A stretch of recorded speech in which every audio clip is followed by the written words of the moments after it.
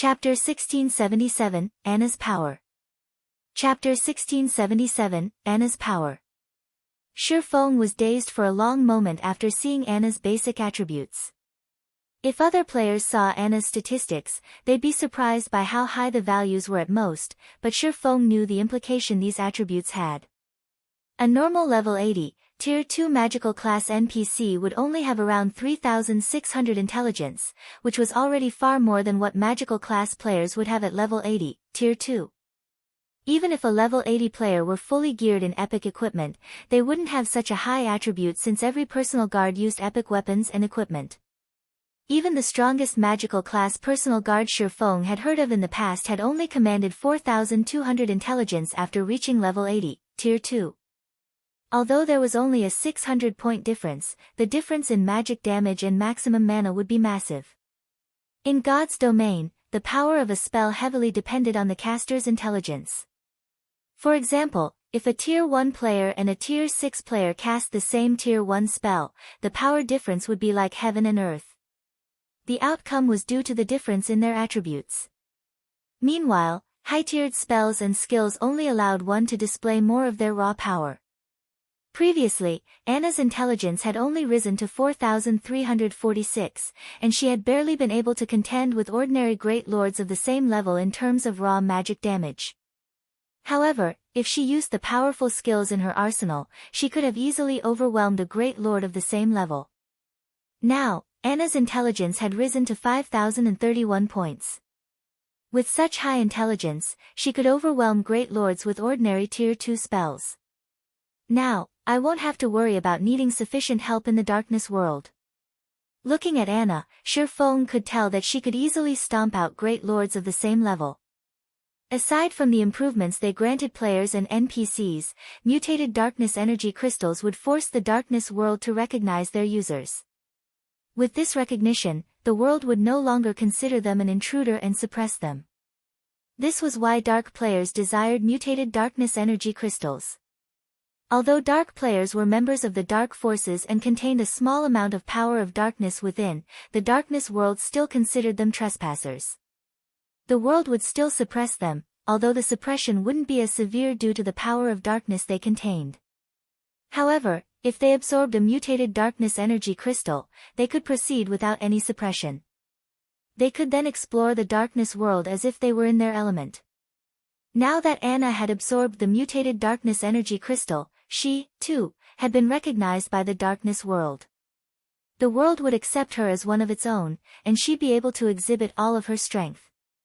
Shi Feng then began his search for the next group of monsters. Although resources within the darkness world were abundant, this world didn't have as many monsters as the continent of God's domain.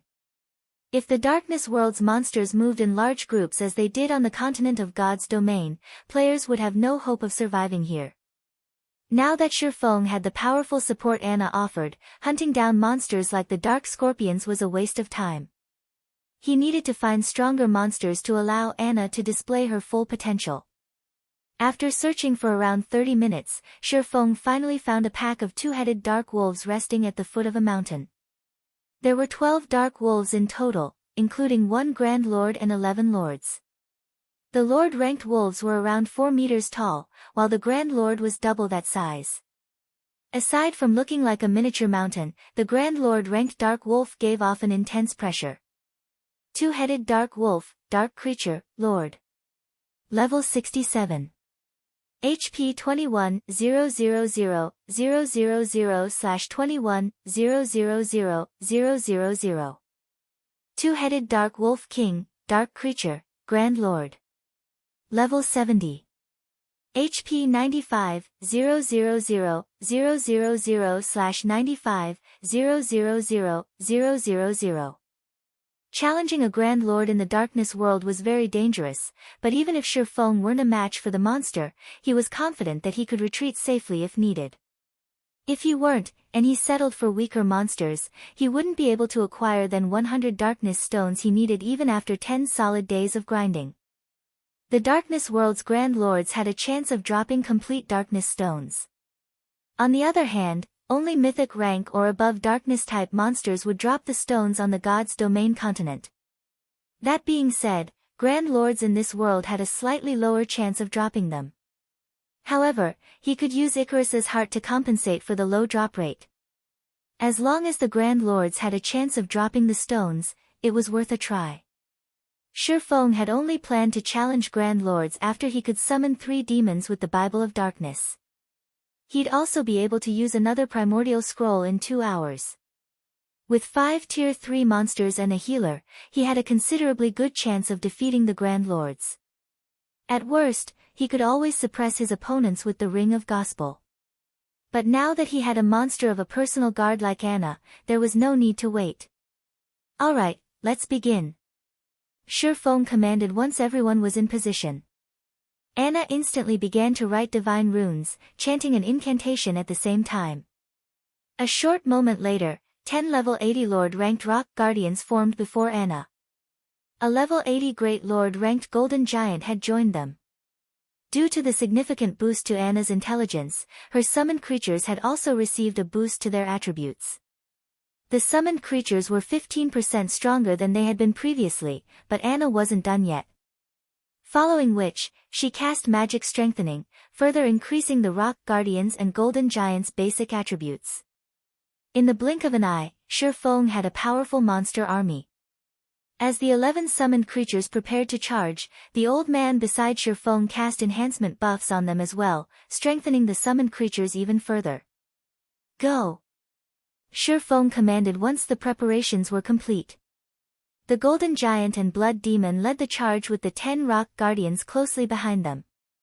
When the group of summoned creatures came within 200 yards of the Dark Wolf pack, the Dark Wolves howled with anger. The 2-headed Dark Wolf King stood and glared at the Golden Giant and Blood Demon. Emanating a low growl, it pushed its paws against the ground and shot forward. The Dark Wolf King was as fast as lightning, leaving a trail of afterimages and powerful gales of wind. The Dark Wolf King arrived before the Golden Giant almost instantly, smacking the Great Lord with one of its front paws. Pang! Under Anna's control, the Golden Giant raised its arms to protect itself. When the Dark Wolf King's paw collided with the Golden Giant's arms, the ground beneath the summoned Great Lord cracked and shattered, and the Golden Giant sunk into the ground. The Dark Wolf King's strength was higher than Shi Feng had expected, and despite blocking the attack, the Golden Giant had lost over 100,000 HP. Realizing that its first attack had failed to get rid of its target, the Dark Wolf King turned and swiped its tail at the Golden Giant. As the Wolf King's bushy tail moved, power of darkness gathered around it, turning the harmless-looking tail into a sharp blade that sliced at the Golden Giant. Tier 2 Skill, Darkness Blade. When the attack landed, the impact sent the Golden Giant flying over 20 yards back. Following which, a damage of over -2,300,000 appeared above the Golden Giant's head. The Dark Wolf King's strength was on an entirely different level than the Grand Lords on God's Domain's continent. Fortunately, although the 2 attacks dealt a lot of damage, the Golden Giant had 55 million HP, losing a little over 2 million HP was nothing. With the primordial heroic spirit healing it from a safe distance, the Golden Giant could definitely withstand the Dark Wolf King's attacks. In contrast, the Blood Demon and 10 Rock Giants completely overwhelmed the 11 two-headed Dark Wolves that had followed their alpha. Even without any healing, the Rock Giants could dominate the Dark Wolves in a one-on-one fight. Furthermore, they had the help of the Tier 3 Blood Demon. Naturally, Anna didn't sit idle. After becoming a Yin-Yang Saint, she had gained more than just summoning skills. She now had powerful attack spells in her arsenal.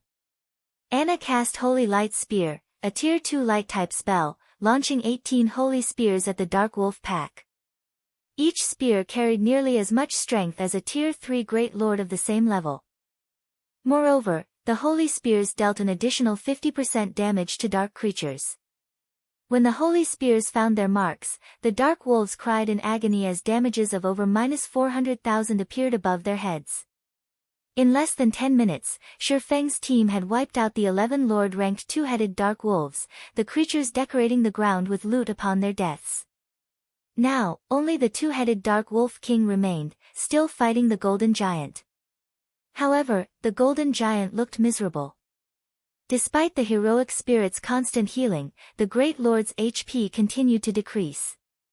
Shi Feng had even been forced to activate Life Domain halfway through the battle to keep the summoned creature standing.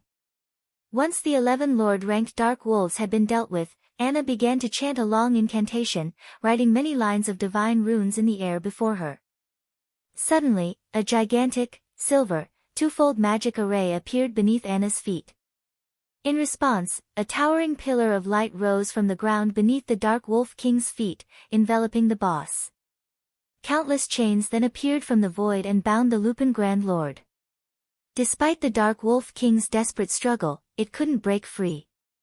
A moment later, the Dark Wolf King released a pained wail as its massive body began to shrink. Tier 3 Spell, Chains of Light. Chapter 1678, Power to Transcend Tears. Chapter 1678, Power to Transcend Tears. She's capable of using spells higher than her tier. Shi Feng was at a loss as he stared at the towering light pillar. Is this the power of a peak class? In God's domain, whether they be players, NPCs, or monsters, all existences could generally only learn and use skills or spells at their tier or lower. The strongest skills and spells they could use were taboo skills and curses. Yet, Anna had just cast a bona fide Tier 3 spell despite only being Tier 2 herself. Shi Feng had never heard of anything like this before. Of course, one reason for his ignorance was that he had only ever heard of personal guards obtaining advanced classes. Even after 10 years in God's domain, he had never heard of a personal guard acquiring a peak class as Anna had. Due to the effects of Chains of Light, the two-headed Dark Wolf King, which had been over 9 meters tall, had shrunk to 6 meters in height. The chains around its form also greatly limited its movement. This allowed the Golden Giant to block every one of the Grand Lord's attacks. Now, the Golden Giant only lost around 80,000 HP after it received one of the Dark Wolf King's attacks. It was clear that the Dark Wolf King's strength had decreased considerably. After the decrease, it was only as powerful as an ordinary Grand Lord on the continent of God's domain. The heroic spirit's healing was now more than enough to keep the Golden Giant alive. After Anna had cast Chains of Light, she proceeded to write another series of divine runes. Under Anna's control, the 10 rock guardians surrounded the Dark Wolf King. The rock giants then transformed into 10 stone pillars, and after Anna finished over 24 lines of divine runes, she lightly tapped the butt of her staff against the ground. Golden divine runes began to surface on the 10 stone pillars, releasing arcs of golden electricity that lined the pillars and created a magic barrier around the Dark Wolf King. The Dark Wolf King's basic attributes began to decrease rapidly. The Chains of Light had merely weakened the Dark Wolf King's strength and mobility, but the golden magic barrier suppressed all aspects of the boss. In the blink of an eye, the Dark Wolf King's maximum HP had fallen by 30%. This magic barrier could even rival a top-tier intermediate magic array. After seeing this, Shi Feng finally understood why there was such a huge difference between the strength of NPCs' classes. It wasn't just a matter of higher basic attributes, but a matter of superior spells and skills. Even without the Blood Demon and Heroic Spirit, Shi Feng was confident he could defeat a level 70 Grand Lord with Anna's help alone. If the party had a strong healer, Anna could even whittle down the Dark Wolf King without too much exertion. This will save me plenty of primordial scrolls. As Shi Feng watched the two-headed Dark Wolf King, whose attributes had already fallen below a Grand Lord's standard, he realized that he wouldn't have to rely on primordial scrolls to grind in the darkness world anymore. The heroic spirits players summoned with primordial scrolls could only exist for 12 hours. Meanwhile, Shi Feng only had 12 of these scrolls. Even if he used them efficiently, they would only last him for several days. With Anna's help, though, he could grind in the darkness world for much longer. Due to the magic barrier, the Golden Giant had a much easier time dealing with the Dark Wolf King.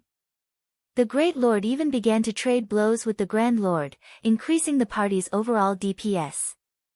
After including the Blood Demon, Anna, and Shi Feng's attacks, the Dark Wolf King's HP began to deplete steadily. Although the Grand Lord's battle recovery and high defense slowed their progress, it was only a matter of time before the Dark Wolf King died. 90%. 85%. 80%. When the two-headed Dark Wolf King's HP fell to 20%, it released a sudden, angry howl. Its two-headed body then split down the middle, each head taking on its own form. Division. Shi Feng's expression darkened when he saw the two Dark Wolf Kings. Bosses that had grasped doppelganger skills in God's domain were extremely difficult to defeat. Unfortunately, slaying bosses that had grasped division skills was even harder. With doppelganger skills, a boss's main body and its doppelganger shared HP. If either form were killed, regardless of whether or not players slew the main body, both would die. However, bosses with division skills were a different story. Each copy had its own, independent HP. This essentially meant that players had to face two bosses simultaneously.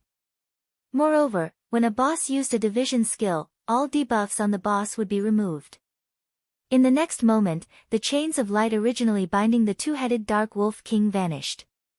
The two Dark Wolf Kings then revealed a sinister grin as they looked at Shi Feng's group, their expressions seemingly saying, "You're dead meat now." The two Dark Wolf Kings immediately pounced on the Golden Giant and the Blood Demon. Gathering power of darkness in their paws, they smacked their respective targets.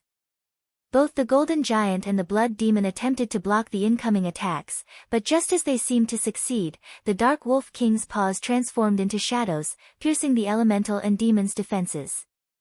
The attack struck their targets, and both the Golden Giant and the Blood Demon were thrown over 20 yards away, a damage exceeding -2 million appearing above each of their heads.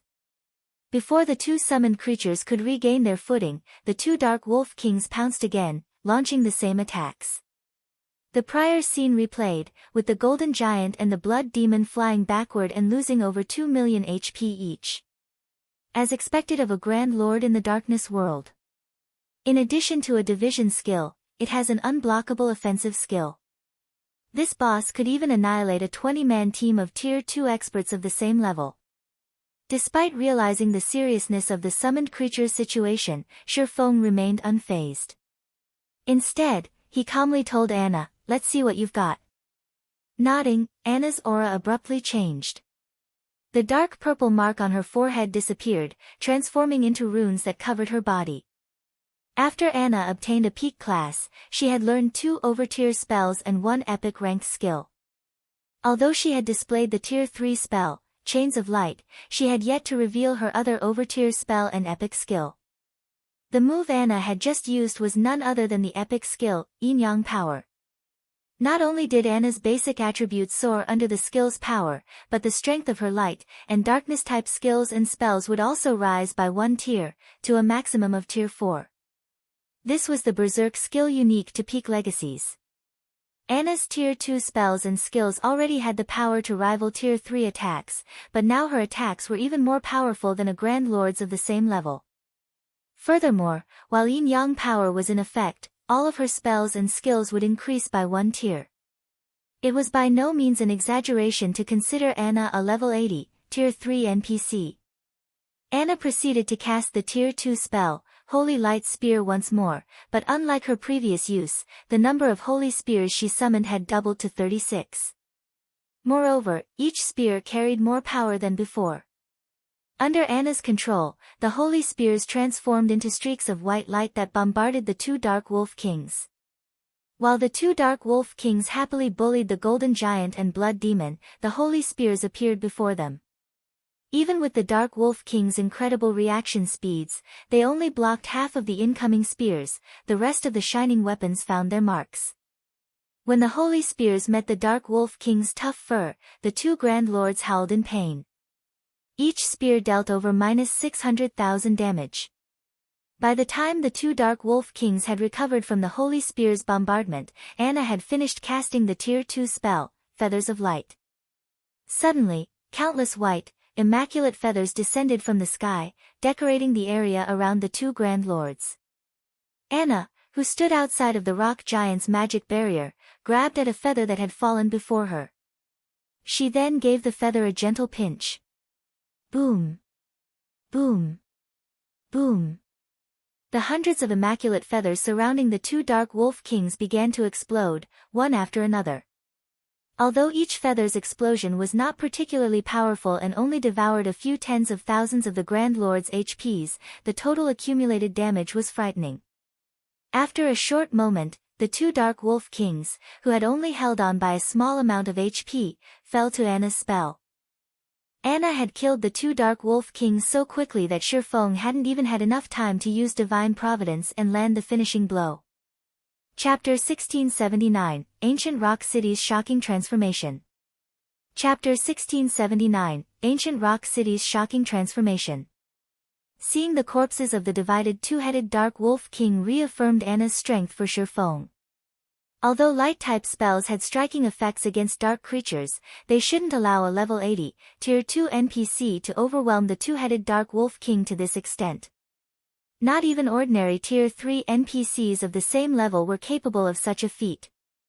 The only downside to Anna's Yin-Yang power was its 100-second duration and a long 6-hour cooldown. If she could use this berserk skill frequently, she could massacre one level 70 Grand Lord after another.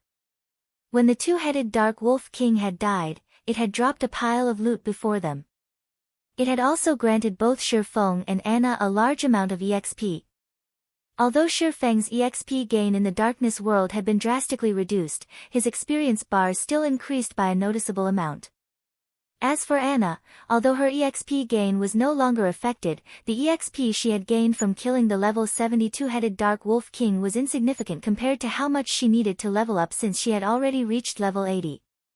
As expected of one of the darkness world's Grand Lords. Its loot is way better than an ordinary Grand Lord's. Shifeng couldn't help his surprise as he gazed at the items before him. Past level 50, Grand Lords generally only dropped 10 or so items. Moreover, the majority of the loot would even be materials, and one would be lucky if they got 3 or 4 pieces of equipment, even the best of which would be secret silver rank. However, the two-headed Dark Wolf King had dropped over 20 items.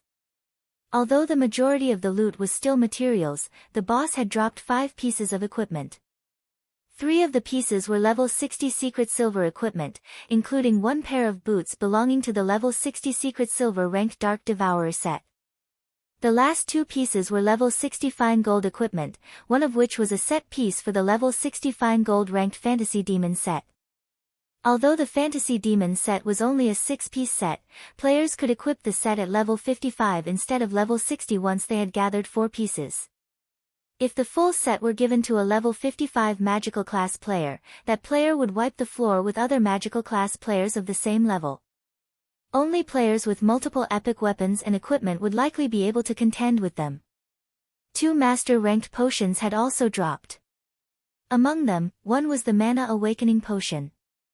It was a rare berserk potion that increased players' spell effects by 200% for 30 seconds. The other potion was a Resuscitation Potion. If players consumed the potion after resurrecting, they could recover a portion of the lost EXP.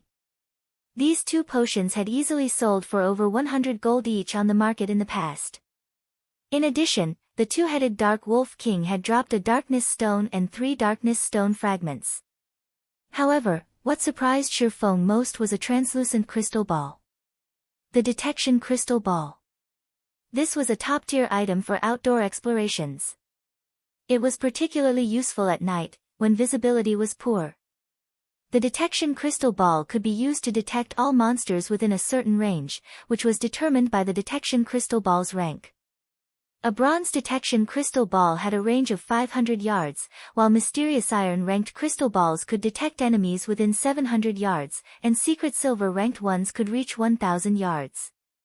It allowed players to avoid monster ambushes.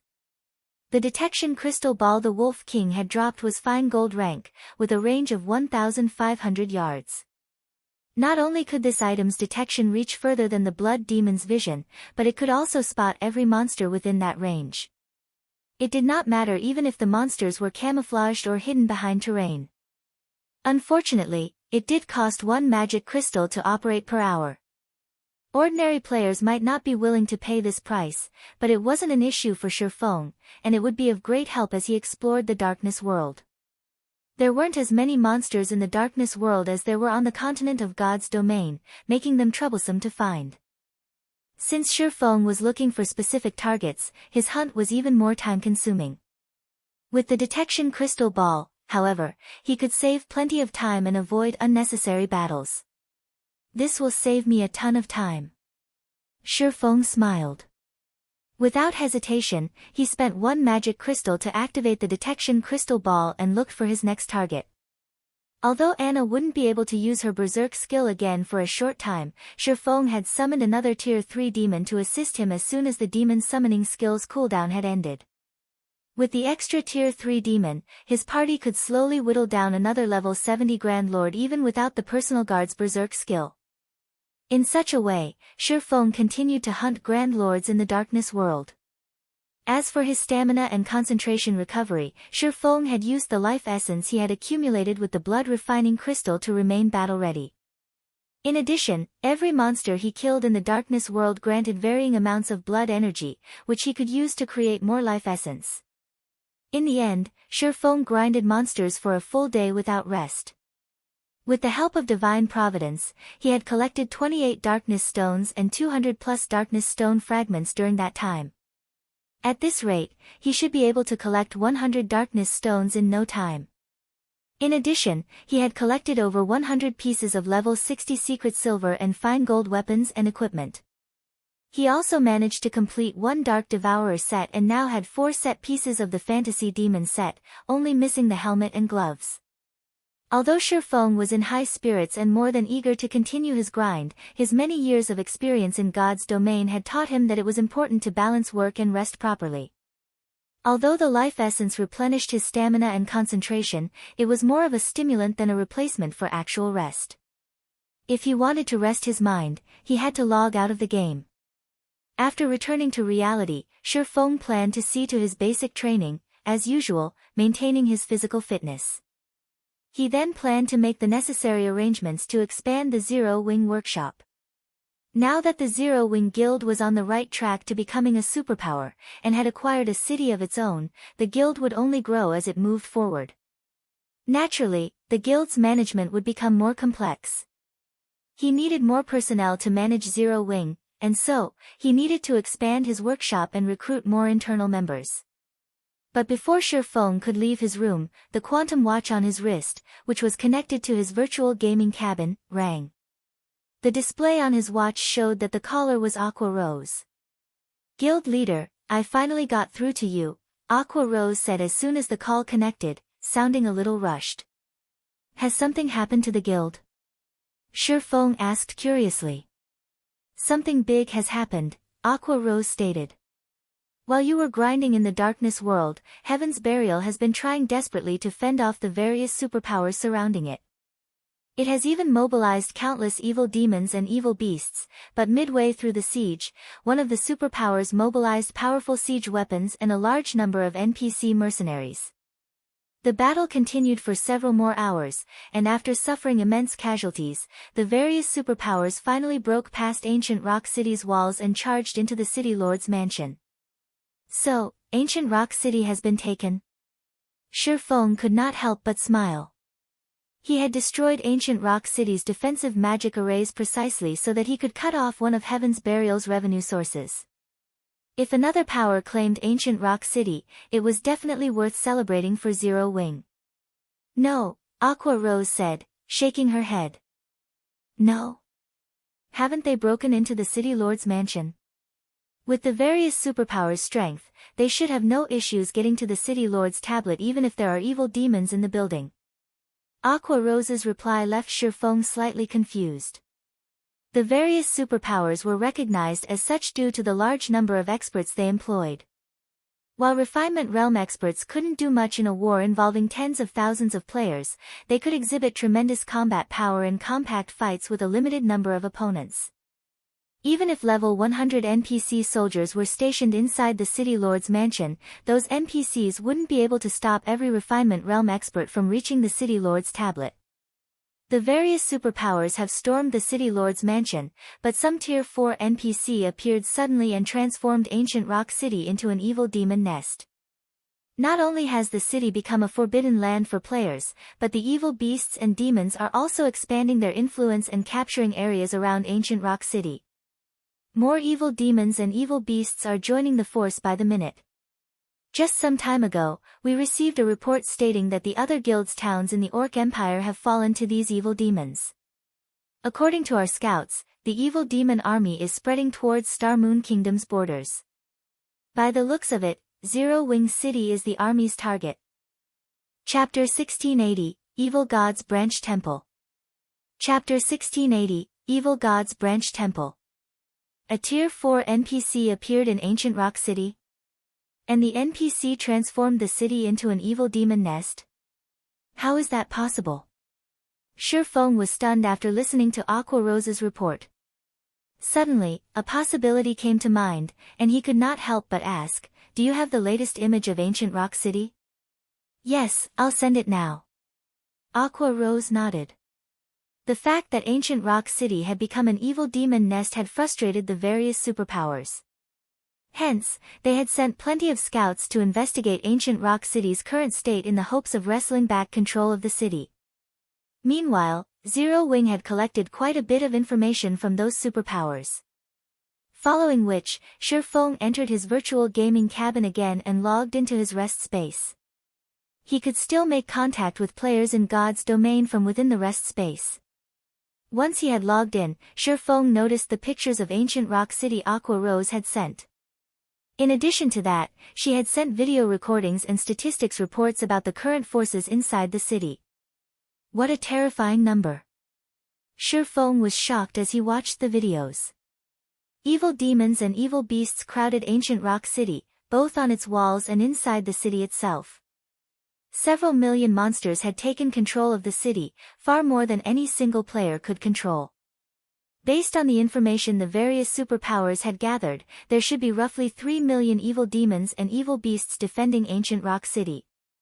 Moreover, this number continued to grow as time passed.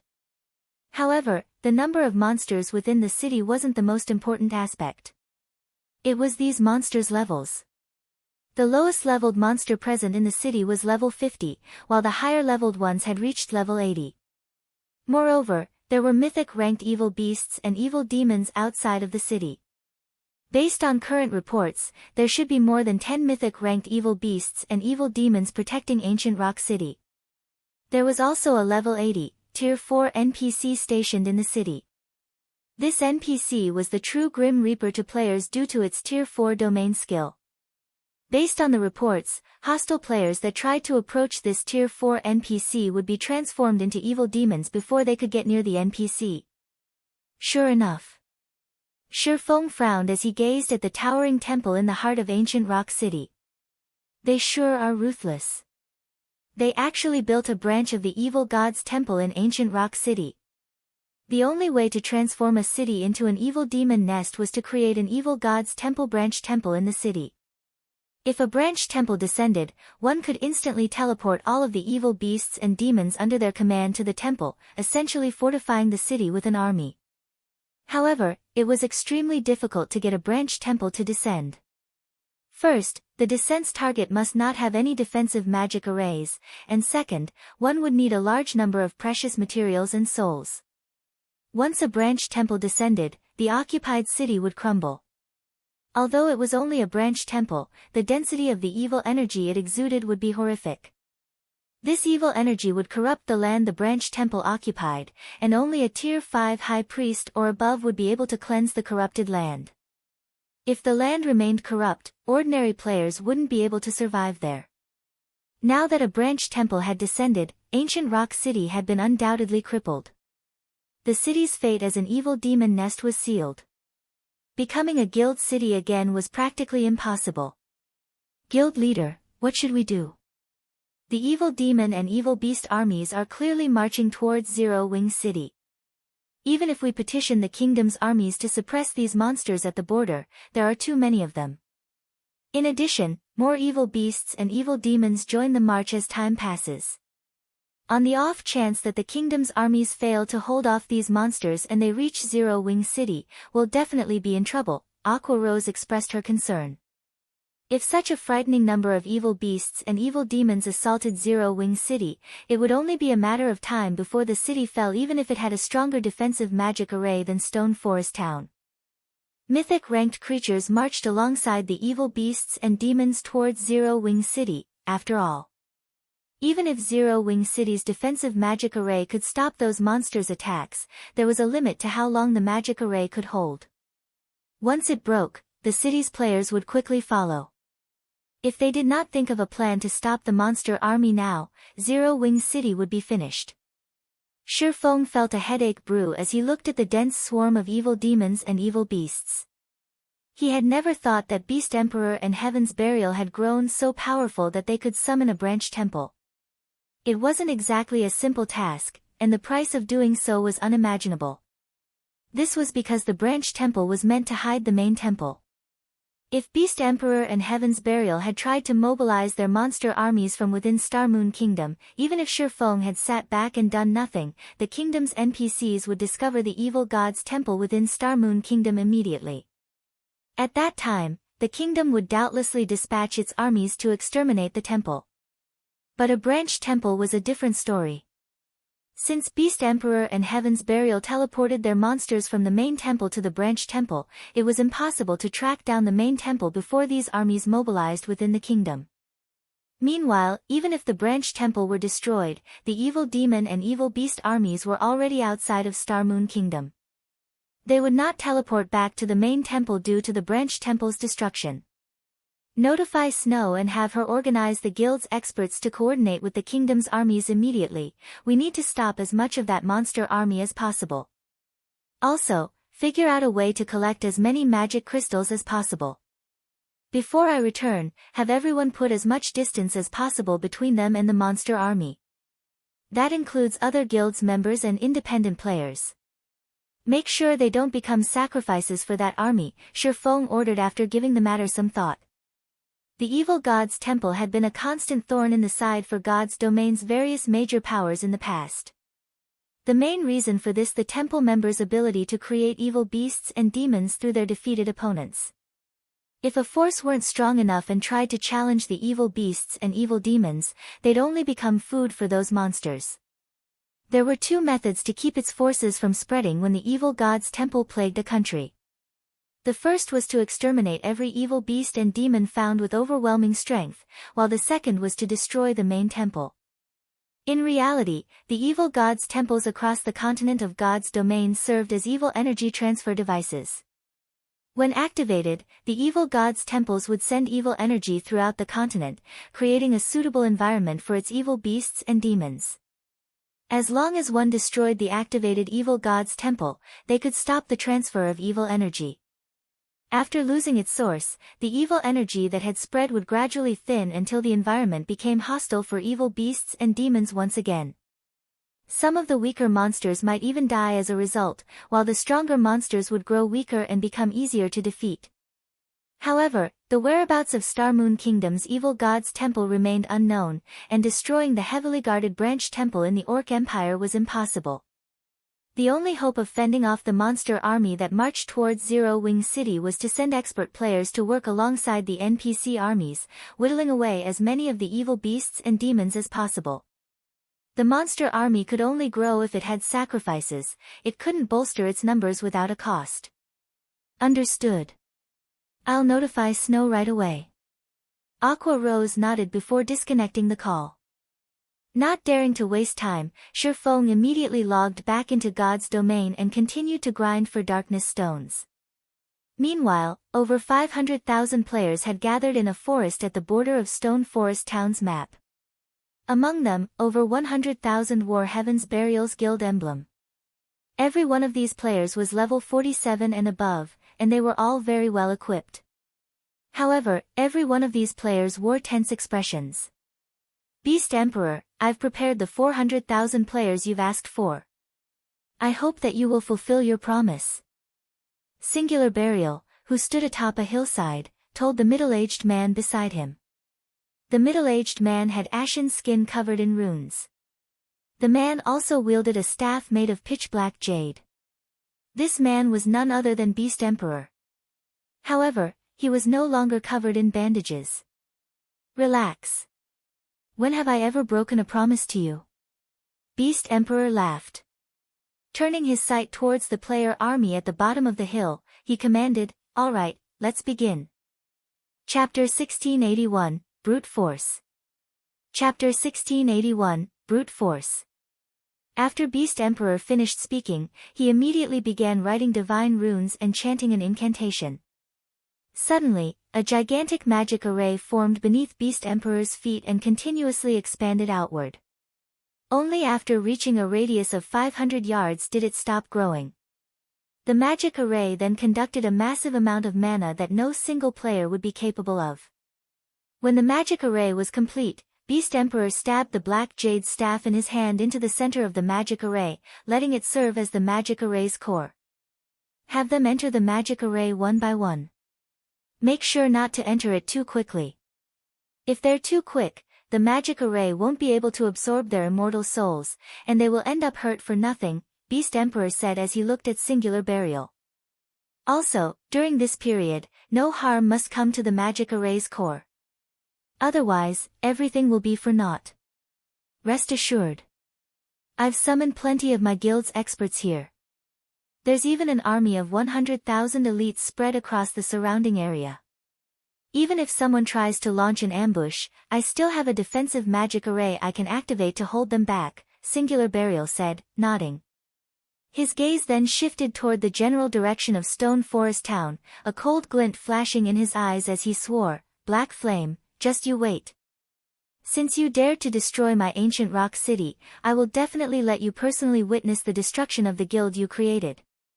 Due to the various superpowers' successful invasion of ancient rock city, he had no choice but to turn the city into a nest for evil demons. The loss of this massive source of income had a considerable impact on Heaven's Burial's development. In fact, some of the major corporations supporting Heaven's Burial had already withdrawn their funds, instantly shattering Singular Burial's dream of making the guild a superpower. As for the remaining corporations backing Heaven's Burial, they were staying only because they believed in Lei Jingyang's and his own abilities. If not for the two of them, these major corporations would have drastically reduced the funding they provided Heaven's Burial. Hence, it was definitely not an exaggeration to say that the hatred he felt for Zero Wing could blot out the sky. Originally, the plan was to take action against Zero Wing. However, after the battle at Ancient Rock City, Singular Burial changed his mind. He also wanted Zero Wing's members to have a taste of getting whittled down and destroyed bit by bit. First, he would take away Stone Forest Town. Next, he would deal with Zero Wing City. With these two places gone, Zero Wing would lose two of its most important sources of income. If that happened, it was only a matter of time before Zero Wing crumbled. Meanwhile, all Black Flame would be able to do at that time was watch as Zero Wing dissolved into nothingness while Stone Forest Town and Zero Wing City fell into the hands of Heaven's Burial. From then on, Heaven's Burial would replace Zero Wing as Star Moon Kingdom's absolute overlord. Beast Emperor no longer made any further comments. Instead, he summoned a mythic-ranked evil demon to secretly assist in protecting the magic array. Compared to expert players, a mythic-ranked evil demon provided much greater assurance. After all, he had paid an enormous price to obtain the Black Jade Staff. Acquiring another one to hold another sacrificial ceremony would be extremely difficult. After Beast Emperor was done dealing with the matters here, he took out a teleportation scroll and left the area.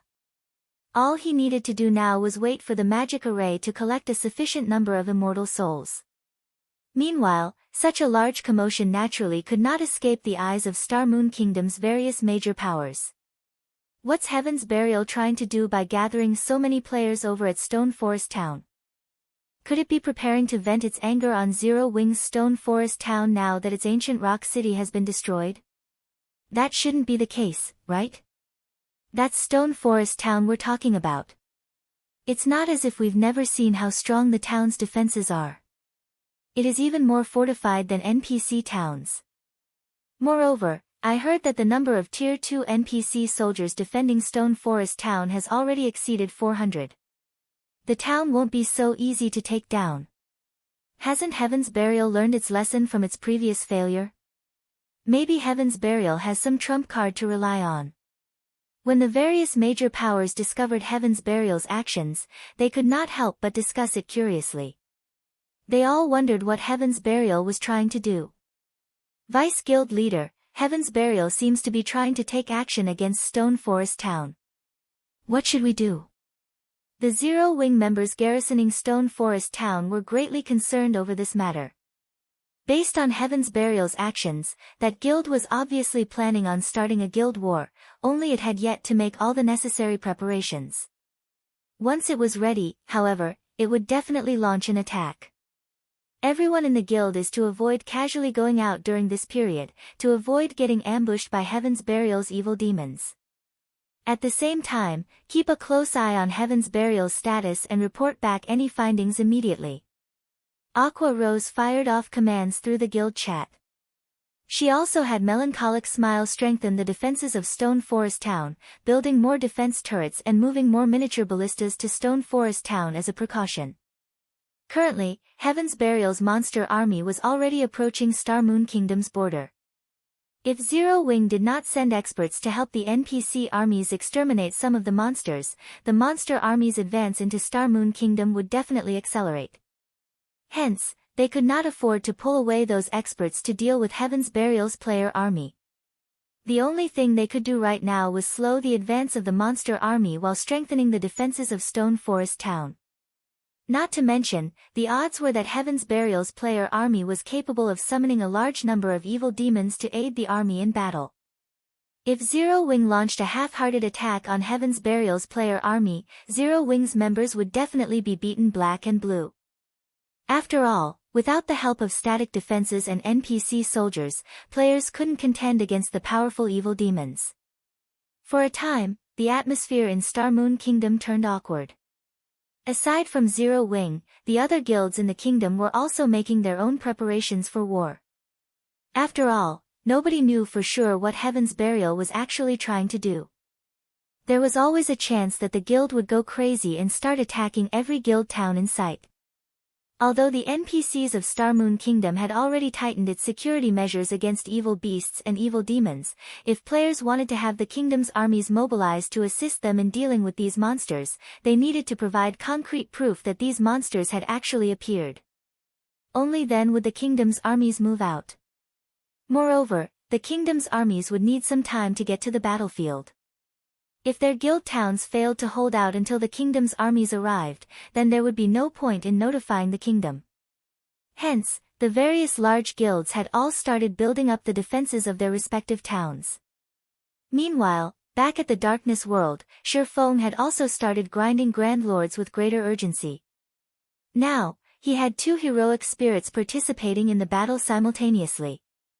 With the help of Anna and 3 Tier 3 demons, killing level 70 or so Grand Lords became significantly easier. However, Grand Lords still weren't available in great abundance. After half a day or so of wanton slaughter, Shifeng had basically killed every Grand Lord present on the map he was currently in. Now, Shifeng had a total of 52 Darkness Stones and 386 Darkness Stone fragments, which was still some distance away from his target. Meanwhile, if he wished to find and kill more Grand Lords, he had only two options to do so. The first option was to wait for the Grand Lords he killed to respawn. However, Grand Lords generally took 2 or 3 natural days to respawn. Killing the Grand Lords too quickly had left him with no Grand Lords to grind. However, Shifeng couldn't do anything about this situation. Anna was simply too strong. The second option was to head to other maps. The Grand Lords of other maps remained untouched. They were all alive and kicking. The only problem was getting to other maps. The Darkness World was different from the Continent of God's Domain. On the Continent of God's Domain, players faced no hindrance when moving between maps. In the Darkness World, however, the maps had strict level restrictions preventing players from going wherever they wished. In a sense, the Darkness World was similar to the Ice Crystal World. Players needed to defeat the designated Guardian boss in order to proceed to other maps, otherwise, they would be stuck in the same map forever.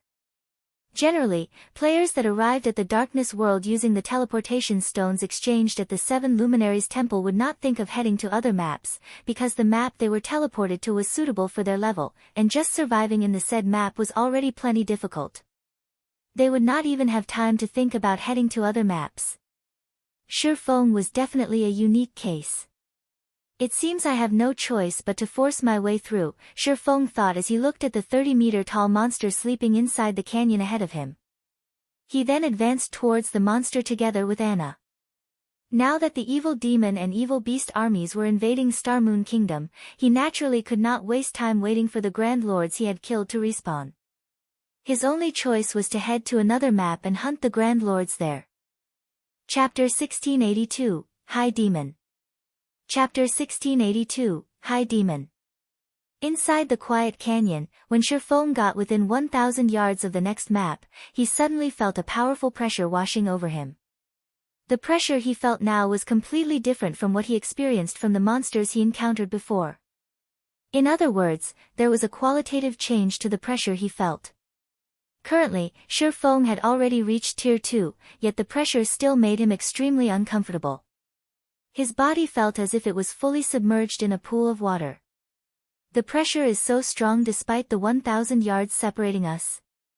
Shifeng stared at the massive figure displayed on his detection crystal ball in disbelief. The crystal ball showed a humanoid figure with the head of a goat sprawled across the ground before the canyon's exit. The figure also had a massive serpent for a tail and the bat-like wings commonly seen on demons. As the figure exhaled, flames surged out of its nostrils and scorched the ground before it. What? A high demon. Shifeng was dumbfounded as he looked at this figure. There were many demonic creatures in God's domain. Aside from having a difference in strength, these demonic creatures were also distinguished by lineage. In fact, the hierarchy among demons was largely determined based on lineage. Demons with noble lineages ruled over demons with ordinary lineages.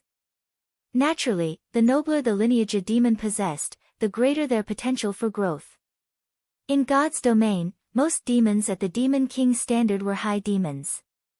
It was very difficult for a demon with an ordinary lineage to grow into a Tier 5 Demon King, much less a Tier 6 Demon God. Demons with noble lineages were known as high demons. In terms of life rating, they were superior to even archaic species. At the same tier, only dragons or ferocious beasts would be capable of suppressing high demons. Needless to say, the ordinary demons Shifeng summoned were no match for high demons. Nevertheless, the guardian boss stationed at the entrance to the next map was actually a high demon. Due to the extreme distance, the detection crystal ball couldn't detect the statistics of the high demon.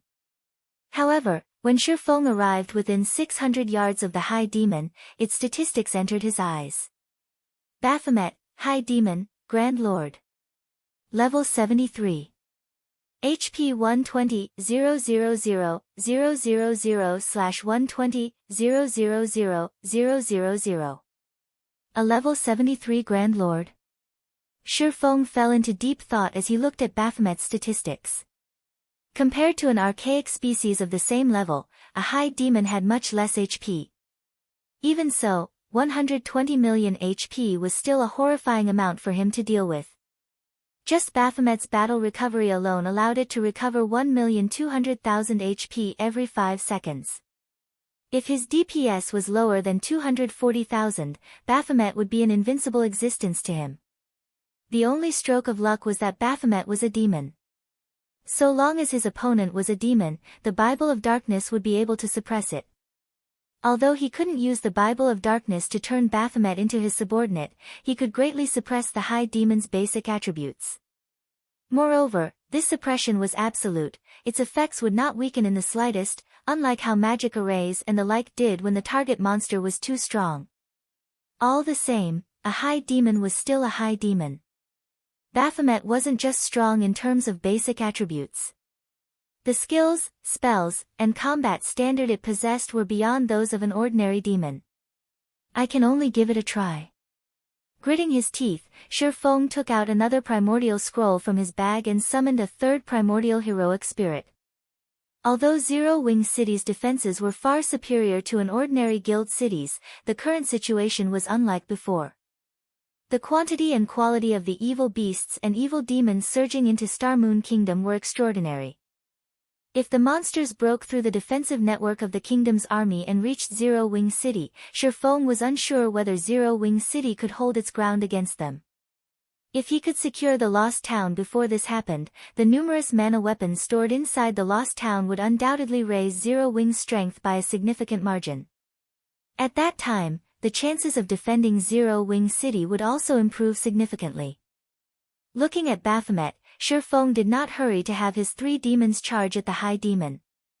Instead, he waited out the cooldown of Anna's skills. Afterward, he had the 3 heroic spirits cast one buff after another on everyone in the group, causing their basic attributes to skyrocket, particularly those of the level 80 Golden Giant, which already possessed immense strength.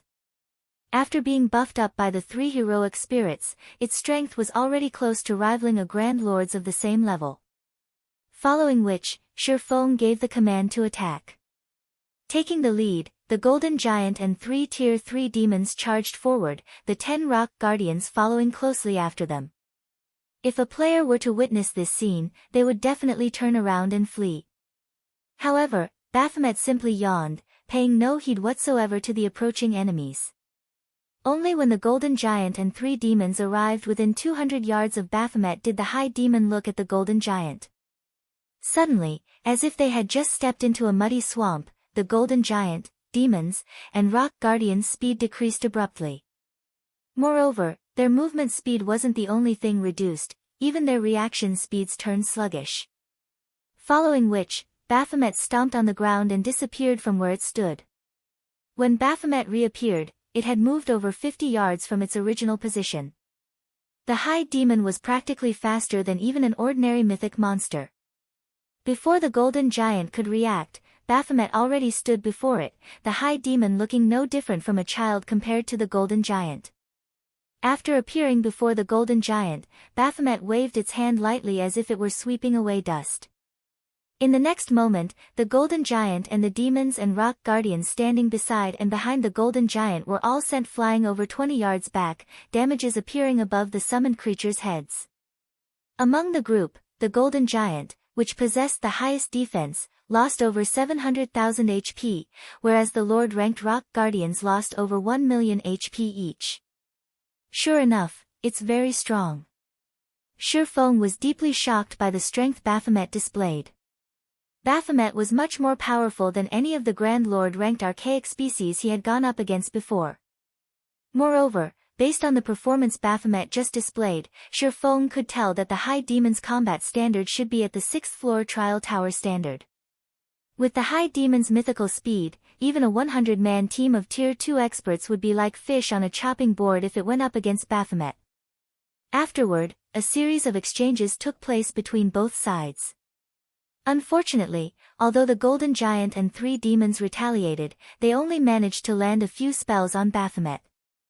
Relying on its mythical speed, the High Demon easily dodged every normal attack sent at it.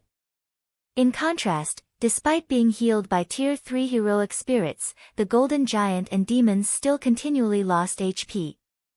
Although the Golden Giant and demons tried blocking and dodging Baphomet's attacks, their weakened reaction speeds prevented them from doing so.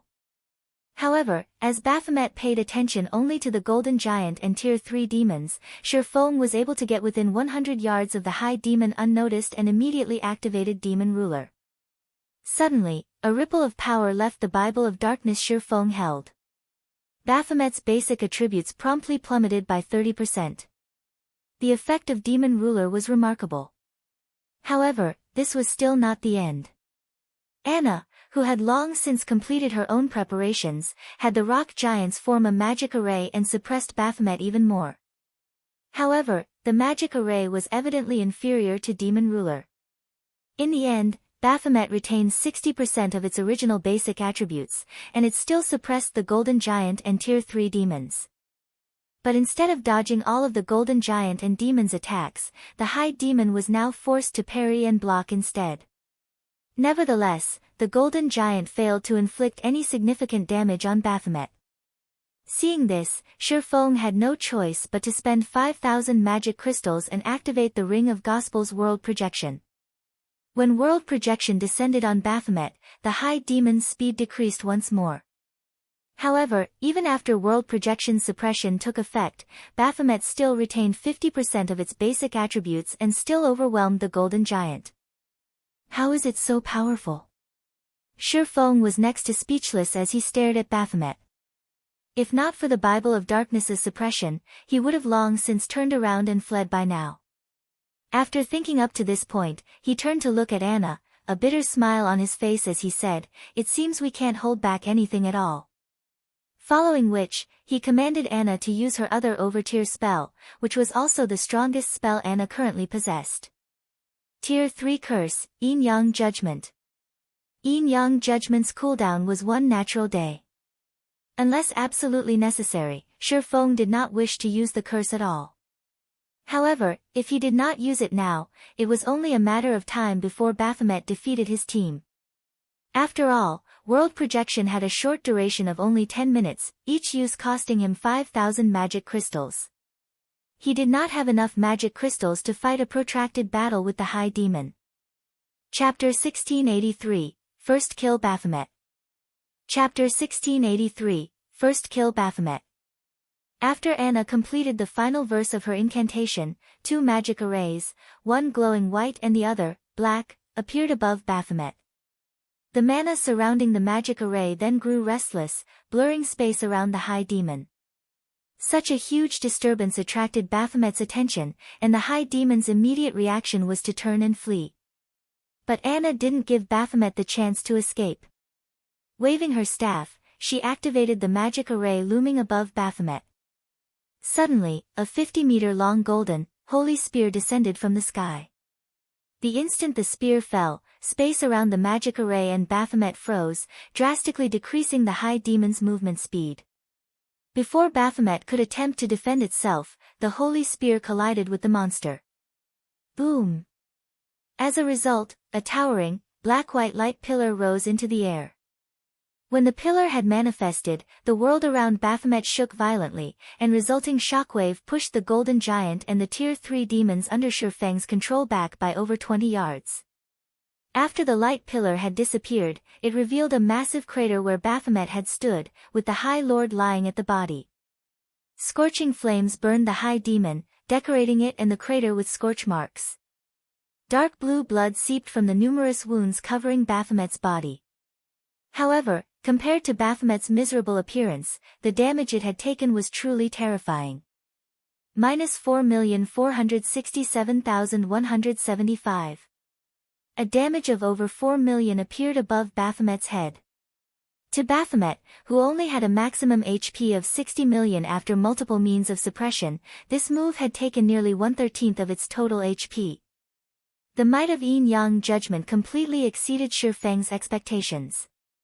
Moreover, Baphomet had been heavily injured when the Tier 3 curse had struck, significantly decreasing its combat power. With no intentions of letting Baphomet recover, Shi Feng ordered all of the summoned creatures to use their strongest moves, holding nothing back. Following which, Tier 2 and Tier 3 skills and spells bombarded the High Demon, one after another. The injured Baphomet wasn't able to dodge any of the incoming attacks, and every skill and spell that had been sent slammed into the High Demon. Each attack dealt a minimum of -500,000 damage, depleting Baphomet's HP by a significant chunk. 80%. 75%.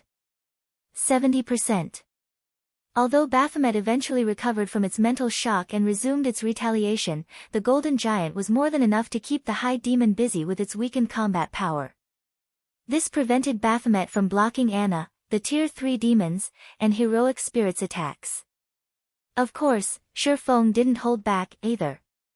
After activating Heavenly Dragon's power, followed by Phantom Kill, he charged forward. 9 Dragon Slash. Shadow Blade. Lightning Flash. Purgatory Pentaslash. Thunder Flame Explosion. Flame Burst. Thanks to Killing Ray, every one of Shi Feng's skills dealt double damage to Baphomet, and damages in the tens of thousands appeared above the boss's head.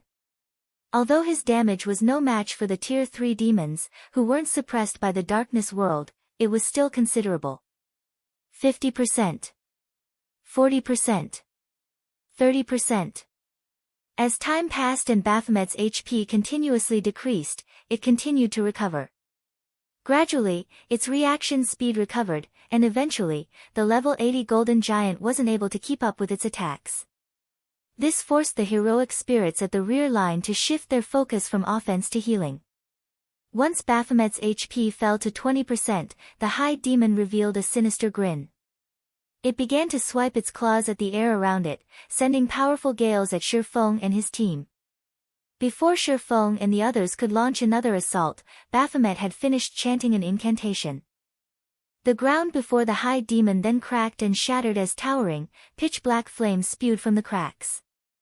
When the flames had dissipated, a crimson longsword engraved with pitch-black runes had taken their place. The moment the longsword appeared, Shi Feng felt the surrounding power of darkness surge towards the weapon.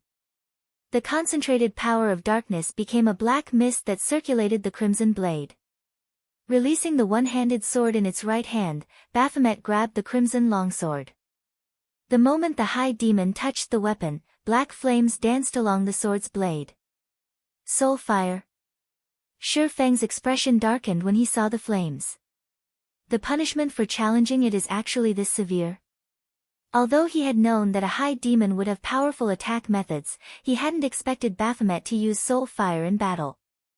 This was a player's nightmare. Soul fire was capable of burning souls, and not even players' immortal souls were immune to its effects. If players were killed by soul fire, not only would their death penalty increase, but they would also be prevented from logging into God's domain for multiple days. Of course, this mechanic had likely been created to prevent players from challenging the Guardian boss a second time within a short period. However, Shi Feng didn't want to waste too much time in the darkness world. If he suddenly couldn't log into the game for several days, Zero Wing would be finished. Without waiting for Shi Feng to respond, Baphomet stomped its hoofs on the ground and vanished. It then reappeared before the Golden Giant, cutting down at the Great Lord with its flaming longsword. Failing to react in time, the Golden Giant succumbed to Baphomet's attack, a damage over -1,300,000 appearing above its head. Pitch-black flames licked at the wood the longsword had created. Seeing this, the heroic spirits immediately cast their healing spells on the Golden Giant. However, when the healing spells touched the Great Lord, their effects seemed to have changed. Not only did the Golden Giant still sport the wound, but the pitch-black flames also burned with their original vigor. In fact, the Golden Giant had only received 30% of the spell's normal healing. When he saw this, Shi Feng's expression darkened further. Reduced healing effects was still acceptable, but the fact that the wounds Baphomet had inflicted couldn't be healed complicated the situation. As the Golden Giant accumulated more injuries, it would suffer a heavily injured state sooner or later. If that happened, its combat power would fall, and it would be helpless against the High Demon. If the Golden Giant couldn't deal sufficient damage, it would lose Baphomet's aggro. The High Demon would then be free to target someone else. Quick! Attack it with everything you've got. Shi Feng commanded Anna. At the same time, he took 2 Tier 3 magic scrolls from his bag and activated them, one after another. Holding nothing back, Anna activated Yin Yang power, her mana overflowing from her body. 1 Tier 3 spell after another bombarded Baphomet. However, even after noticing the incoming spells, Baphomet simply revealed a sneer as it lightly swung its crimson longsword, sending a wave of black fire to devour the approaching spells. The pitch-black flames corroded the Tier 3 spell's power relentlessly. By the time the spells actually reached Baphomet, they were weaker than Tier 2 spells. Baphomet then swung its longsword again and easily crushed the incoming attacks. Fortunately, although Baphomet had superior strength, it couldn't completely dodge the Tier 3 demon's attacks. Although its HP fell much slower than before, it still decreased at a steady rate. After using the 2 Tier 3 magic scrolls, Shi Feng proceeded to activate Blade Liberation. Currently, both Baphomet's defense and reaction speed were recovering, and as a result, it continued to take less damage. Despite bombarding Baphomet with a series of powerful attacks, they had only reduced Baphomet's HP to 12%. In contrast, the Golden Giant had become heavily injured after receiving 10 hits from the High Demon's Crimson Longsword, and it could no longer serve as a proper MT. Baphomet then turned its attention to the Tier 3 demons. If this continued, it was only a matter of time before they team-wiped. After activating Blade Liberation, Shifeng's attributes skyrocketed yet again, and his basic attributes now surpassed the level 80 Golden Giants. Following which, Shifeng activated Instant Strike and appeared before Baphomet. Swords Orbit. Dang! Dang! Dang! Unfortunately, Baphomet managed to block the majority of Shifeng's slashes. Only the occasional slash slipped past the High Demon's guard and dealt a little over -100,000 damage. With how much HP Baphomet had remaining, the High Demon wasn't particularly concerned with this amount of damage. Even after Shifeng fought for several seconds and launched dozens of slashes, the High Demon still had 5% of its HP remaining. Meanwhile, once Shifeng had lost Instant Strike's buff, Baphomet gained the upper hand. In fact, due to Shifeng's weakened state, he lacked any ability to retaliate. He could only defend himself. Fortunately, Anna finally finished her incantation. Angel Summoning. Suddenly, a Tier 4 Valkyrie dropped onto the battlefield. Taking a step forward, the Valkyrie instantly appeared before Baphomet and swung her holy spear.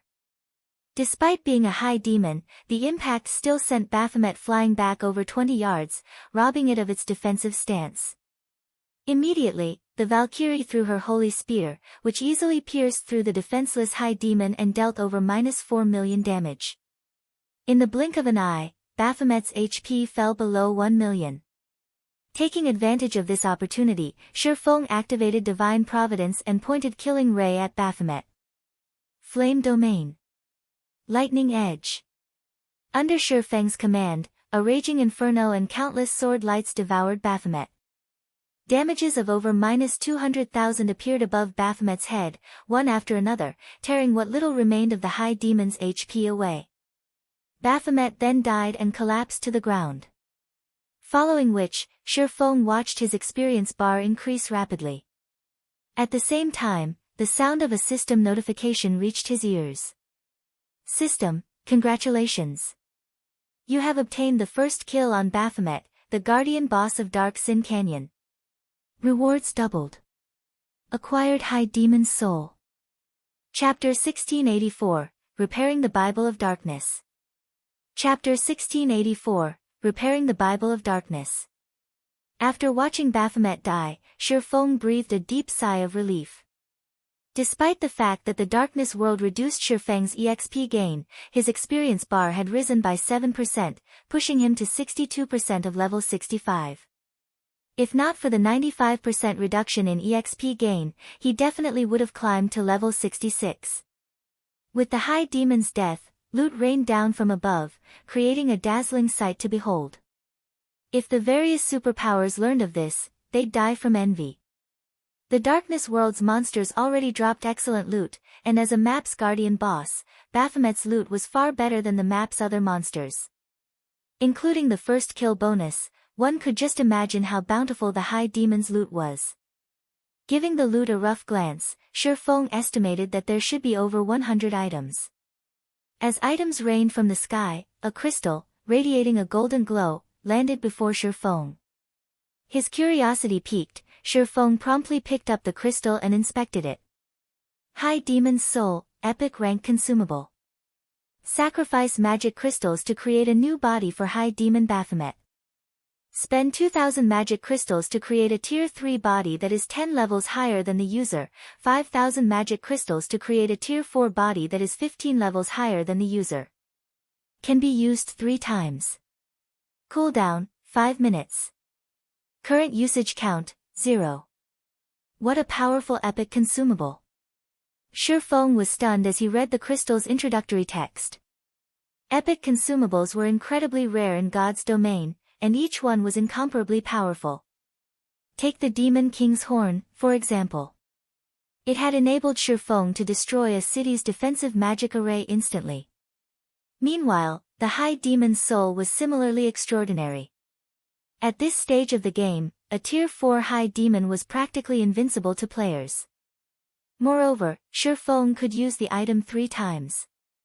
Also, the high demon's soul was different from the divine beast's descent magic array. In the latter's case, if the magic array's operation were interrupted, the summoned divine beast would disappear. In the case of the high demon's soul, the summoned high demon would only be cancelled if the owner were killed. It was a perfect tool of war. Shi Feng then stored the high demon's soul and collected the loot scattered across the ground. In total, Baphomet had dropped 154 items, including 45 epic materials and 31 magic scrolls. Among the magic scrolls, 6 were Tier 3 magic scrolls, 2 large-scale destruction magic scrolls, 1 summoning scroll, 2 defensive magic scrolls, and 1 single-target attack magic scroll. There was also 1 Tier 4 large-scale destruction magic scroll. The Guardian boss had dropped 1 Grandmaster and 33 Master-ranked potions, as well. The Grandmaster potion was a growth potion that when consumed, would temporarily increase the user's potential and forcefully elevate them by a single tier. This potion wasn't particularly useful to Tier 1 players, but to Tier 2 players and above, this potion's effects were even stronger than a Berserk skill. A Berserk skill only granted players additional basic attributes. However, this growth potion elevated players by a single tier. Not only would this increase grant players a boost to their basic attributes, but players' physique would also improve. This potion would be miraculously effective in dungeons. As for the remaining 44 items, there were 10 designs and recipes of various kinds among them. There was even a Master-ranked potion recipe and a Master-ranked engineering design. The Master-ranked potion in question was the Life Potion. Not only would this potion heal players for 70% of their maximum HP instantly when consumed, but it would also grant an hot buff that recovered 2% of the user's HP every second for 10 seconds. In addition, it healed any heavy injuries and replenished 10% of the player's stamina and concentration. Unfortunately, the potion had a 5-minute cooldown, so it could only be used once or twice in most battles. Even so, it was much stronger than any advanced ranked recovery potion available on the market currently. Aside from the HP regeneration it provided, the fact that it could heal heavy injuries and replenish stamina and concentration made it extremely valuable. The potion would be particularly effective when players fought intense battles and when their stamina and concentration were nearly exhausted. The potion would also be very useful against bosses that increased stamina and concentration consumption. Although the life potion only recovered 10% of the player's stamina and concentration, it could save the player's life or help the team defeat a powerful boss if used during a critical moment. When the life potion had been introduced to the market in Shi Feng's previous life, each bottle had easily sold for 5 gold. However, the life potion recipe was extremely rare, and even the various superpowers had only acquired a few copies after going to great lengths. Each copy of the recipe could easily sell for an exorbitant 8,000 gold if put up for auction. As for the Master-ranked engineering design Baphomet had dropped, it was the Hang Glider design. Like its real-world counterpart, the Hang Glider allowed players to glide through the air. Moreover, the Hang Glider was much faster than any mount. The Master-ranked Hang Glider provided a 350% movement speed increase. Since there weren't usually obstacles in the air, players could also traverse longer distances in a straight line. However, the Hang Glider had 3 flaws. The first was that players needed to take off from a sufficiently high location. The second was that the environment would affect the Hang Glider. If players tried to glide through a storm, the consequences would be severe. They might even be blown out of the sky and fall to their deaths. The third flaw was that hang gliders were consumables and could not be repaired, they would disappear once their durability had been exhausted. Meanwhile, even a common hang glider cost around 18 gold to produce. They weren't much cheaper than common mounts, which players could use indefinitely. However, to players who valued time and speed, these flaws did very little to stop them from using the hang gliders. In the past, many experts had opted to use hang gliders whenever they could to save on travel time. They paid no attention to the cost. As Shi Feng gazed at the hang glider design, his eyes sparkled with joy. Since mounts weren't yet popular in God's domain, players' demand for hang gliders would be intense if he sold them. At this point, the various large guilds were starting to shift the focus of their development to neutral maps between kingdoms and empires, after all. In a situation where no one had obtained a town building order or town migration order, players were forced to walk to these neutral maps. In addition, neutral maps themselves were very large. Even with a mount, players would need a considerable amount of time to explore the map fully. However, players could save a lot of time if they had a hang glider. If the Candlelight trading firm introduced the hang glider to the market now, it would definitely be well received. In addition, since Candlelight would have the monopoly over the hang gliders, it would make a fortune off of the transportation tool. The extra funds would help Zero Wing City's development tremendously. Meanwhile, among the other 8 recipes and designs Baphomet had dropped, there was also an advanced hang glider design. Although the advanced hang glider was inferior to the master hang glider, it still increased players' movement speed by 300%. It seems I'll have to find some time to grind hang glider recipes, Shifeng thought to himself. Although the master hang glider was super rare, the advanced version wasn't. Level 70 plus Grand Lords and above all had a chance of dropping the recipe. The field bosses of a few particular maps even higher drop rates. In the past, the various large guilds had generally opted to grind those field bosses to obtain more advanced hang glider recipes. Zero Wing's main force was already considerably strong. With the help of his Bible of Darkness, they could definitely grind for more advanced hang glider recipes. After storing the master hang glider design, Shifeng shifted his sight to a tattered page in his bag. The words on the page had long since become indiscernible. However, the page still radiated a faint trace of divine might. Moreover, the surrounding power of darkness gathered around the page when he pulled it from his bag. When Shifeng inspected this page, he became indescribably excited. This was because this page was actually part of the Bible of Darkness. Despite repairing the Bible of Darkness's core, it wasn't complete. The book was still missing pages. The page before him was none other than one of those missing pages.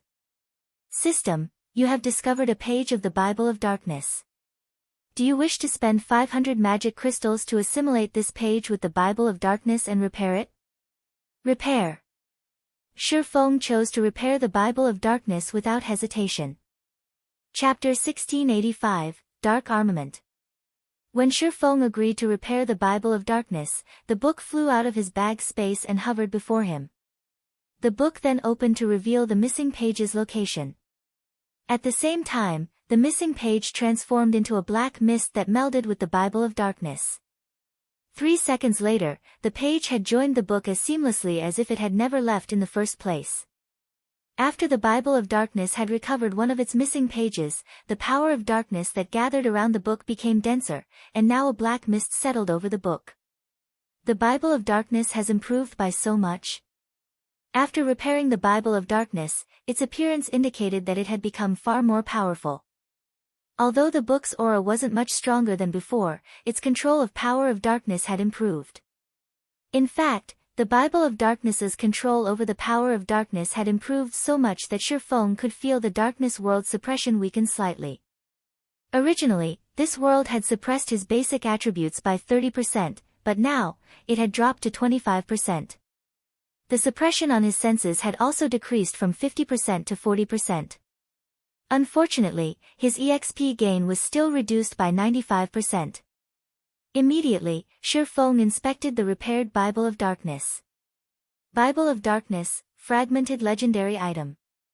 The Bible of Darkness had been destroyed during the Great Destruction. The core magic array has since been repaired using the source of spacetime thus far. If one can gather the other fragments, they can restore the Bible's power, gaining dominance over all demonic creatures and become the Lord of Demons. Skill 1. Demon Summoning. Summons the demon gate with the power of darkness, calling forth a random demon that is no higher than 1 tier and 15 levels than the summoner, maximum tier cannot exceed tier 5. Holder of the Bible of Darkness can command the summoned demon for up to 6 hours. Cooldown, 2 hours 30 minutes. Skill 2. Gate of Darkness. allows teleportation to the Dark Denver. Can also be used in the Dark Den to teleport to the outside world. Can teleport a maximum of 30 people at a single time. Cooldown, 1 day. Skill 3. Light of Darkness, strengthen a player with the power of darkness, allowing said player to wield the power of darkness. Can strengthen up to a maximum of 1,500 people. Every player strengthened provides one source of darkness to the wielder of the Bible of Darkness. Skill 4. Power of Darkness, fill your body with the power of darkness, increasing all attributes by 120%, decreasing cooldown of all skills by 30%, and increase damage by 50%. Duration will be equal to number of source of darkness *0. 5 seconds. Power of Darkness cannot stack. Can only strengthen players up to a maximum of Tier 5 classes. Cooldown, 5 hours. Skill 5. Demon Ruler. Passive effect, increases the attributes of demonic creatures under user's control by 35%. Forcibly decreases the attributes of all enemy demonic creatures within a 1,000-yard radius by 30%. Active effect, when activated, there is a 12% chance to control a demonic creature that is no higher than 2 tiers and 30 levels than the user for 2 hours. Can control up to Tier 5 creatures. Can control up to a maximum of 3 creatures at a time. Cooldown, 5 minutes. Skill 6. Dark Armament, by sacrificing sources of darkness, transform the Bible of Darkness into a weapon suitable for the user. Duration is equal to number of source of darkness *3 seconds. During this period, the Bible of Darkness's other skills cannot be used. Cooldown, 6 hours. Dark Armament. The appearance of a new skill had surprised Shifeng. Is this what the missing page contained? He had only expected to find some minor improvements to the Bible of Darkness's skills after incorporating the missing page. He had never thought that the page would add a new skill. Weapons were the foundation of a player's combat power. Players could only wield high attack power with a powerful weapon. At the end of the day, berserk skills were unreliable. On the other hand, a powerful weapon could permanently increase a player's combat power. Although the Bible of Darkness's weapon wouldn't last forever, it could still last up to 75 minutes, which was much longer than any berserk skill. It was enough time for players to end a large-scale battle. After examining the Bible of Darkness for a few more minutes, Shifeng stored it and began to appraise the other items Baphomet had dropped. Of the remaining 34 items, there was 1 darkness stone and 6 darkness stone fragments. The rest of the items were weapons and equipment, the most valuable of which was a pair of epic ranked boots called the Trickster's Legs. When equipped, the Trickster's Legs would offer a significant boost to the wearer's movement speed and reaction speed. It was an excellent pair of boots that only level 50 players and above could equip. There were also 5 pieces of level 60 dark gold equipment, 12 pieces of level 60 fine gold equipment, and 9 pieces of level 60 secret silver equipment.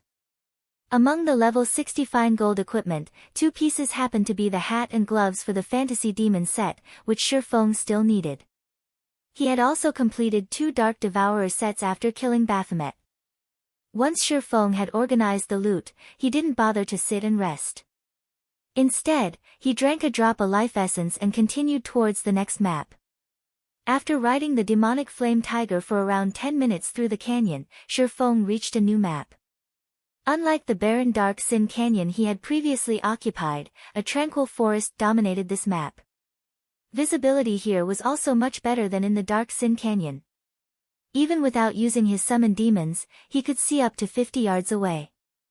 Why are the monsters here so low-leveled? When Shifeng had inspected his surroundings with the detection crystal ball, the highest level monsters he had found nearby were only level 60. These monsters were clearly lower leveled than in the Dark Sin Canyon. Did I take the wrong path? The Dark Sin Canyon only had 2 exits. One of them had been completely blocked off, and a guardian boss defended the other. Since he couldn't pass through the sealed exit, he had chosen to kill Baphomet, yet that path had led him to a lower-level map. Forget it. This will do. In any case, I am only trying to grind darkness stones. It'll be easier to kill level 60 Grand Lords. Although Shifeng hadn't expected to reach a lower level map, he welcomed this outcome. It was undoubtedly easier to kill level 60 Grand Lords than it was to kill their level 80 cousins. Furthermore, he wasn't able to do much fighting since he was in a weakened state due to activating his twofold berserk during the fight with Baphomet. For a short period, he wouldn't be able to add adequate combat power to his team. Shifeng then proceeded to lead Anna towards one of the Grand Lords he had discovered with the detection crystal ball. With 3 level 80, tier 3 demons and 1 level 80 golden giant, whose strength rivaled a Grand Lord of the same level, defeating a level 60 Grand Lord would be a piece of cake. With Anna and the 3 heroic spirits' assistance, the fight against the Grand Lord ended quickly. Shifeng hadn't even needed to do anything throughout the fight.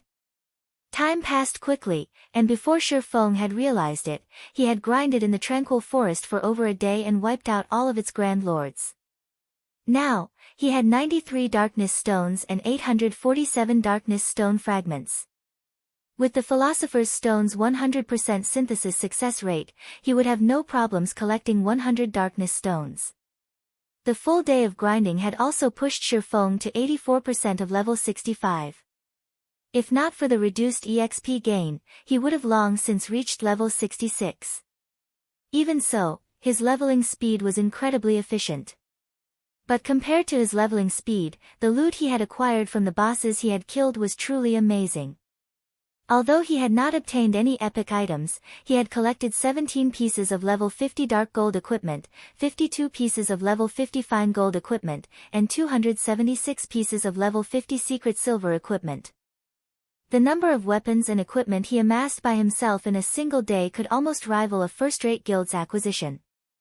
Of course, a large part of the reason for his success was the help of Icarus's heart, the monstrous Anna, and the Bible of Darkness. Without them, he never would have collected so many top-tier weapons and equipment in the Darkness world so easily. Now that I've collected the Darkness Stones I need, it's about time I return. Shifeng smiled at the Darkness Stones in his bag. With this, he had completed his quest to obtain the Lost Town. Following which, Shifeng took out a White River City return scroll and activated it. After 20 seconds, Shifeng transformed into a streak of white light and departed from the Darkness world. Chapter 1686, Stoneclaw Mountains Sealed. Chapter 1686, Stoneclaw Mountains Sealed. Star Moon Kingdom, White River City. After Shifeng left the teleportation hall, he immediately noticed far fewer players on the street than before. Moreover, when players noticed the Zero Wing emblem pinned on Shifeng's black cloak, they gave him unusual looks. When independent players on the streets had noticed Zero Wing's emblem previously, they had gazed at the player wearing it with envy and admiration, but now, they looked at Shifeng with sympathy in their eyes. Shifeng was confused. He had only been away from White River City for a few days, yet the city had changed so massively. What happened here? Shifeng began to pay closer attention to the players walking down the street. He soon discovered that independent players weren't the only ones behaving oddly. When players from small guilds noticed him, they revealed ridiculing expressions. This confused Shifeng even further.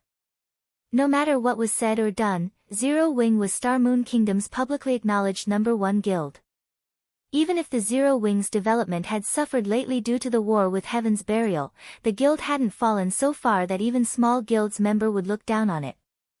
Shifeng had even dealt Heaven's Burial a severe blow recently. Now that Heaven's Burial had lost its income from ancient Rock City, the guild's development potential had plummeted. It could no longer compete with Zero Wing's growth. Look, that guy's wearing Zero Wing's bronze emblem. He should be one of Zero Wing's experts, yet he still has time to wander aimlessly. I bet he ran back here once he realized that victory isn't possible. Heaven's Burial's latest strategy is too ruthless. Zero Wing is almost guaranteed to lose Stone Forest Town, and all of the various large guilds are fending for themselves. Heaven's Burial even declared that any guild that offers Zero Wing assistances will join its hit list, and any of Zero Wing's members that withdraw will be spared its wrath. That's right. Who would have imagined that Heaven's Burial would close off the Stoneclaw Mountains map with such a powerful barrier? Not only has all communication been cut off, but they've also disabled return scrolls. Moreover, the barrier only has one exit. Based on what I've heard, a large army of evil demons and evil beasts guard that exit, and Heaven's Burial isn't letting any player leave the map, keeping players from notifying the kingdom's armies. Heaven's Burial isn't letting any player leave the map to notify the kingdom's armies.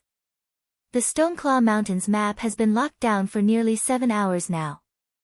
With Heaven's Burial's strength, it should have already captured Stone Forest Town. I'm not sure.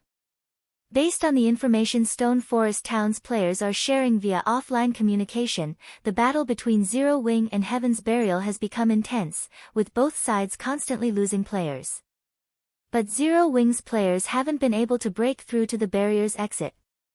In contrast, more players from Heaven's Burial are gathering in the Stoneclaw Mountains by the minute.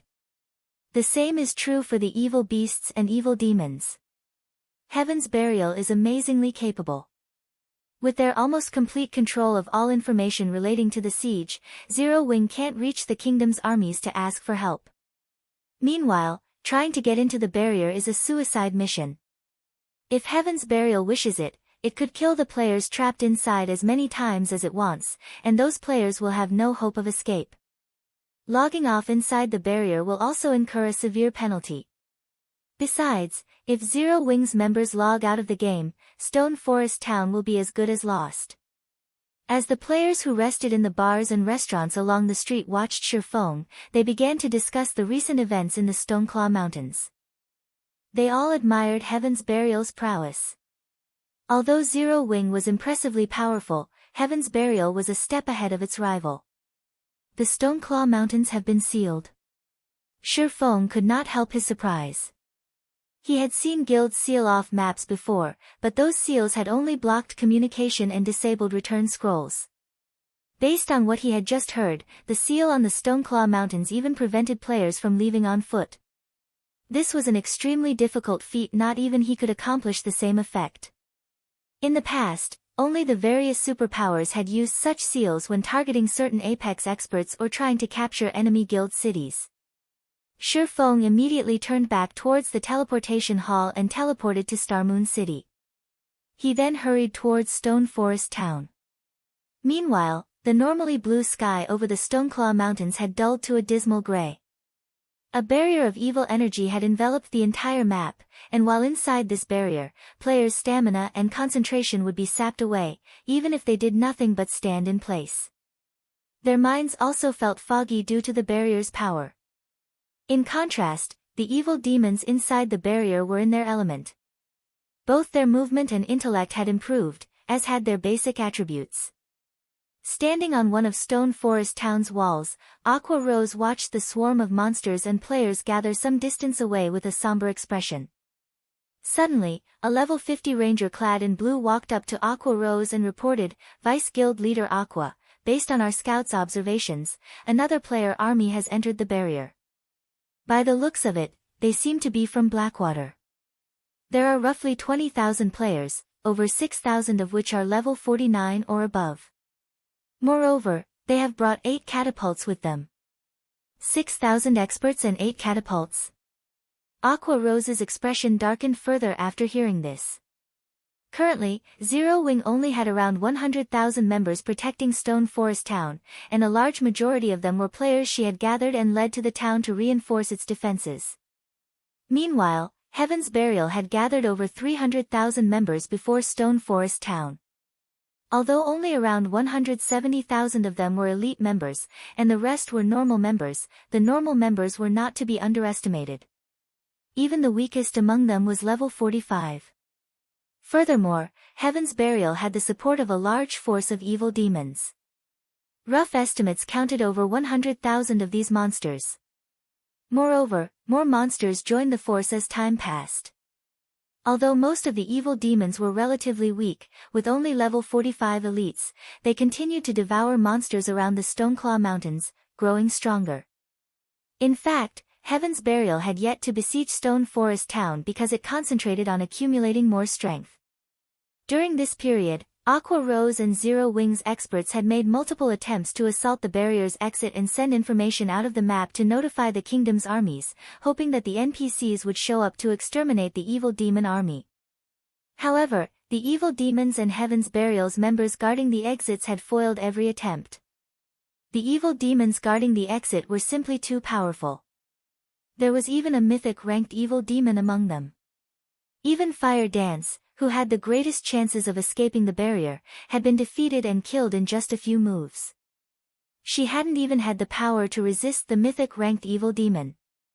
Now that Blackwater had dispatched 6,000 experts and 8 catapults as reinforcements, Heaven's Burial's strength in this siege had increased further.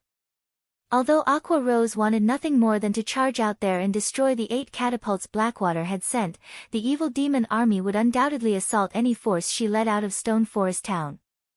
By leaving the town, they'd simply nourish the evil demons, ultimately helping Heaven's Burial capture Stone Forest Town. Ha ha ha. Vice Guild Leader Aqua, I suggest that you give up this struggle. Stone Forest Town will be mine. In fact, I won't just settle for Stone Forest Town. I'll take Zero Wing City as well. Listen up, Zero Wing members. You do well to abandon any hope of winning this war and withdraw from your guild now. Staying will only spell your doom once my monster army charges into Stone Forest Town. We've already sealed off the Stoneclaw Mountains, so even in death, none of you will leave this place alive. You'll only die, again and again. So, withdraw from your guild while you still have the chance.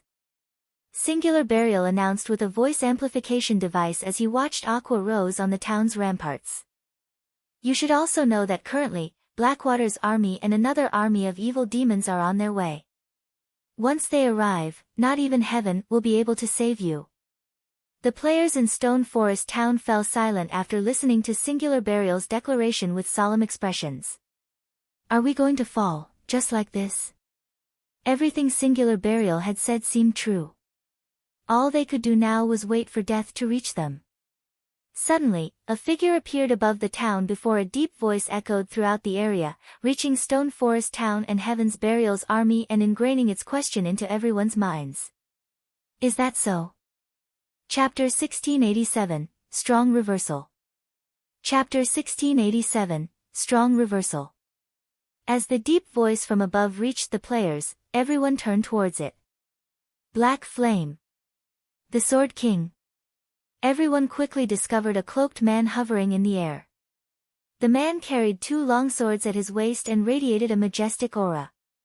Upon recognizing this man's appearance, many players gasped in surprise. This man had been responsible for so many miracles already. From killing an enemy commander whilst surrounded by an army of thousands to deterring an army of tens of thousands single-handedly, this man had defied common sense. He had even slain one well-known expert after another and wounded multiple superpowers. Just recently, he had charged into Ancient Rock City alone and destroyed 2 of the city's defensive magic arrays. To top it all off, he had left that city with his life. The man was definitely Star Moon Kingdom's #1 expert. Guild Leader. The Guild Leader's back. He's really here. Many of Zero Wing's members on Stone Forest Town's walls were ecstatic when they saw Shifeng's figure in the distant sky, and the depressing atmosphere that had surrounded them lifted instantly as fighting spirit overwhelmed these players. As they gazed up at Shifeng, a hint of fanaticism even flashed in their eyes. The Guild Leader. Has he already completed his quest? Although Aqua Rose was similarly excited to see Shifeng, a seed of guilt sprouted in her heart. Shifeng had entrusted her with Zero Wing's management before he had left. Heaven's Burial had cornered the guild. Novel full. Guild Leader, you're finally back. When Blackie, Fire Dance, Cola, Shadow Sword, Turtledove, and Zero Wing's other core members saw Shifeng, they seemed to have grown an extra backbone as they brimmed with confidence. Is Black Flame finally getting involved? Notify the higher-ups immediately, tell them that Black Flame has arrived. The various superpowers spies stationed in Stone Forest Town exploded into action when they saw Shifeng above the town. Some of these spies immediately logged out of the game to report the situation to their superiors. Although logging off would incur penalties, this information was worth the price. After all, Shi Feng's appearance alone had changed the situation. Zero Wing's members had already lost their fighting spirit after seeing the countless enemies around them. However, every one of these players reacted as if they were on some kind of high when they saw their guild leader, madness burning in their eyes. Very quickly, the major powers who watched this war received news of Shi Feng's arrival in Stone Forest Town. So, Black Flame has finally made an appearance? And here I thought that he had given up on Stone Forest Town. It seems he still intends to fight this out until the very end. When Galaxy Past, who rested the Star Alliance's residence in Starmoon City, received the latest report from his subordinate, he could not help but shake his head and sigh. Heaven's Burial had thrown everything it had into this last assault. The guild had clearly stopped holding back. Even if Stone Forest Town's defenses were very powerful, the evil demon army was no laughing matter. Unlike evil beasts, evil demons were intelligent. They also had faster reaction speeds. They wouldn't succumb to the town's static defenses as easily as the evil beasts. Moreover, based on the information they had collected thus far, any player killed an evil demon killed inside the barrier would become a sacrifice, turning into a new evil demon for Heaven's Burial very quickly. Just thinking about it made Galaxy Past shudder with fear. One could not forget the reinforcements Blackwater had sent, either. 8 catapults could inflict devastating damage to Stone Forest Town. Not only did they deal high damage, but they also had an extremely long attack range. Even Zero Wing's movement-type defensive magic array would only last a few hits from these weapons of war. Meanwhile, in a high-class restaurant in the Black Dragon Empire. Interesting. Black Flame really is a suicidal bastard. Nine Dragons Emperor's lips curled into a smile when he saw the video his subordinate had sent him. Zero Wing is truly finished now. I can't wait to see what Phoenix Rain plans to use to compete against me for Thunder Island in the next contest. In contrast to Nine Dragons Emperor's reaction, when Phoenix Rain read the latest report on the war between Heaven's Burial and Zero Wing from her position on Thunder Island, her expression darkened. Why is he such a fool? Phoenix Rain was at a loss for words. Heaven's Burial had obviously sealed Stone Forest Town to massacre Zero Wing's members. It was bad enough that Zero Wing had sent most of its main force members and expert players to the town to defend it, but now, even Shi Feng, Zero Wing's guild leader, had fallen into this trap. The wisest decision would be to abandon Stone Forest Town and conserve as much of the guild's strength as possible to protect Zero Wing City. The city had already become the guild's core, but if its guild leader were killed while protecting Stone Forest Town, it would deal a massive mental blow to the guild. With both its military prowess and morale wounded, how was Zero Wing supposed to defend Zero Wing City later? Novel full. Standing amidst Heaven's Burial's army, which waited outside of Stone Forest Town, Singular Burial had his sight locked onto Shi Feng, glaring at the man with a chilling gaze. Due to Black Flame, the foundation he had built for the future Heaven's Burial Empire had been utterly destroyed. If Black Flame hadn't destroyed Ancient Rock City's defensive magic arrays, the various superpowers wouldn't have sieged the city, forcing him to sacrifice his city to the evil god's branch temple. However, it was his turn to share the feeling of destruction with Zero Wing. Black Flame, your words sure are bold. What can you possibly do by yourself? You dared to destroy my city's defensive magic arrays, and today, I will take Stone Forest Town from you as compensation. Singular Burial sneered at Shi Feng. As soon as Singular Burial finished speaking, the evil demon army behind Heaven's Burial's army loosed an earth-shattering roar. The roars of over 100,000 evil demons echoed throughout the Stoneclaw Mountains, and the pressure the monsters released made everyone in Stone Forest Town shudder. Some players' legs even lost their strength. The players in Stone Forest Town were reminded of the evil demon army's strength once more. If the pressure the evil demon army radiated were already so powerful, the consequences would be unimaginable if the monster army took action. Although Shi Feng was powerful, what could one person possibly do against so many formidable monsters? There were also Heaven's Burial's players to contend with. In the end, Shi Feng had only come to die alongside Zero Wing's members by coming to Stone Forest Town. Since you people from Heaven's Burial like Stone Forest Town so much, then you can stay here forever. Shi Feng immediately retrieved a pitch-black energy bead from his bag. The instant he took out this bead, Heaven's Burial's members below him felt their souls shudder. This bead's power had even affected their consciousness. This energy bead was none other than the destruction crystal Shi Feng had obtained from recasting the disintegration armor. Before anyone could react, Shi Feng loosened his grip on the destruction crystal. The pitch-black energy bead then landed among Heaven's Burial's army. Boom! The moment the destruction crystal touched the ground, it exploded with a silver radiance. Instantly, the ground beneath the destruction crystal sank as the power of destruction spread across the land. Neither living beings nor inanimate objects were spared. Anything and anyone the power of destruction came in contact with vanished, leaving nothing behind. Not even the weapons and equipment players had dropped as they had died had survived the blast. Everything had happened so quickly that before Heaven's Burial's members could even react, an empty plot of land had been created amidst their massive army. For a time, silence descended on Heaven's Burial's forces as if time itself had frozen. Zero Wing's members, who stood on Stone Forest Town's walls, were just as stupefied by the scene that had just occurred. They hadn't expected Shi Feng to make such a sudden move, not even giving Heaven's Burial's members a second to react. And the results of his attack were even so horrific. Chapter 1688, Strength of One Person. Chapter 1688, Strength of One Person. The destruction crystal had a 1,000-yard radius. The AoE could rival a Tier 5 large-scale destruction spell.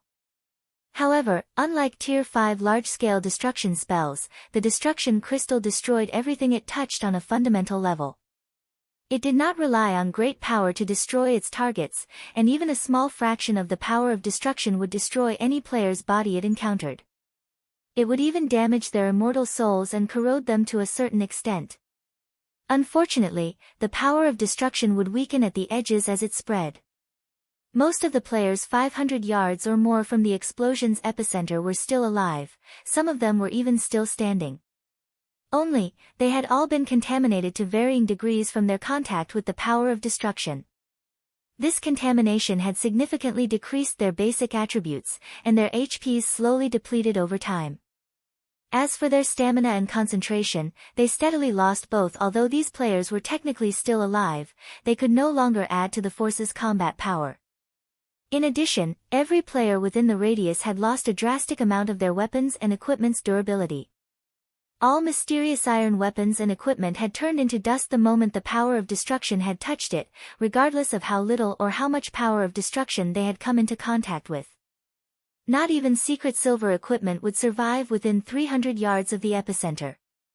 Only fine gold equipment had any hope of surviving the contamination within this range. Only dark gold equipment or better would have survived the contamination within 100 yards of the epicenter.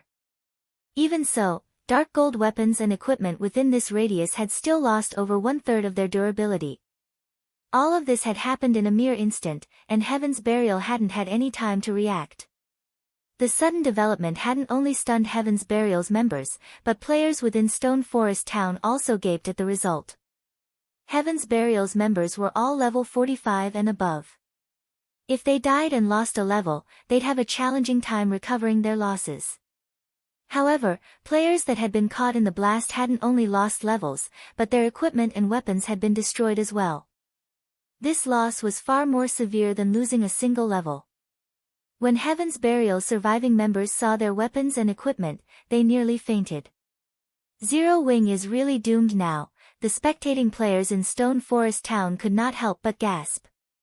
Shi Feng's attack had certainly been extraordinary. With just one attack, he had dealt a heavy blow to Heaven's Burial, killing over 5,000 players and 3,000 evil demons. However, the fact remained that Zero Wing had no escape. Shi Feng had only dumped oil on the raging flame of Heaven's Burial's hatred. Singular Burial, who stood among his army, glared at Shi Feng, radiating killing intent. Even the temperature of the air around him had fallen by a few degrees. Black Flame. You asked for this. Singular Burial then commanded, activate the magic gnome cannons and shoot him out of the sky. Guild leader, are we really going to waste the cannons on him? Weren't we saving them to deal with Stone Forest Town's defensive magic array? Daybreak Fog jumped in, trying to dissuade Singular Burial after hearing his latest order. The magic gnome cannons were war weapons they had acquired after capturing Ancient Rock City. Each of the cannon's shots could rival a Tier 3 large-scale destruction spell. It also dealt increased damage to defensive magic arrays and fortifications. It was a specialized weapon for siege warfare. However, the magic gnome cannons had limited ammunition, and Heaven's Burial had spent most of that ammunition while defending Ancient Rock City. Now, they could only fire 12 rounds. Using that ammo on a single target, a player at that, was unwise. He is the one asking for it. Singular Burial growled madly, adamant that his command be carried out. Hearing Singular Burial's decisive tone, his guild member realized how furious the man was. The players manning the magic gnome cannons at the rear of Heaven's Burial's forces then aimed the weapons at Shifeng and fired. Boom!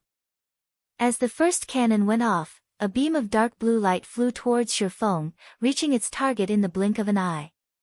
The energy beam contains so much power that even the space around it trembled. Crap! Singular Burial has lost his mind. He's actually using a war weapon to deal with a single player. Black Flame is dead for sure this time. That attack should have a 100-yard radius at the very minimum. No player can dodge that. The players watching from within Stone Forest Town were stupefied.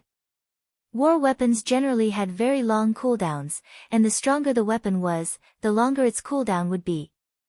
Hence, for efficiency, such weapons were generally used against dense crowds. It was a luxury to fire a war weapon at a single player.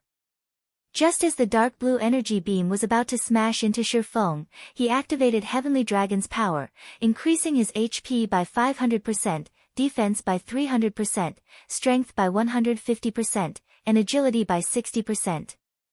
The intensity of his aura instantly skyrocketed, and it felt as if some primordial beast had just woken from a long sleep.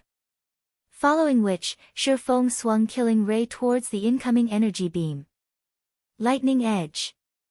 Countless arcs of lightning flew from Shifeng's blade, forming a long, blue river that collided with the incoming energy beam.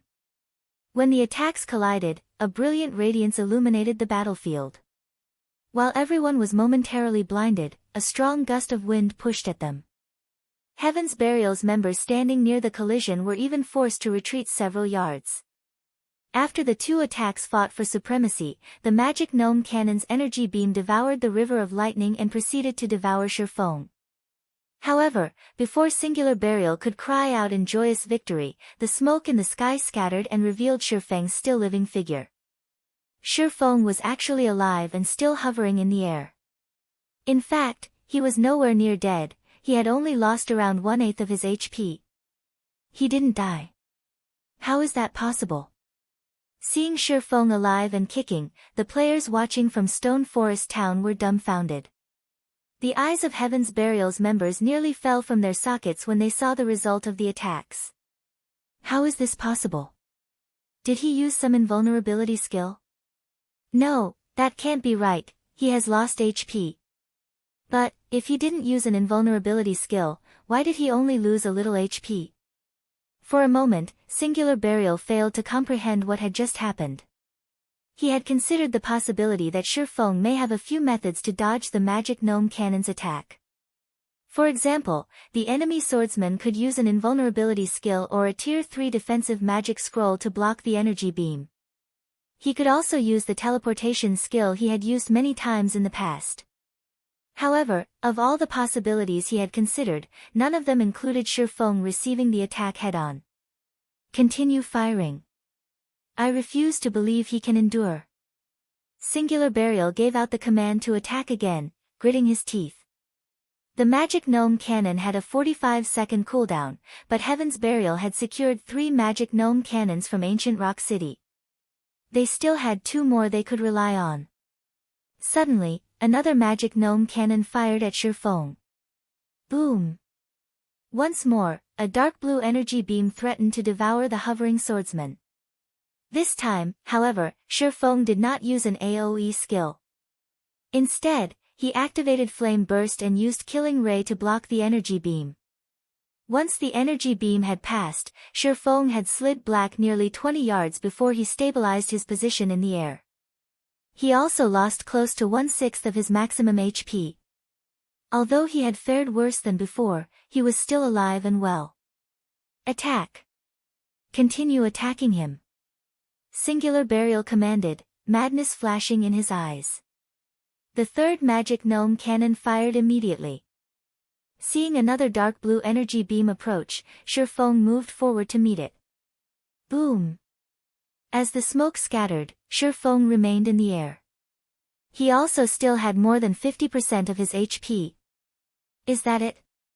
Shi Feng asked as he leisurely dusted himself off. Glancing at Singular Burial, he chuckled and wondered aloud, "Are you telling me that this is all Heaven's Burial is capable of?" Silence fell on the battlefield as everyone watched Shi Feng. Chapter 1689, Summoning a High Demon. Chapter 1689, Summoning a High Demon. How is this possible? Horror filled Singular Burial's eyes as he stared at Shi Feng. He was very familiar with the magic gnome cannon's power, and he simply couldn't accept the fact that Shi Feng had just taken 3 hits head-on and survived, much less held on to more than 50% of his HP. Even a Tier 2 metric tons would be vaporized, even after activating a life-saving skill, if they were struck by the magic gnome cannons. Yet, 3 of these powerful weapons' attacks had failed to kill Shi Feng. Is he some NPC or a humanoid monster? As Heaven's Burial's members looked up at Shi Feng's proud, hovering figure, they were overwhelmed with horror and confusion. The strength Shi Feng had just displayed was beyond players' abilities. This kind of power lingered in the realms of NPCs and monsters. When they thought about how they were supposed to fight such a monster, a chill crawled down their spines. If not even attacks that could rival Tier 3 large-scale destruction spells could deal significant damage to this swordsman, their attacks would be raindrops pelting his skin. Shi Feng's combat standard was also exceedingly high. He wouldn't simply let them attack him like a common monster. If Shi Feng charged into their army's ranks, the consequences would be unimaginable. Meanwhile, Stone Forest Town had become eerily silent after its players had witnessed the failed bombardment. So, this is the strength of Star Moon Kingdom's #1 expert. Although they knew that Shi Feng was Star Moon Kingdom's publicly acknowledged #1 expert and that they were definitely no match for the Sword King, they had never dreamed that the man was this powerful. Being able to face weapons of war was a feat beyond players. Shi Feng, without a doubt, was a bona fide monster. After witnessing this, the experts that had planned to challenge Shi Feng and claim the title as Star Moon Kingdom's #1 expert, smiled in self-ridicule as they realized how comical their idea was. When Shi Feng swept his gaze over Heaven's Burial's members below him, noticing their shocked expressions, his lips curled into a smile. Although sufficient strength was important in a guild war, a guild's morale was just as important. Players plagued by fear and worry wouldn't be able to fight to their full potential, and they'd make senseless mistakes. In contrast, if a guild's morale were high, its players would exhibit their full potential and perform better than normal. Trying to defeat an enemy while outnumbered wouldn't be entirely impossible. It seems that it was quite effective. Shi Feng was very satisfied with his performance when he saw his enemies' overwhelmed expressions. While war weapons were indeed powerful, they were not unstoppable. Current players were simply too weak to take a hit from such weapons. Tier 3 large-scale destruction spells could certainly kill Tier 1 players, and not even Tier 2 players could normally survive such an attack. But what about Tier 3 and Tier 4 players? Once players reached Tier 3 large-scale destruction spells would only pose a threat, they wouldn't be unstoppable. After reaching Tier 4, players could even shatter a Tier 3 large-scale destruction spell. The reason Shi Feng had dared to face the magic gnome cannon's attacks was due to his sufficiently high basic attributes and magic resistance. In addition, Heavenly Dragon's power increased his HP and defense by a significant margin. Most importantly, the disintegration armor's disintegration field could weaken skills and spells above Tier 2 by 60%. With all of these factors in play, he had chosen to receive the magic gnome cannon's energy beams head-on. Even so, he had still received a considerable amount of damage. However, if anyone else stood in his place, even with the help of the disintegration field, they'd either die or barely cling to life after a single attack. Although it appeared that he had only lost a small fraction of his HP, he had boosted his HP by 500% with one of his skills. Losing 1/6 of that HP was the equivalent to losing as much HP as he normally possessed. Moreover, receiving Tier 3 large-scale destruction spells head-on was a considerable burden on his equipment's durability.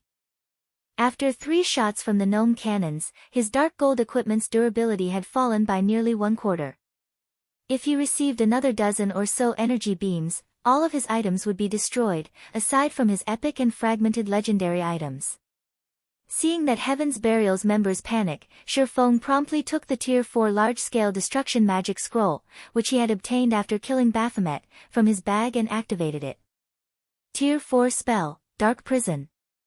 Before Heaven's Burial's members could recover from their shock, a pitch-black ball appeared among the army. This pitch-black ball then expanded, quickly and silently enveloping a 500-yard radius. After remaining motionless for 2 seconds, the black ball burst, and a towering pillar of black light took its place. Instantly, all players who had failed to activate invulnerability skills died as they were caught within the light pillar. With this single attack, Heaven's Burial had lost an additional 6,000+ members. Zero Wing, heed my command. Leave town and wipe out Heaven's Burial. Leave none of them alive. Bring the miniature ballistas and movement-type defensive magic array. Shifeng shouted from his position in the air, his voice echoing across the battlefield. Upon hearing Shifeng's command, Zero Wing's members' blood boiled as they roared with power.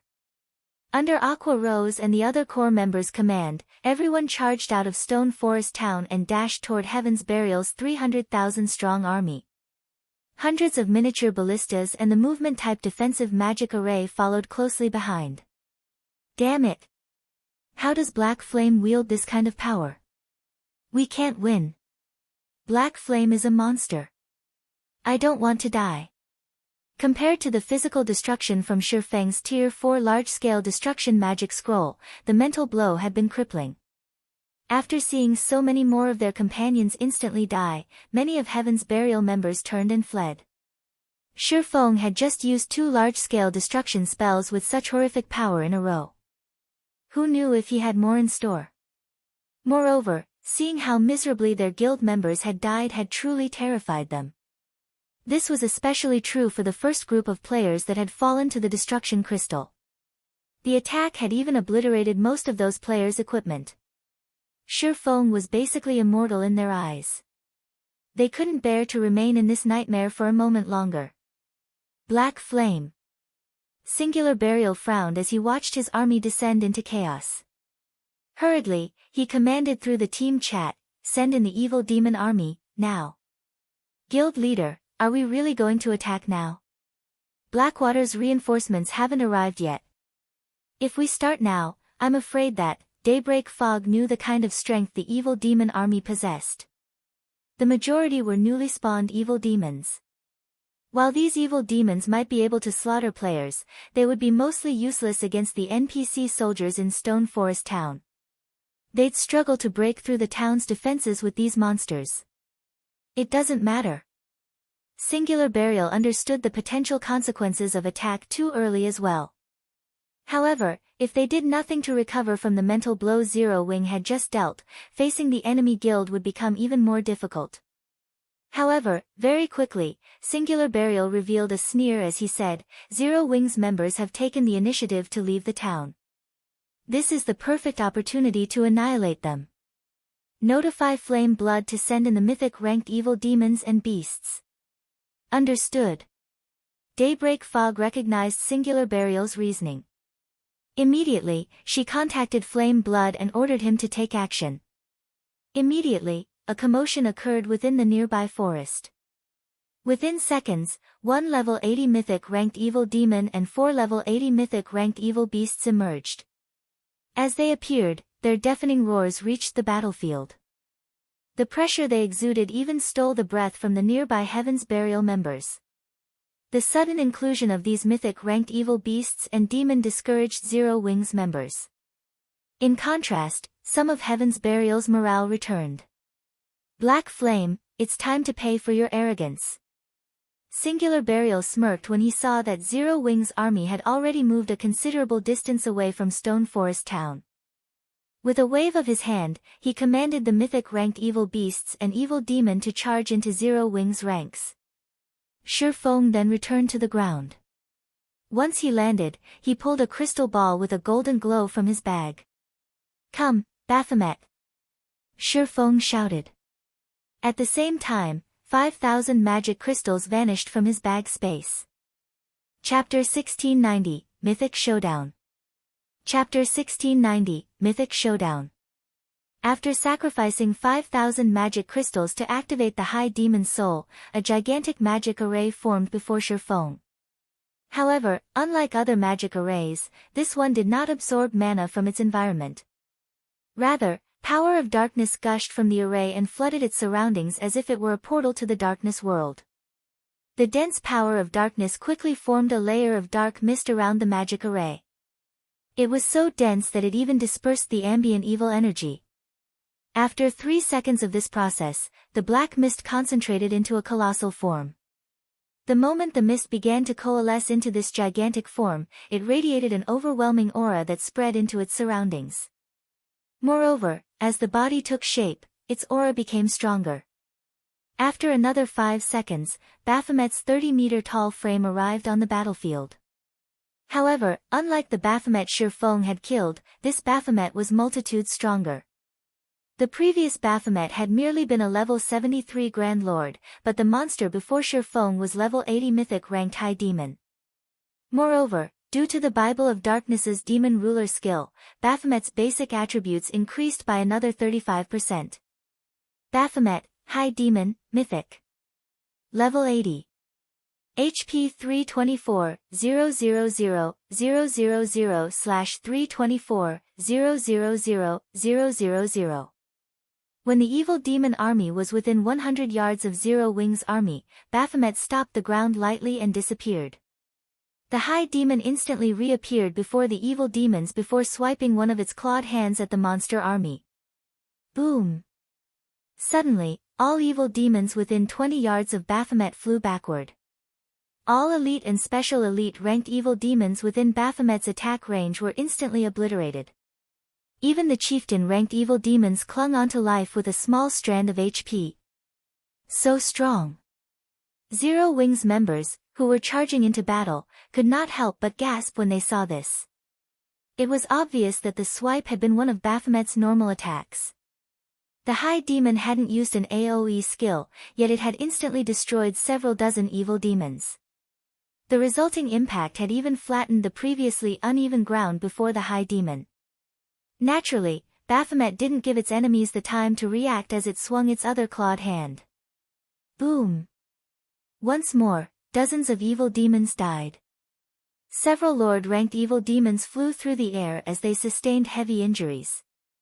For a time, Baphomet continued on an unstoppable rampage. The High Demon massacred the evil demons as if it were squashing on ants. Although the nearby evil demons had tried to retaliate, Baphomet had barely taken damage. The chieftain-ranked evil demons only dealt around -300 damage to the High Demon, whereas the Lord-ranked evil demons dealt around -1000 damage. These attacks weren't even a scratch to Baphomet. With its battle recovery, Baphomet regained 3,240,000 HP every 5 seconds.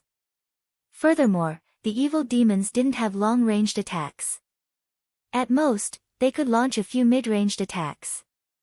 Although Baphomet was massive, only 200 or so evil demons could attack it at one time. Even if Baphomet stood there and did nothing, the evil demons couldn't kill it. In the few seconds since Baphomet had joined the battlefield, the High Demon had killed hundreds of evil demons. Among them, over 24 had been chieftains, and 1 had been a lord. Although the loss was insignificant compared to Heaven's Burial's 100,000-strong force of evil demons, Singular Burial's expression twisted as he watched the High Demons slaughter. He had never expected Zero Wing to have a trump card like this.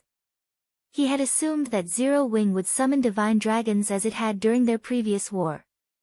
If that were the case, he intended to sneak the mythic-ranked evil demons past Zero Wing's defenses to target the magic array that summoned the dragons directly.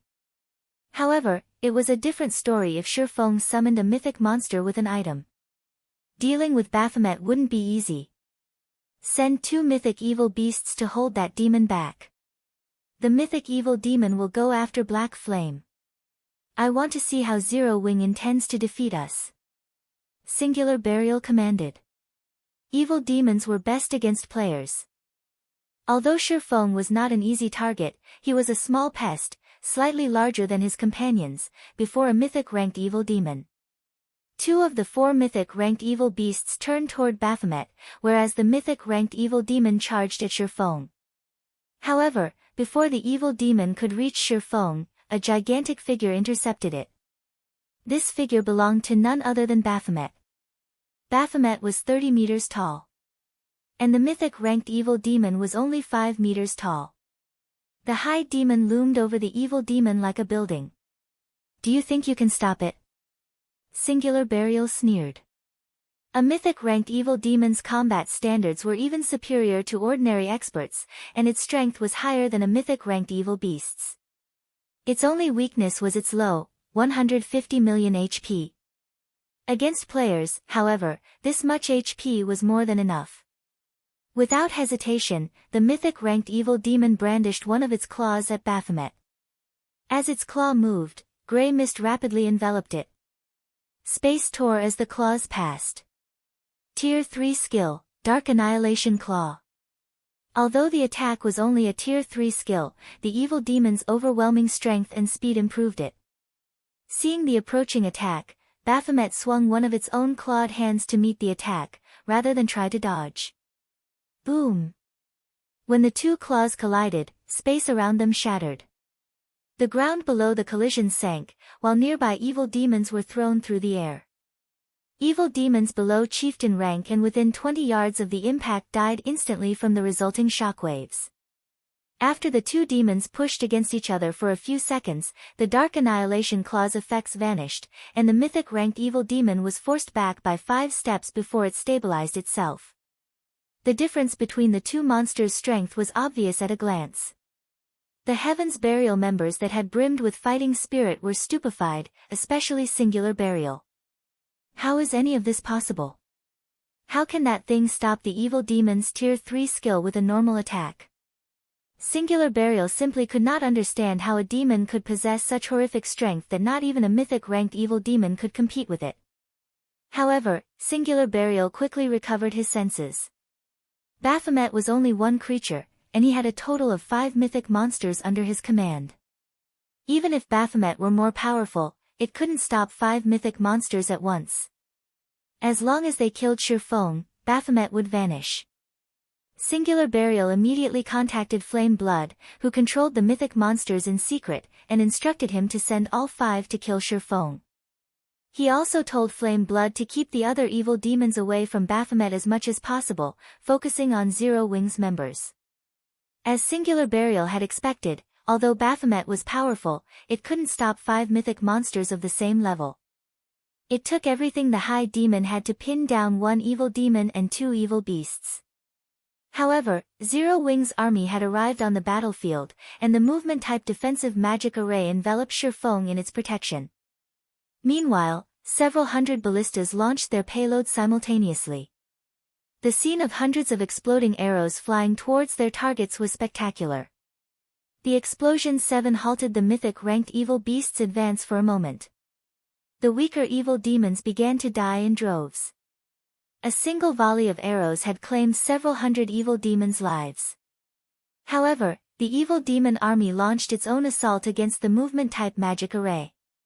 From time to time, the 2 mythic-ranked evil beasts, which had avoided Baphomet's care, snuck past the High Demon to land 1 or 2 attacks on the magic array. Heaven's Burial also continued to bombard the array with the magic gnome cannons. With so many attacks against it, cracks began to surface on the magic array's barrier. Fortunately, the array quickly repaired itself, and after this continued for several minutes, Zero Wing had no choice but to replenish the movement-type defensive magic array's energy reserves. It's still standing. Envy flashed in Singular Burial's gaze as he watched the movement-type defensive magic array. Although it wasn't as strong as the barrier around a city, it could be reactivated the moment after it shattered. So what if you can withstand the evil demon army for now? How many magic crystals can you afford to spend? Heaven's Burial, charge! Zero Wing won't last much longer. Singular Burial shouted. Heaven's Burial's members could also see that, although Black Flame's previous performance had been stunning, Zero Wing couldn't avoid annihilation. When Zero Wing's members heard Singular Burial's shout, their expressions darkened. The evil demon was already a formidable force. If Heaven's Burial's players joined the fray. Sure enough, I'm pushing my luck by relying on one Baphomet. The battle's current state didn't particularly surprise Shifeng. Fortunately, Zero Wing City had accumulated quite a number of magic crystals lately. Following which, he retrieved the High Demon's soul from his bag and sacrificed another 5,000 magic crystals to it. Another gigantic magic array joined the battlefield, and after a few seconds, a new Baphomet manifested within the movement-type defensive magic array. Black Flame can summon another one. This is some trick, right? As Heaven's Burial's members began their charge, they slid to a halt as they gaped at the new Baphomet in utter shock. Chapter 1691, Chaotic Battlefield. Chapter 1691, Chaotic Battlefield. Baphomet's 30-meter-tall figure was eye-catching inside the movement-type defensive magic array. The players standing around it looked like ants, and the High Demon was difficult to miss. Both this new Baphomet's aura and basic attributes were identical to the first Baphomet Shifeng had summoned. He can actually summon two such powerful monsters. Singular Burial and Heaven's Burial's upper echelons looked on in abject horror. They had already witnessed Baphomet's power. Not only did the High Demon have more strength than both the mythic-ranked Evil Demon and the Evil Beasts, but it could also tank one mythic Evil Demon and two mythic Evil Beasts by itself. Even the other two mythic-ranked Evil Beasts struggled to find opportunities to sneak past the first Baphomet to attack Zero Wing. To put it simply, Baphomet's basic attributes and combat standard were already horrific. Yet, another monster of its caliber had joined the battle. This raised Zero Wing's combat potential to the next level. When the second Baphomet had manifested, some of Zero Wing's members, who had begun to despair, cheered. The two mythic-ranked evil beasts were the biggest problem they faced, but now that a second Baphomet had joined them, they wouldn't need to worry about any of the mythic monsters. With all 5 of Heaven's Burial's mythic monsters at bay, they could rely on their defensive magic array and miniature ballistas to give Heaven's Burial's demon army the fight of its lifetime. Novel full. Suddenly, the second Baphomet vanished and reappeared before one of the two unhindered mythic-ranked evil beasts. Baphomet then swung its clawed hand at the evil beasts. Boom! The impact forced the level 80 mythic evil beast to retreat several steps. Noticing the new, powerful foe, the other mythic evil beast turned and headbutted Baphomet. Rather than dodge the incoming attack, Baphomet stomped the ground and swung its other claw, easily stopping the evil beast's all-out attack. The resulting impact pushed the evil beast back by several steps. The difference in strength between both sides was obvious at a glance. For a time, the two Baphomets pinned down Heaven's Burial's 5 mythic monsters, giving the monsters no opportunity to attack the movement-type defensive magic array. As a result, Heaven's Burial's damage against the array drastically decreased. Even with the rest of the evil demon army attacking desperately, the depletion of the magic array's energy reserve slowed. Now, it would take far more time to drain the defensive magic array's energy. Furthermore, Zero Wing's members could replenish the reserves at any given moment. This allowed the miniature ballistas and ranged players in the defensive magic array to attack without restraint. Each volley from the miniature ballistas contained several hundred exploding arrows. Although a single volley was not enough to kill the chieftain rank and above evil demons, the weaker demons turned to ash instantly. Amazing! So, this is Zero Wing's foundation. Even if the guild didn't have those two mythic monsters, Heaven's Burial would still find its members difficult to annihilate. The spectating players inside Stone Forest Town were stunned by the spectacular sight of several hundred miniature ballistas launching simultaneous attacks.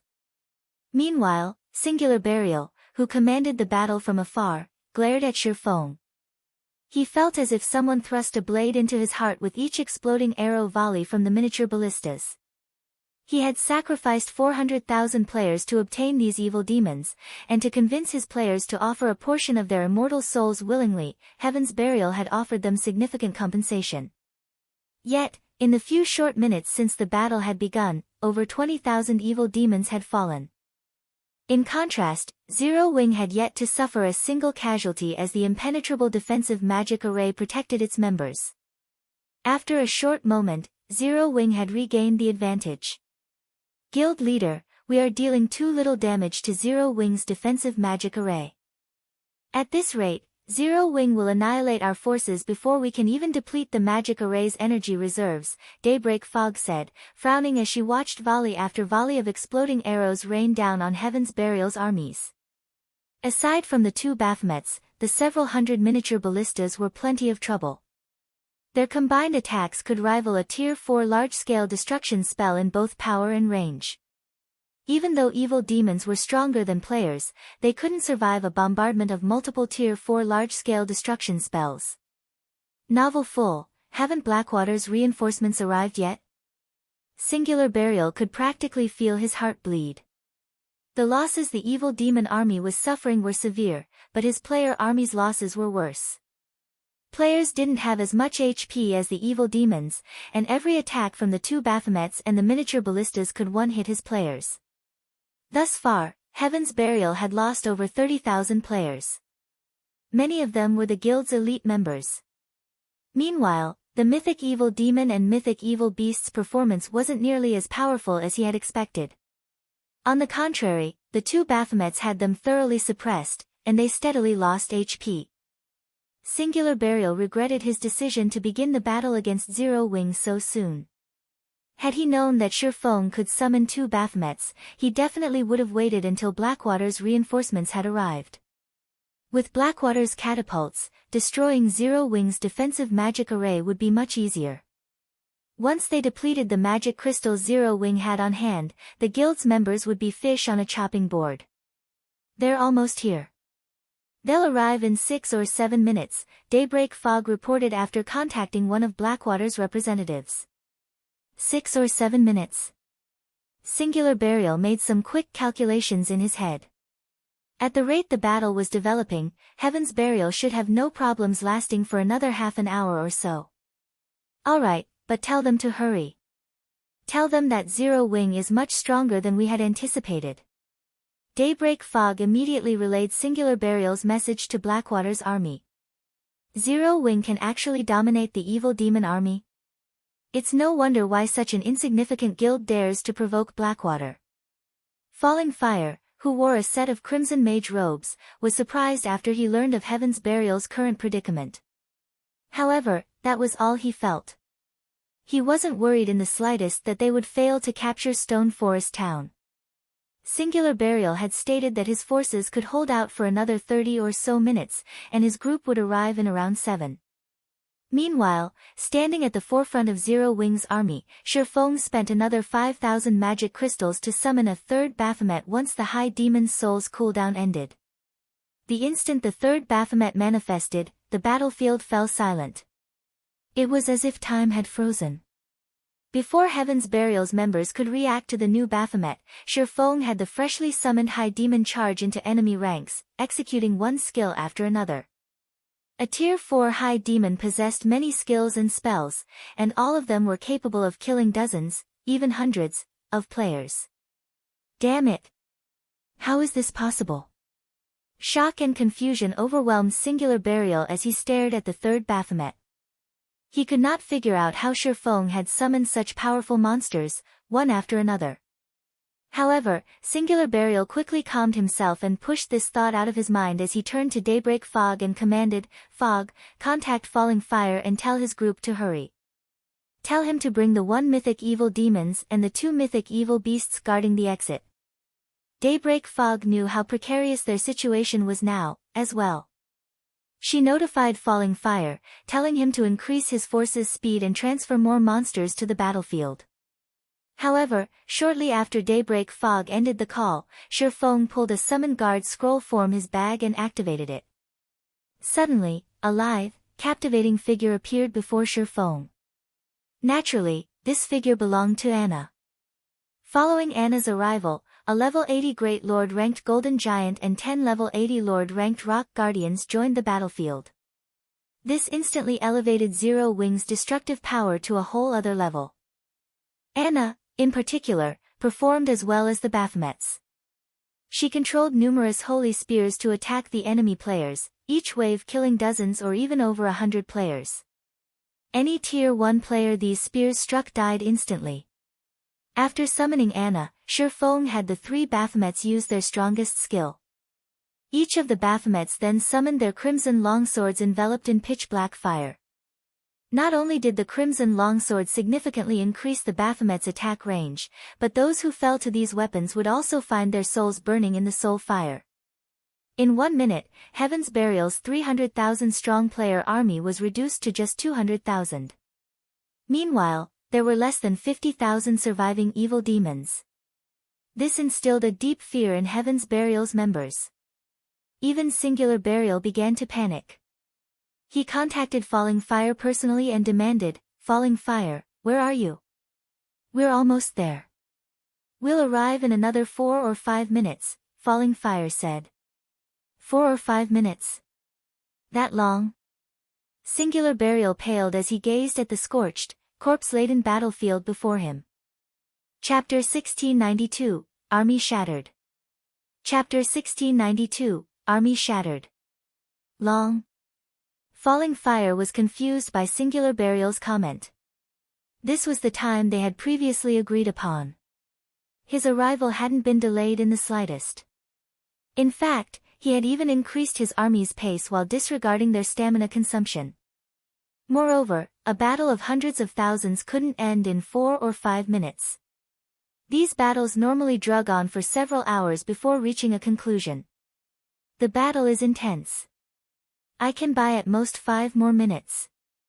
In any case, you need to hurry over here as soon as possible. Otherwise, the battle's outcome won't be certain, Singular Burial said, gritting his teeth. In reality, he wanted to tell the man that if his group didn't arrive in the next 5 minutes, their siege on Stone Forest Town would likely fail. Zero Wing is actually that strong? Singular Burial's response confused Falling Fire further. Although Heaven's Burial had incurred heavy losses while defending ancient Rock City, its remaining combat power could not be underestimated. Heaven's Burial also had command of over 100,000 evil demons. However, Falling Fire did not bother to ruminate over the matter as he nodded and said, "All right, I'll increase my force's speed to its maximum. We'll arrive in 4 minutes at most." 4 minutes? Singular Burial breathed a sigh of relief. If he organized his current forces, they should still have enough strength to defeat Zero Wing's army and capture Stone Forest Town. Singular Burial immediately disconnected the call and commanded his armies to retreat from the battlefield slowly. At the same time, he ordered some of his players to use magic arrays to buy time. He even used the 6 Tier 3 summoning scrolls and a large number of Tier 3 control magic scrolls Heaven's Burial had gone to great lengths to collect to stop the 3 Baphomets' rampant slaughter. Although Tier 3 control magic scrolls could not stop Tier 4 mythic monsters completely, Singular Burial could use them to limit the monsters' mobility. As the Tier 3 control magic scrolls activated, one after another, magic arrays began to appear above and below the 3 high demons. Barriers, vines, and chains then emerged and restricted the Baphomet's strength and mobility. Black Flame, I'll admit that you are amazing to have forced me to use all of Heaven's Burial's trump cards, but in another 4 minutes, Zero Wing will meet its doom. Singular Burial shot Shifeng a cold glare as he watched Zero Wing's army push forward. The strength Zero Wing had displayed in this battle had greatly exceeded his expectations. Had he known that Zero Wing could summon monsters of Baphomet's strength, he would have had Flame Blood mobilize every mythic monster under his command. If the remaining mythic monsters, which currently guarded the barrier's exit, were here, Heaven's Burial's armies wouldn't have been forced to retreat after suffering such severe losses. However, with things as they are now, he had no choice but to push his armies to resist. Now that Heaven's Burial had lost Ancient Rock City, it must capture both Stone Forest Town and Zero Wing City if the guild wanted any hope of becoming a superpower in God's domain again.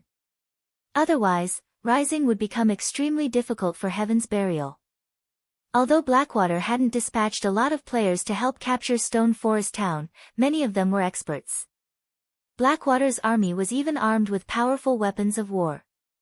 As long as they destroyed Zero Wing's defensive magic array and regrouped with the remaining mythic monsters, they could wipe out Zero Wing's forces and capture Stone Forest Town. Meanwhile, the battle between Heaven's Burial and Zero Wing had thoroughly astounded the bystanders in Stone Forest Town. Strong. Too strong. This battle was no longer a simple guild war. It looked like a war between kingdoms. All sorts of mythic monsters had been dispatched to add to the army's combat power. Each side used Tier 3 and Tier 4 magic scrolls one after another.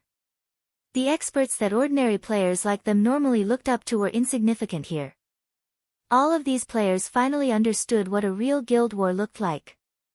The guild wars they had witnessed previously were child's play compared to this. The war between Zero Wing and Heaven's Burial was no longer a simple competition between players. It had become a war in which both guilds used everything they had to finish each other off. Both guilds had staked their continued existence on this war. No one had expected the battle to reach these heights. Initially, everyone had assumed that Heaven's Burial's victory would be overwhelming due to the assistance of the evil demon army. However, not only had Zero Wing shattered both Heaven's Burial's players and its monster army, but it had also done so without losing a single player. This outcome was too frightening. The various large guild's members, who had planned to take advantage of Zero Wing's predicament to rob the guild, abandoned that plan out of fear. Fortunately, they had not taken action alongside Heaven's Burial. The consequences for doing so would have been unimaginably dire. Following which, due to Heaven's Burial's sudden retaliation, the battle fell into a stalemate. Guild leader, I just received a report that Blackwater's forces are nearly here. Moreover, the evil demon army guarding the barrier's exit are rushing towards our location, Aqua Rose hurriedly reported after hearing from one of the frontline scouts. Although the battle seemed like it was in Zero Wing's favor now, Aqua Rose knew that her guild couldn't continue at this pace much longer. Since the battle had begun, Zero Wing had spent over 80,000 magic crystals, and they had only started with a stock of 140,000. If Blackwater and the other evil demon army reinforced Heaven's Burial's forces, Zero Wing would be in danger. How long until they arrive? Shifeng asked. Blackwater's forces should arrive first, it'll take them roughly 4 or 5 minutes, Aqua Rose said. She then suggested, why don't we retreat to Stone Forest Town for now? If they retreated into Stone Forest Town, they could rely on the town's magic towers and defense turrets, which would give them an easier time against Heaven's Burial and Blackwater's combined army. The town's NPC soldiers could also participate in the fight. 4 or 5 minutes. Shifeng smiled. That was more than enough time for them to deal with Heaven's Burial. Immediately, he commanded, relay my commands. Have everyone attack with everything they've got. Hold nothing back. Previously, he had let Zero Wing attack to prevent Heaven's Burial and Blackwater's forces from combining. Naturally, he couldn't let Zero Wing's members hide behind Stone Forest Town's walls and focus on defense. Heaven's Burial had already used everything it had. Its players' morale was at an all-time low. This was the perfect opportunity to strike.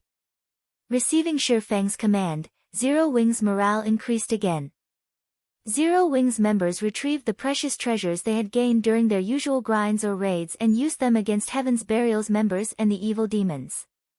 Anna, who stood beside Shifeng, also activated her berserk skill, yin-yang power, the intensity of her aura soaring. For a moment, even the Zero Wing members near her felt stifled. Before anyone could react, Anna used her over-tier spell, Chains of Light. Chains of Light was already a Tier 3 spell, but due to yin-yang power, its power climbed to Tier 4. Suddenly, countless chains exploded from the ground and bound the mythic-ranked evil demon, drastically decreasing the evil demon's strength and mobility. Now, the evil demon could not even compare to an ordinary mythic monster.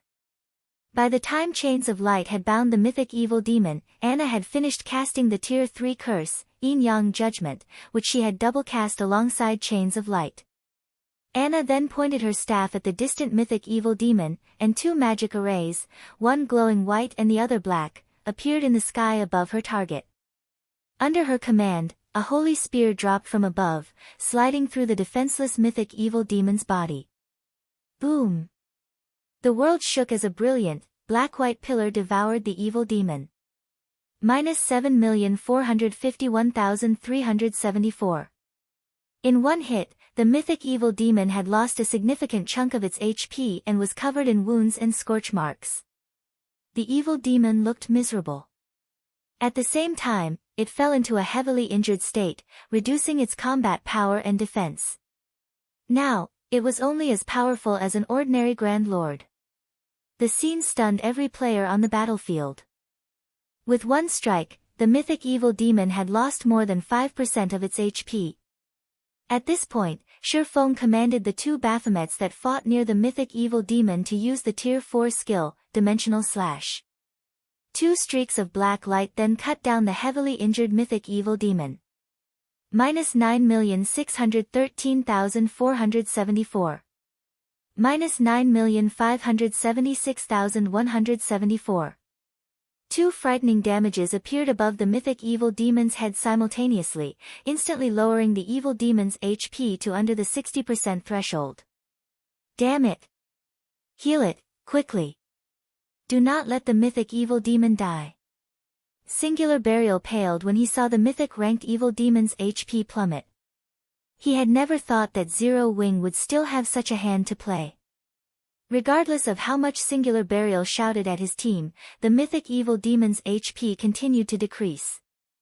Heavily injured, the evil demon even struggled to block Anna and the two Baphomets' attacks. Meanwhile, each Baphomet easily dealt over 1,000,000 damage with their normal attacks, and if the high demons used Tier 3 or Tier 4 skills, they'd deal several millions of damage. Heaven's Burial's healers simply couldn't keep up. Nearly 30 seconds later, the mythic evil demon fell to Anna's holy light spear and dropped over a dozen items. When they saw the items, many players wanted to charge in and claim the loot for themselves, but with the two Baphomets standing guard, they quickly dismissed the thought.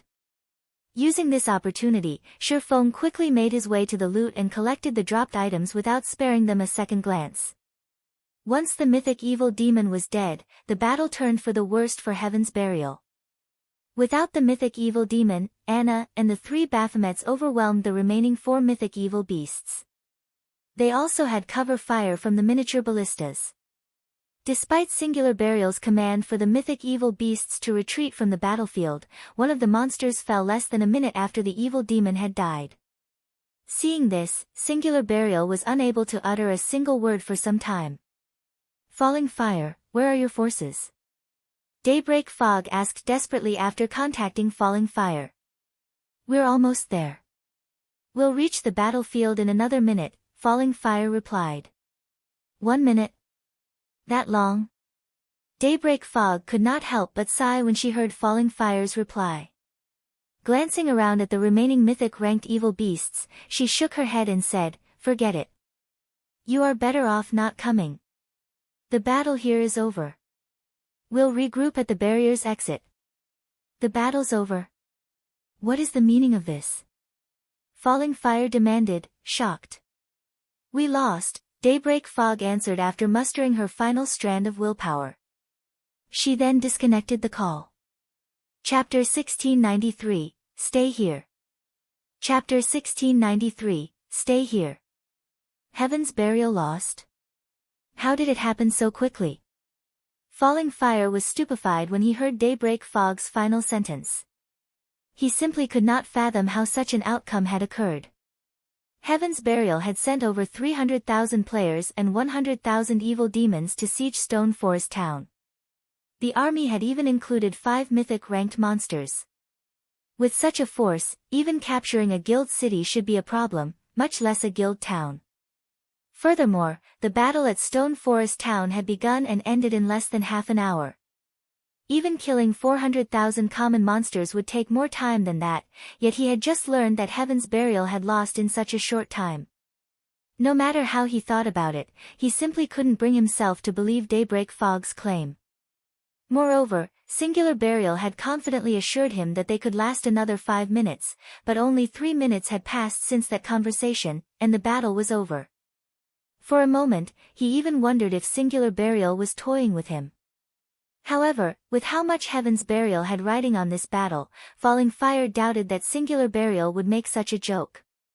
If Singular Burial were really joking, only Heaven's Burial would suffer for it. Should we retreat? Qin Muyun, the woman beside Falling Fire, asked. She wore a suit of silver plate armor and carried a buckler engraved with divine runes. No. How can we possibly just leave after spending all of that time and effort to get this far? Even if Heaven's Burial is heavily wounded, Zero Wing shouldn't fare much better. Let's go and take a look. If there is a chance of victory, we can use the opportunity to capture Stone Forest Town, Falling Fire said, shaking his head. Moreover, we have the advanced magic array, Magic Dragon's Descent. Mythic evil demons and beasts can't compare to the Magic Dragon. Not even a city's defensive magic array can last more than a few hits against it. Capturing Stone Forest Town will be child's play. Qin Muyun nodded her agreement. This time, their superiors had instructed them to show Zero Wing and everyone else in God's domain the consequences for provoking Blackwater. Although Heaven's Burial's swift defeat had been a surprise, it was not exactly impossible. The majority of Heaven's Burial's evil demon army consisted of recently spawned demons, which still sorely lacked strength. Meanwhile, Heaven's Burial's player army only had around 170,000 elite members, while the rest were normal guild members. As for the guild's experts, Heaven's Burial had only dispatched around 5,000 due to the losses the guild suffered in Ancient Rock City. On the other hand, Blackwater had dispatched over 6,000 experts and 10,000 elite players. In addition, the army had 5 Tier 2 experts, Falling Fire, Laughing Drunkard, Lethal Gale, First Ghost, and Qin Muyun. With their arrangement of 1 Tier 2 Shield Warrior, 2 Tier 2 Berserkers, and 1 Tier 2 Assassin, they could offer the support to allow Falling Fire to display the full strength of a Tier 2 Elementalist. In contrast, Heaven's Burial only had 3 Tier 2 players, and there wasn't a single MT among them. They had also brought with them 8 catapults. Even if they had to face 2 or 3 mythic monsters, they had a high chance of victory. Falling Fire and Blackwater's forces immediately increased their pace towards Stone Forest Town. After running for nearly 1 minute, the army arrived at the top of a slope some distance away from Stone Forest Town. However, as Falling Fire began to organize his troops and advance on the town, he heard the sound of a massive explosion. The forest ahead of him trembled with the force of the explosion, and after a moment, a towering pillar of light destroyed the blast's surrounding terrain. Pitch-black fire devoured the nearby trees in the blink of an eye, leaving only cinders behind. When the light pillar faded, Falling Fire's team spotted a 50-meter-tall evil earth dragon laying in the ashes. The evil earth dragon's HP had already reached 0, and its entire body had burned to black. Deep cuts scored the evil earth dragon's entire body, with some so deep that one could even see the mythic monster's white bones. Several hundred of these deep gouges decorated the evil earth dragon's form. Blackwater's members gasped when they saw this corpse's miserable state. The light pillar had also killed hundreds of evil demons and players. However, that wasn't the worst part. Despite these players clearly being dead, their translucent souls still occupied the battlefield. Meanwhile, these souls were in agony as the pitch-black flames continued to burn them. Seeing this, ordinary players might not realize what was happening, but the large guild's upper echelons and experts understood very well. This was a soul attack, and any player the attack killed would lose more than just one level. It was very likely that these players wouldn't be able to log back into God's domain for some time. Meanwhile, 3 gigantic figures stood beside the evil Earth Dragon's corpse. Each of these figures was 30 meters tall, and they all held crimson longswords in their right hands, the blades of which were wrapped in pitch-black fire. Once they saw their prey's corpse, the 3 Baphomets split up and charged at the nearby evil demons and Heaven's Burial members. Every time the Baphomets swung their swords, dozens of evil demons and players lost their lives. None of these evil demons or players could withstand a single hit from the high demons. The 3 Baphomets were like demon gods as they slaughtered the evil demons and Heaven's Burial members. Only the half-HP mythic evil beasts could hold off a high demon for any length of time. However, despite only one Baphomet facing off against the 2 remaining mythic evil beasts, the latter lost HP rapidly. It was only a matter of time before they died. Falling Fire and the others wore somber expressions as they watched this scene. The 3 level 80 mythic ranked high demons even overwhelmed the evil Earth Dragons. Before these monsters, players were a joke. Falling Fire finally understood why Heaven's Burial had been defeated so quickly. How is Zero Wing so powerful? Falling Fire was greatly confused as he watched the 3 Baphomets slaughter Heaven's Burial's forces. Obtaining one such powerful monster was already extremely difficult, yet Zero Wing had command of 3 of them. Not even super guilds were capable of such a feat. Blackwater's members. Shi Feng, who stood some distance behind the Baphomets, quickly noticed the spectating crowd on a distant hillside. Since you're here, you should stay here forever. Saying so, Shi Feng instructed 2 of the Baphomets to charge at Blackwater's army. The Baphomets he had summoned had a very short duration of 5 hours. Since Blackwater's forces had already arrived, he didn't mind taking them out. Fortunately, Heaven's Burial was no longer a threat to Zero Wing. He could finish off its members after taking out the larger threat, Blackwater's forces. Damn it! Falling Fire shouted. Watching the 2 Baphomets dash towards them, Falling Fire could easily guess what Shi Feng had in mind. Immediately, he commanded, "Summon the magic dragon. Activate the defensive magic array."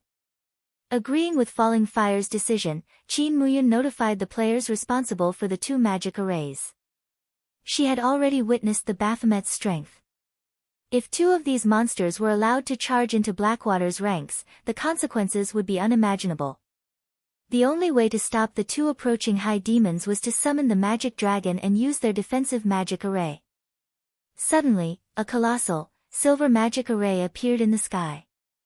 A moment later, a dragon covered in pitch-black scales and silver runes manifested before Blackwater's army. Magic Dragon Clan, High Inferior Dragon, Mythic. Level 75.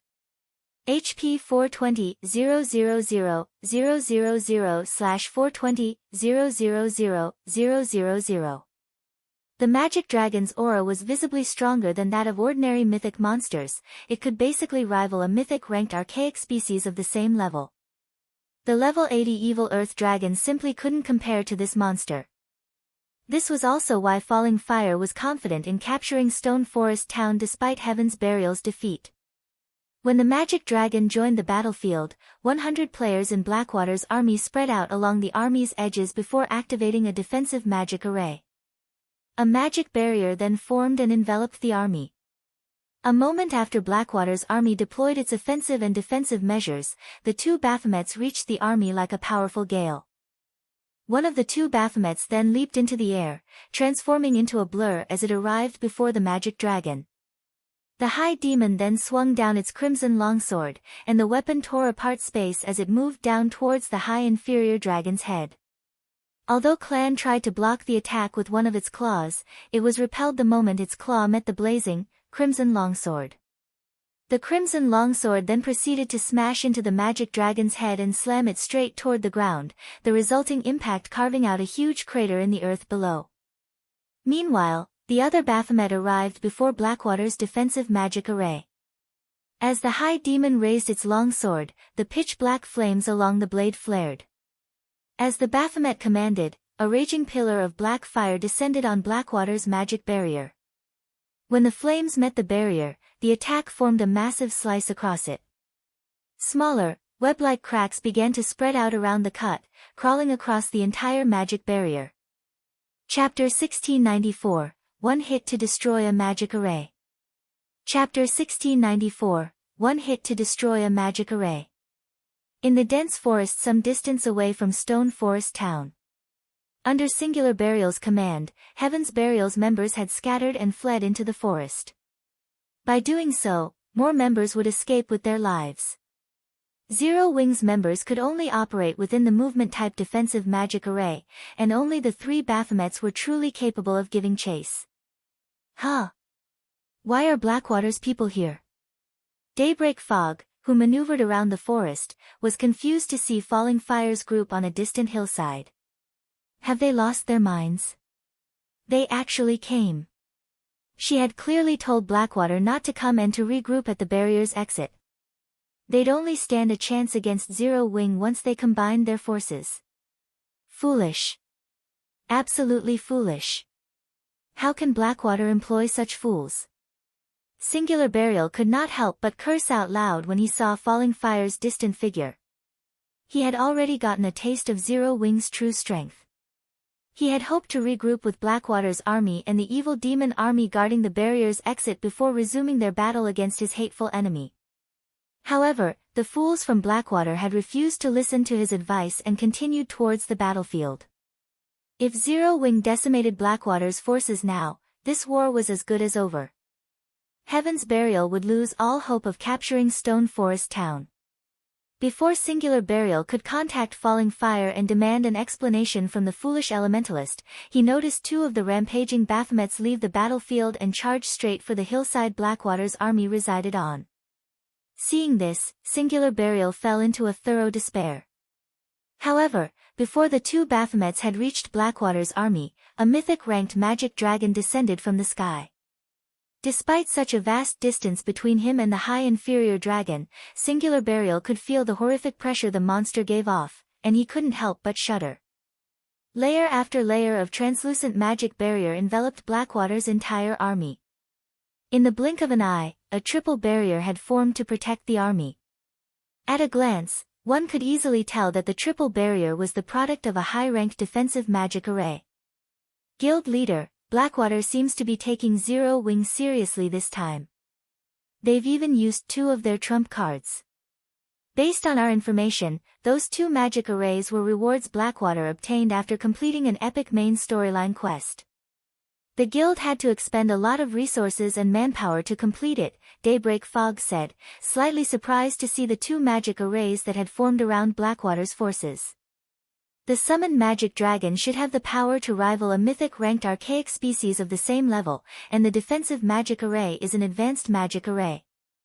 It can block even Tier 4 attacks with ease. With those 2, we might stand a chance against Zero Wing. Some of Heaven's Burial's upper echelons breathed a sigh of relief when they heard Daybreak Fog's explanation. Singular Burial's eyes shone with joy. If they had a mythic-ranked archaic species on their side to fight with their forces and the 2 remaining evil earth dragons, they should be able to keep Zero Wing at bay for quite some time. Once the other evil demon army arrived, it might even be possible to suppress the 3 Baphomets. Moreover, the Baphomets wouldn't be able to clash their armies for some time with the advanced defensive magic array to protect them.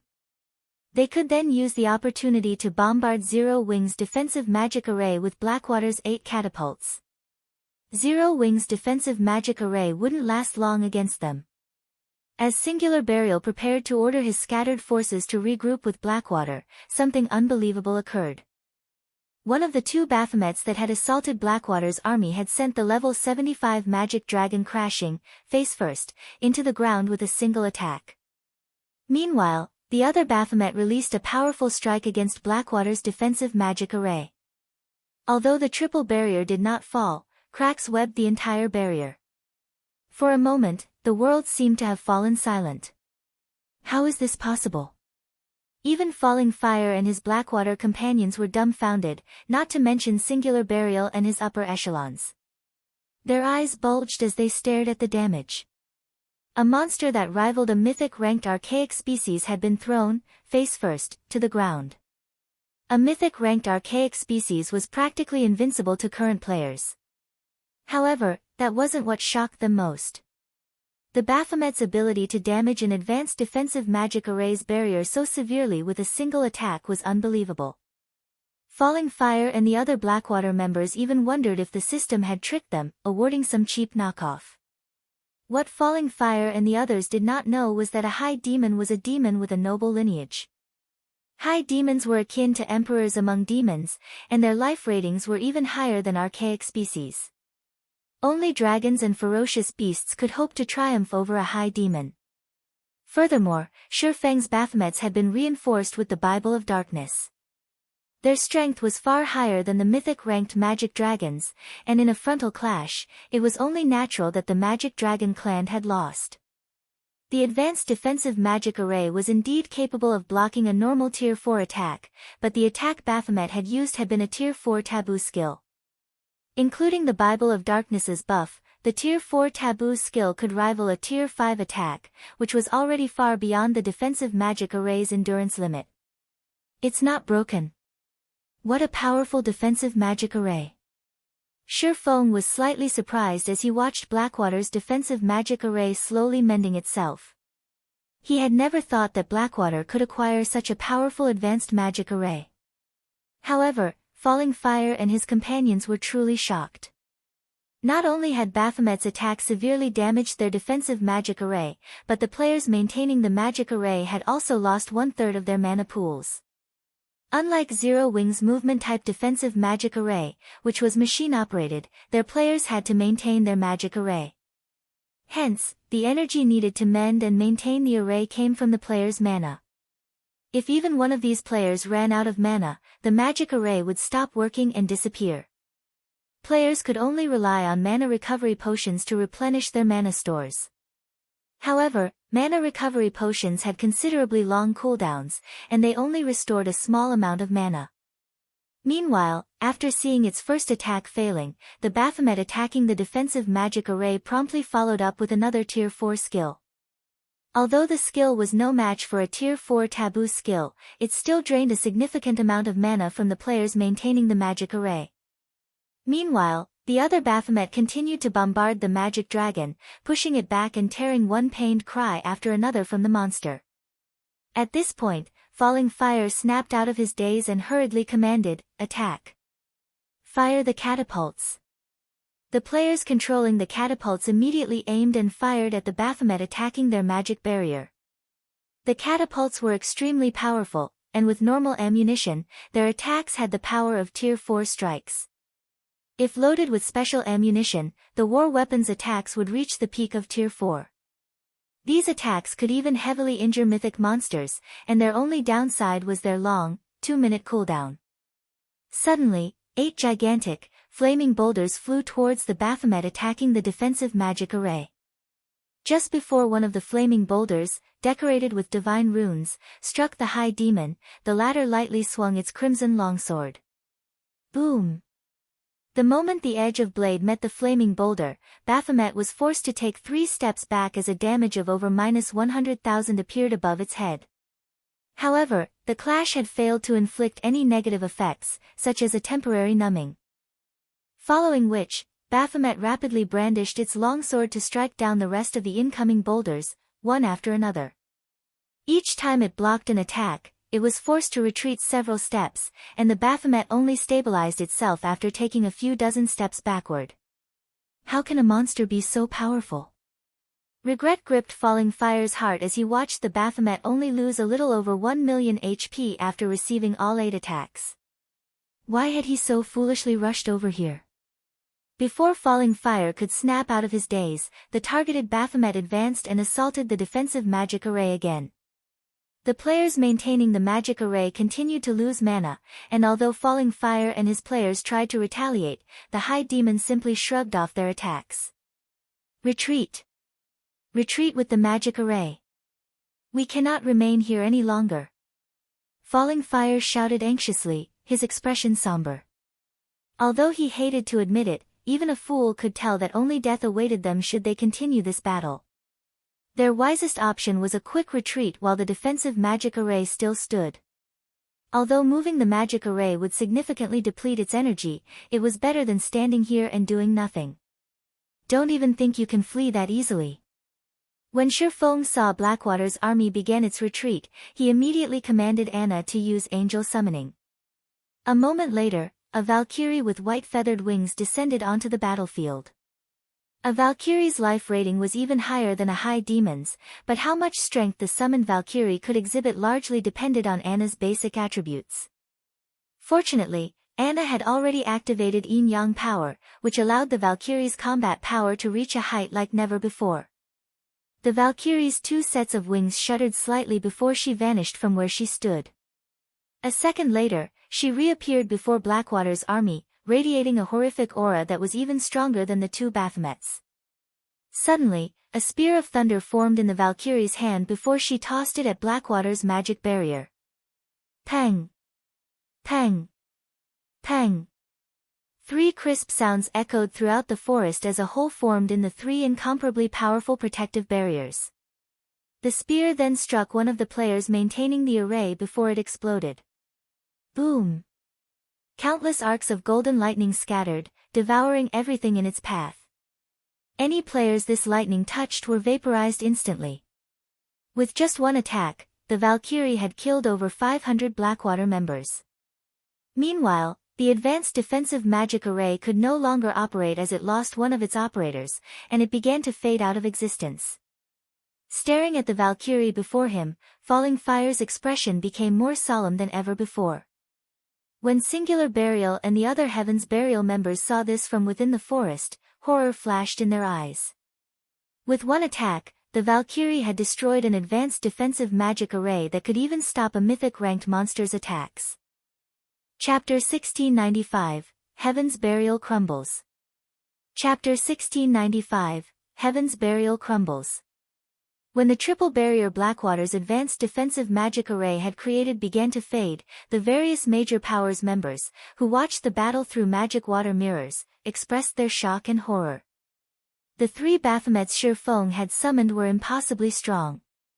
But even one of their full-powered attacks had only cracked the defensive magic array's outermost barrier.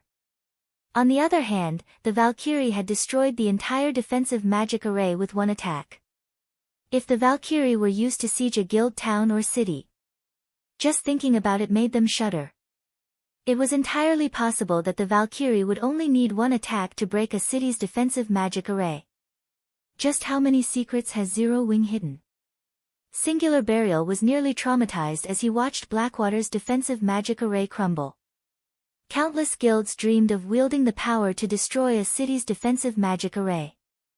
Breaking a city's defensive magic array was, after all, the most important part of trying to capture a city.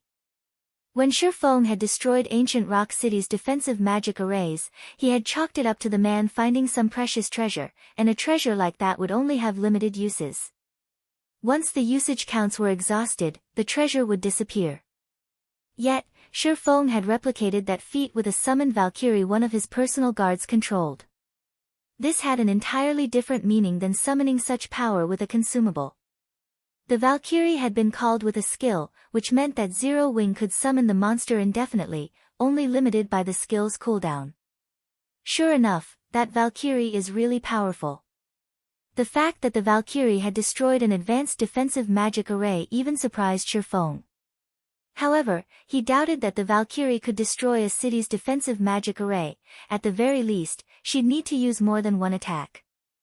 An advanced defensive magic array, which players had to maintain, and a city's defensive magic array were two very different things. A player-maintained defensive magic array had the advantage that it could be deployed at any given time. However, its flaws were obvious. First, there was the problem of mana consumption. Second, no harm must come to the players maintaining the magic array. Otherwise, the magic array would crumble.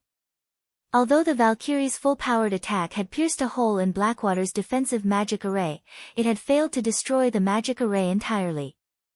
The attack had merely drained a considerable amount of mana from the maintaining players. The attack had only destroyed the barrier because it had killed a few of the players maintaining it. This wouldn't happen with a city's defensive magic array. At most, the Valkyrie's attack would deplete some of the magic array's energy. Meanwhile, since Blackwater's army had lost its defensive magic array's protection, it had no way to deal with the High Demon before it. Each time Baphomet swung its crimson longsword, it reaped the lives of over 100 players. After the players died, Baphomet's soul fire continued to burn their immortal souls. In the blink of an eye, Baphomet had killed over 1,000 players. Falling Fire's heart bled when he saw this. Blackwater had dispatched 20,000 players to capture Stone Forest Town, 6,000 of which were guild-nurtured experts. It was one thing if these experts died, but if their immortal souls were damaged, they'd be prevented from logging into God's domain for several days. This would be a massive loss for the guild. With no better choice, Falling Fire could only follow Heaven's Burial's example and order a retreat, telling his men to scatter. Only one Baphomet had targeted the force, and even if the High Demon were very fast, it could only kill a limited number of players if everyone ran in different directions. Seeing this, Shifeng sneered and waved a hand. Suddenly, hundreds of miniature ballistas launched their exploding arrows at Blackwater's members, each arrow containing power at the peak of Tier 2. When Blackwater's members saw the volley of arrows rain down on them, they felt their scalps tingle. After a series of explosions, the hillside became a barren wasteland covered in small craters and scorched earth. Although Blackwater's members had responded to the volley very quickly, over 2,000 players had died in the first wave of arrows. The miniature ballista's effect was wondrous. Watching volley after volley of exploding arrows rain down on his forces, Falling Fire turned to flash Shifeng a chilling glare as he fled. His forces had suffered a tragic loss. Against the several hundred miniature ballistas' continued bombardment and the High Demon's pursuit, he'd be lucky to leave this battlefield with less than half of his original army if they escaped at all. Heaven's Burial and Blackwater's forces continued to scatter, running all the way to the Sealing Barrier's single exit. Naturally, Shifeng ordered his guild members to chase the two guilds down, leaving scorched earth and corpses in their wake. As they watched Zero Wing's members chase hundreds of thousands of players relentlessly, the crowd in Stone Forest Town was stupefied. Ruthless. Zero Wing was utterly ruthless. This was the crowd's evaluation of Zero Wing. Normally, after one side won a guild war, it would only chase its enemy for 10 or so minutes if it wanted to exploit its victory. Chasing the enemy players for any longer than that could lead to unnecessary losses, yet Zero Wing ran after Heaven's Burial and Blackwater's members for over half an hour, hunting the two guilds' forces to the Sealing Barrier's exit. In the end, Zero Wing had slaughtered every mythic evil demon and mythic evil beast Heaven's Burial had sent to the Stoneclaw Mountains. The guild didn't even spare the mythic monsters that had guarded the Sealing Barrier's exit. All evil demon above Lord rank had been annihilated as well. Meanwhile, Zero Wing suffered 0 casualties throughout this entire battle. If they told other players of this battle, those players would likely assume they were either joking or bragging. However, such a miraculous battle had indeed occurred before them. 3 Baphomets guarded the exit of the barrier sealing off the Stoneclaw Mountains, preventing anyone from leaving the map. Any player or evil demon that tried to approach the exit was killed or sent flying. No one was allowed past these high demons. Black Flame. Don't go too far. Singular Burial bellowed as he glowered at Shifeng, who stood within Zero Wing's movement-type defensive magic array. The Sealing Barrier's exit wasn't particularly large. Normally, 10 or so evil demons was enough to block it off completely. The Baphomets with their gigantic frames easily guarded the exit, and with their outrageous strength, Heaven's Burial and Blackwater's forces had no hope of leaving the Stoneclaw Mountains. Their forces could only watch as Zero Wing's miniature ballistas slowly approached.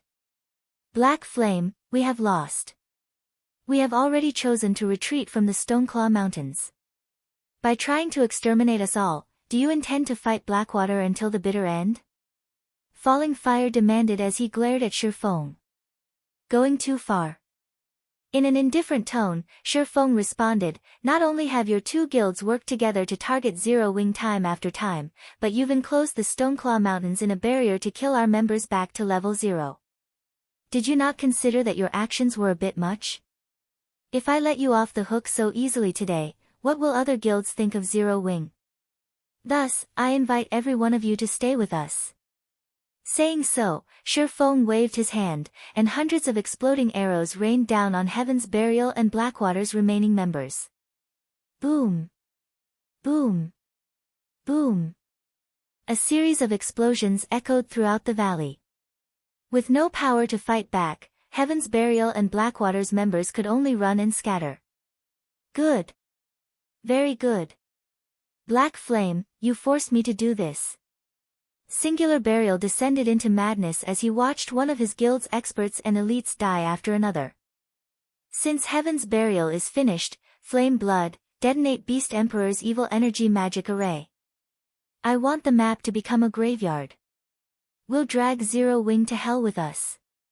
Shortly after Singular Burial issued the command, runes began to appear above the Stoneclaw Mountains. The evil energy within the map went berserk, gathering in the array Beast Emperor had previously constructed. The earth trembled as the terrifying power concentrated. It felt as if Armageddon had come to the Stoneclaw Mountains. Lunatic.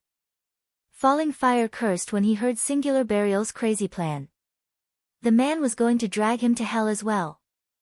Because of this turn of events, Zero Wing's members wore somber expressions. They could all feel the horrific power concentrating at the gigantic magic array near the exit of the ceiling barrier.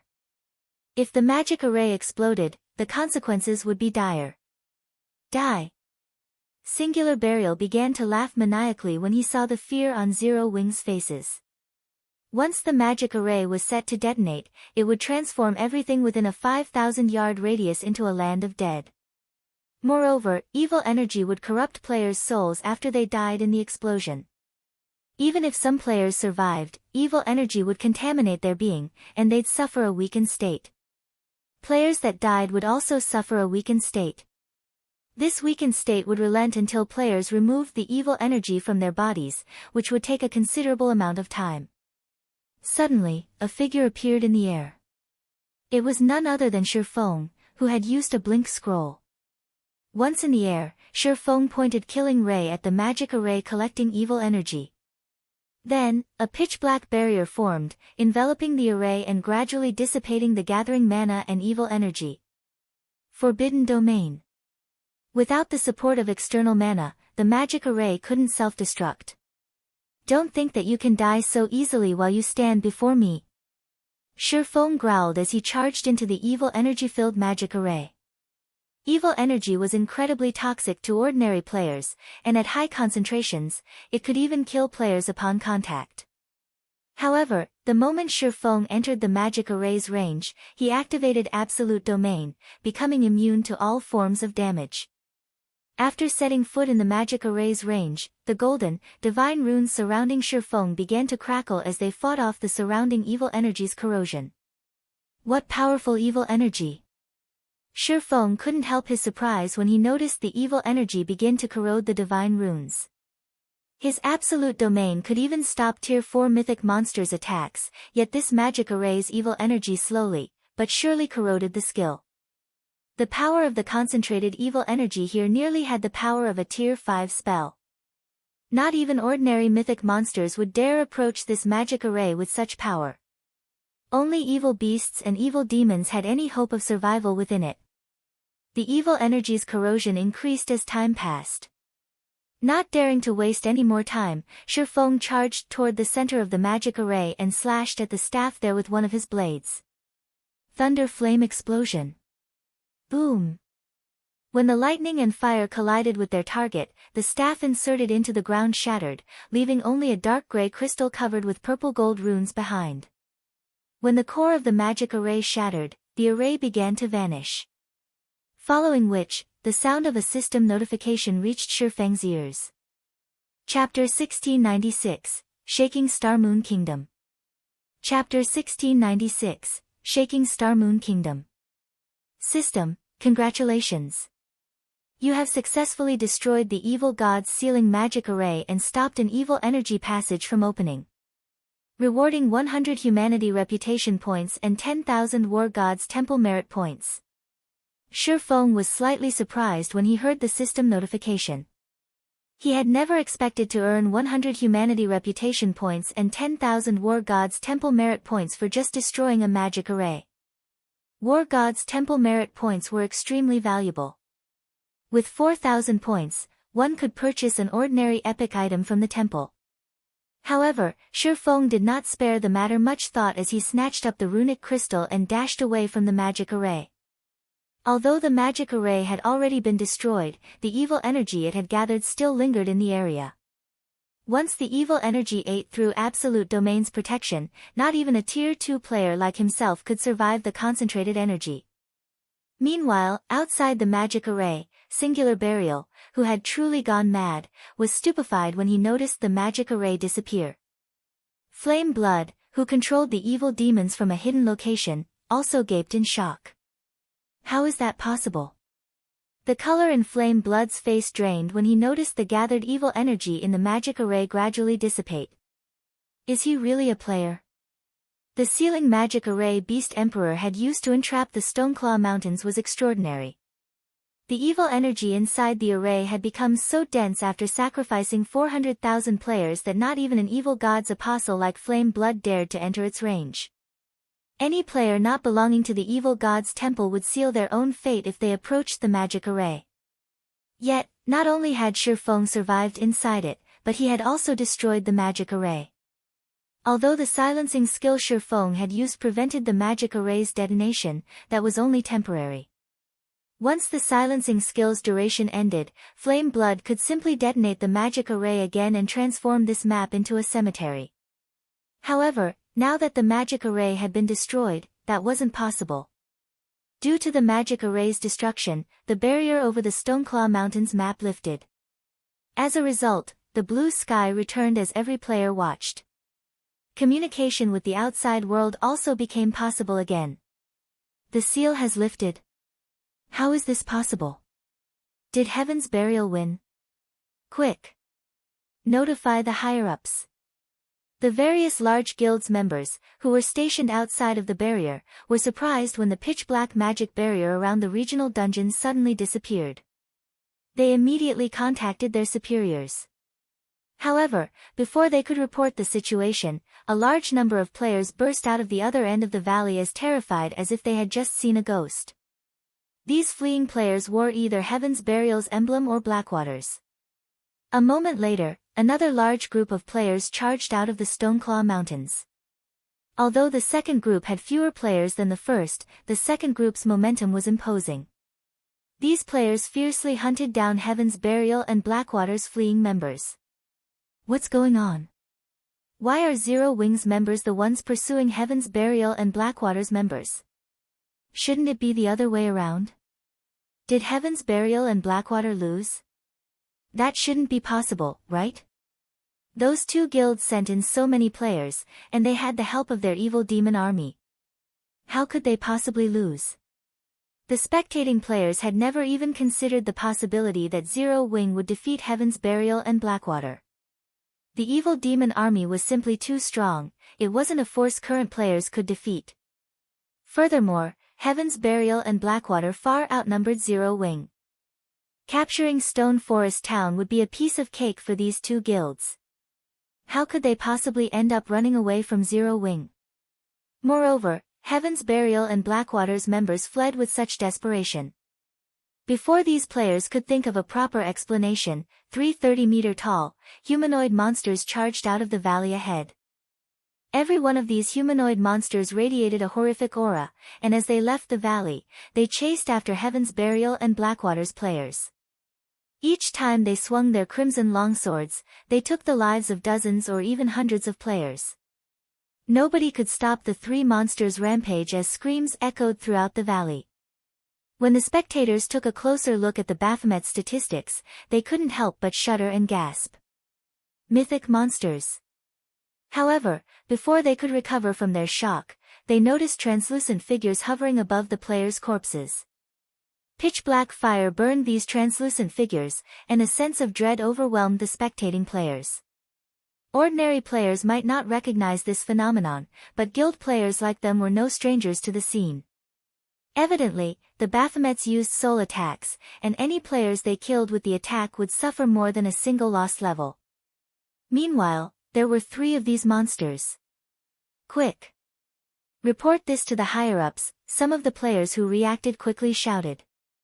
News of the barrier around the Stoneclaw Mountains lifting quickly spread to Star Moon Kingdom's various large guilds. And it wasn't the only news they received.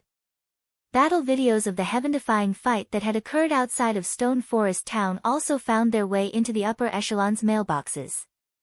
These videos clearly displayed the full development of the war between Zero Wing and Heaven's Burial. Despite these upper echelons' experience in numerous field battles, team battles, and even guild wars, when they watched the fight outside of Stone Forest Town, they couldn't help but be dumbfounded. Watching Shifeng resist Heaven's Burial's war weapons was particularly mind-blowing. No player had ever done anything like it, yet Shifeng had achieved the feat effortlessly. The strength and defense he displayed were simply unheard of. In addition, the guild's upper echelons watched the 3 Baphomets annihilate the mythic evil demon and 4 mythic evil beasts, and 1 tier 3 or tier 4 large-scale destruction spell fall on the battlefield after another. Seeing several hundred miniature ballistas fire their arrows as one was also spectacular. Overall, the battle had completely transformed the terrain outside of Stone Forest Town. Guild experts had been little more than ants in the battle, unable to accomplish anything. In the Star Alliance's residence in Star Moon City. So, Heaven's Burial has been defeated? Galaxy Past revealed a bitter smile when he received news of Zero Wing's victory. Now, no one in Star Moon Kingdom can stop Zero Wing. Guild leader, did you predict that Heaven's Burial would lose from the very beginning? Purple Eye asked curiously. Based on Galaxy Past's tone, he didn't seem surprised by this war's outcome. No, I didn't know, but I had a feeling that Zero Wing wouldn't lose. The guild has performed many miracles since its establishment, and there's nothing surprising about it performing one more, Galaxy Past said, shaking his head. However, Zero Wing's performance this time did surpass even my expectations. Despite facing such a powerful force, it still won so effortlessly, even killing over 200,000 Heaven's Burial members and 15,000 players from Blackwater. The various superpowers following the war between the 2 guilds were shocked when they learned of its outcome. Zero Wing. They still had such a trump card. It's no wonder why the guild rejected our kind-hearted offer. Yuan Tiexin paled as he watched the 3 Baphomets in the video before him. High demons. He had only read about this type of demon in the libraries he had visited. High demons were emperors among demons. Their life ratings were even higher than archaic species, yet Zero Wing had summoned 3 of these high demons. It was only natural that Heaven's Burial had lost. After this war, Star Moon Kingdom's various major powers, as well as those operating in secret within the kingdom, realized that Zero Wing had grown past its status as a fledgling guild. Now, Zero Wing's development in Star Moon Kingdom was truly unstoppable. The guild had proven its foundations to join the ranks of the various superpowers and compete for hegemony in God's domain. Shifeng had returned to White River City with the loot he had obtained from the mythic evil demons and mythic evil beasts. He hadn't stayed in the Stoneclaw Mountains to participate in the cleanup battle. Heaven's Burial's main force was already finished, and Blackwater had lost over 80% of the experts it had dispatched. Baphomet's soul fire had even claimed many of them. Once the resurrected and could log back into the game, they'd be essentially crippled for a considerable time. From today onward, neither of these 2 guilds would find any success in Star Moon Kingdom. In fact, Heaven's Burial might even have trouble continuing in the game at all. After returning to White River City, Shifeng retrieved his latest bounty, looking through the items with shining eyes. This was especially true when his gaze fell on the dark gray crystal covered in runes. When he had picked the crystal up earlier, he had still been surrounded by dense evil energy. He hadn't had the time to inspect his harvest properly. Now, however, he could feel how frightening this dark gray, runic crystal truly was. The concentrated energy within was astonishing, even surpassing the mana within 7 luminaries crystals. Comparing a 7 luminaries crystal's energy levels to this dark gray crystal was like comparing a candle flame to a forest fire. It felt as if this single crystal contained the power of an entire world. What is this thing? Shifeng muttered curiously as he inspected the item. Chapter 1697, Miniature World. Chapter 1697, Miniature World. When Shifeng tried inspecting the dark gray crystal, the result he got was simply a bunch of unknown. In fact, he didn't even get the name of the crystal. It can't be inspected. Shifeng grew even more curious upon receiving this result. He immediately activated Omniscient Eyes and appraised the crystal. Aside from weapons and equipment, cases where an item could not be inspected were rare. In such rare cases, the reason for such an outcome was either a frightening origin or damage beyond repair. After Shifeng activated Omniscient Eyes and used them on the dark gray crystal, a loading bar appeared before him. 22 seconds. What an amazing item. Shifeng's eyes glowed with excitement when he saw the time needed to appraise the crystal. Normally, even epic items needed only a dozen seconds or so to appraise. For the crystal before him to need 22 seconds, this proved that the crystal was much more valuable than even epic items.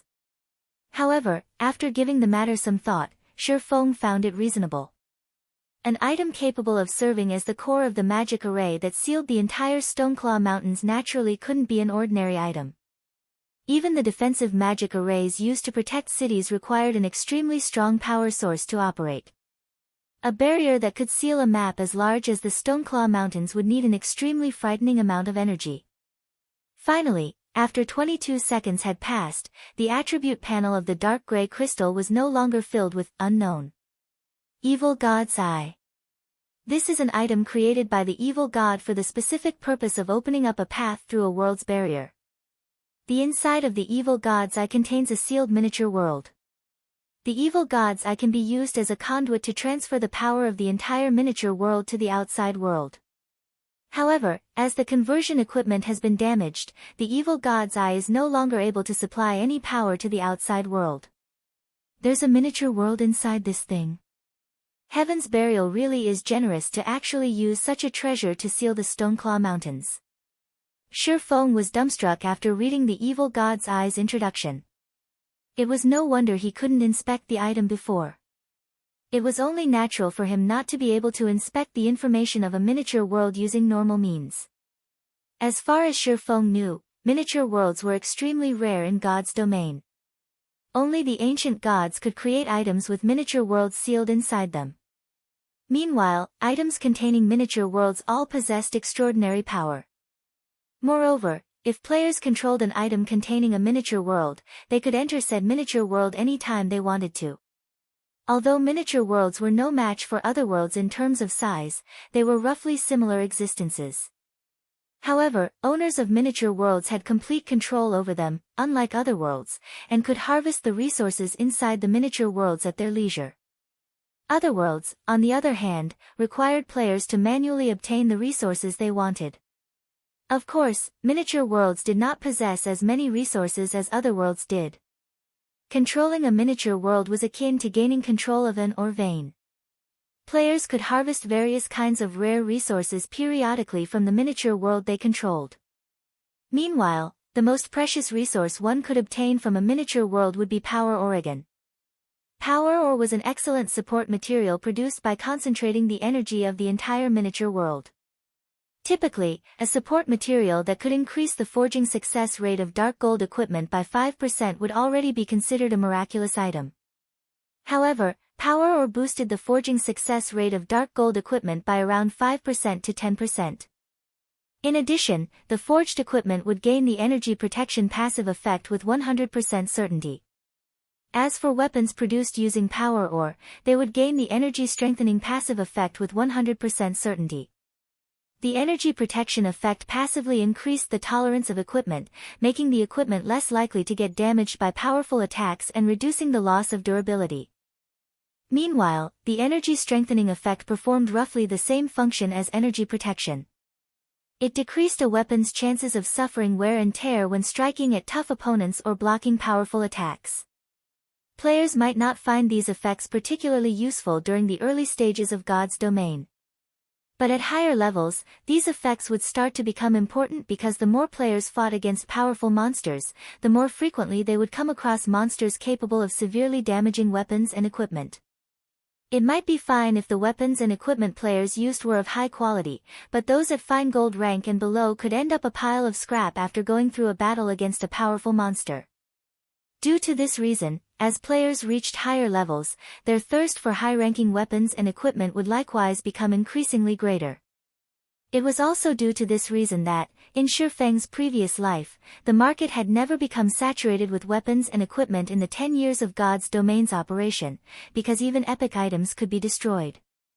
Hence, the various large guilds had actively nurtured their own lifestyle players in the past. This was especially true for lifestyle players capable of producing weapons and equipment. The further guilds progressed into the game, the greater their need for weapons and equipment. During the later stages of the game, guilds even had to prepare multiple sets of weapons and equipment for their members when raiding powerful bosses or fighting large-scale battles with other guilds. Since weapons and equipment made with power or lost durability at a much slower rate, guilds could save up on plenty of coins and materials. In the past, any power ore sold on the market would be bought almost immediately, so long as the price was reasonable.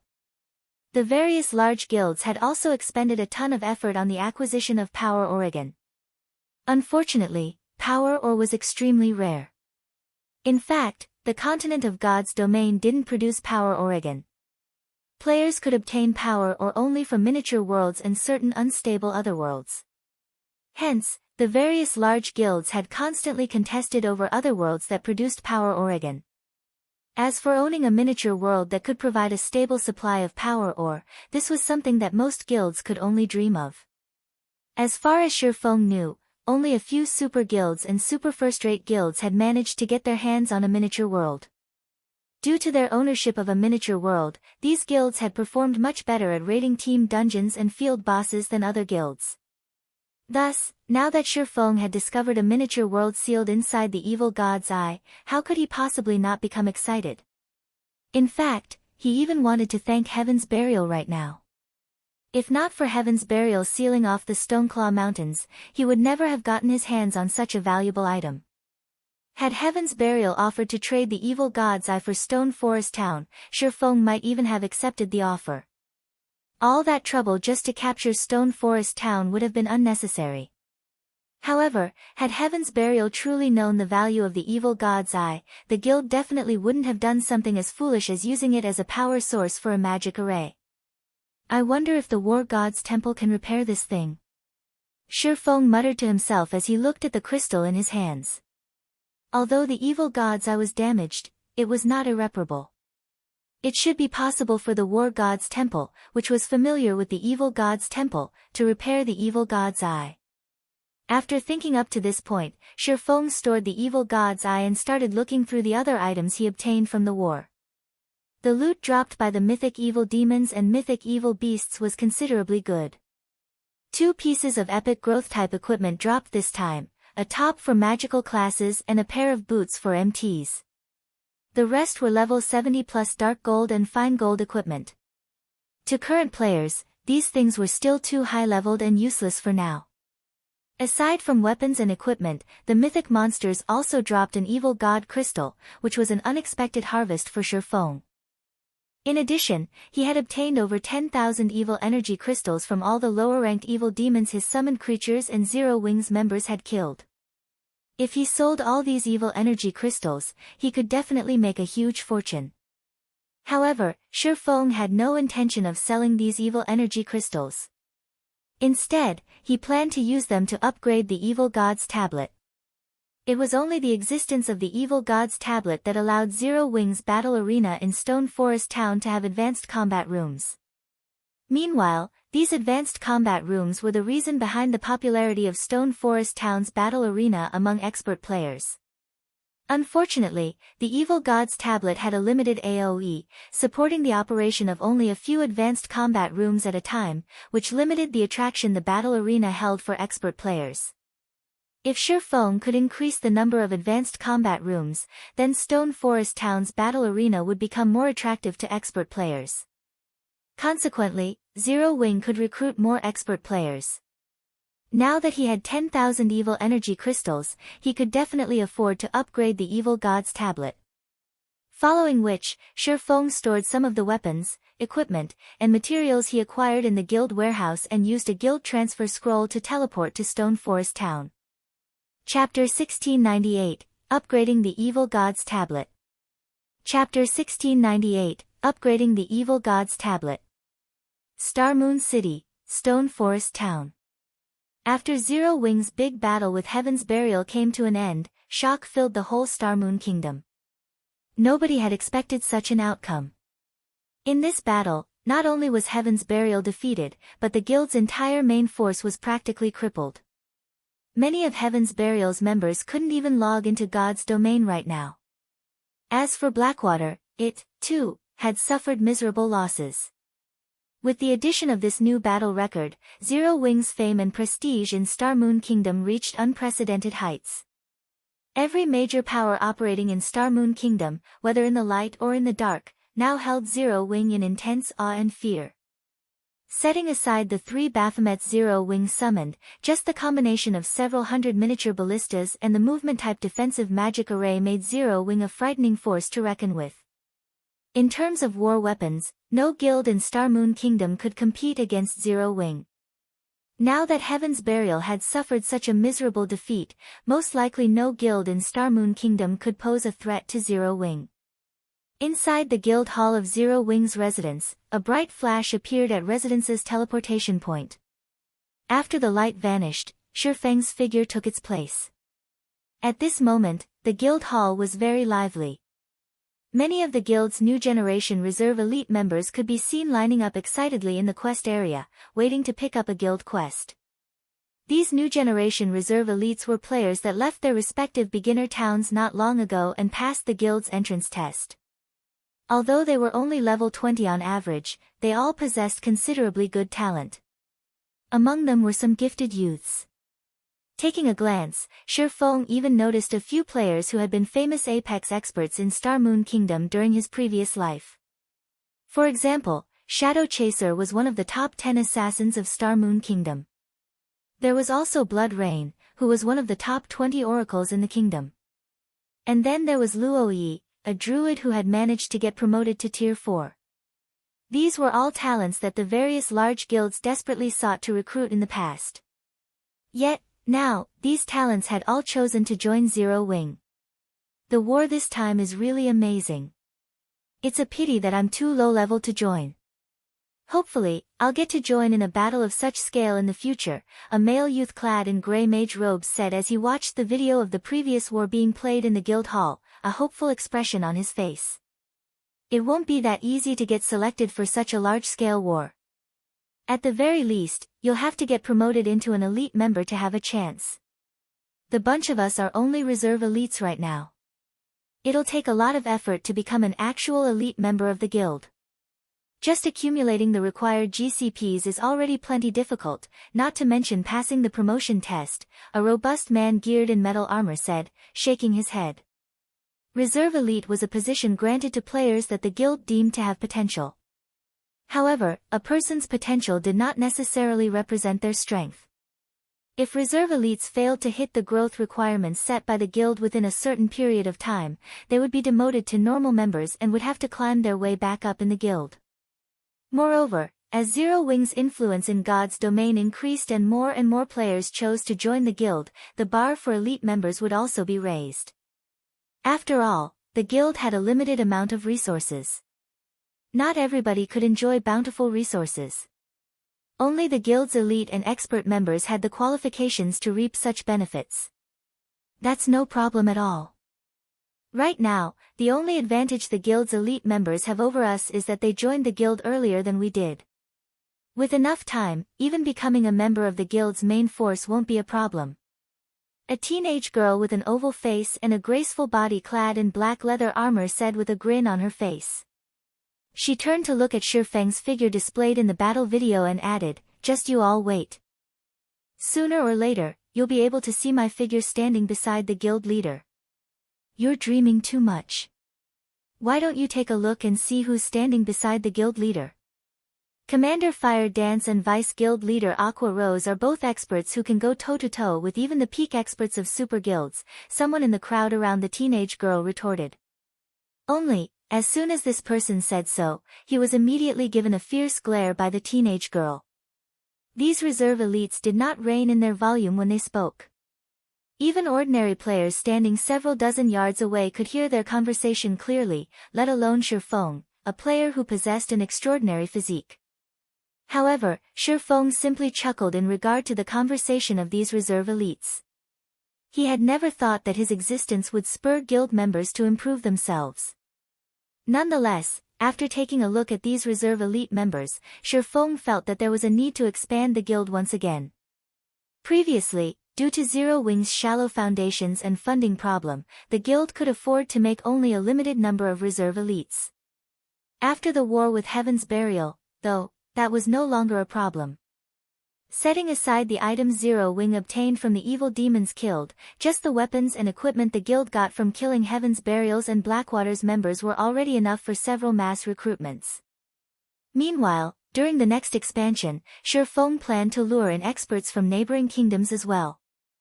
After all, the scale of the war between Zero Wing and Heaven's Burial had been massive.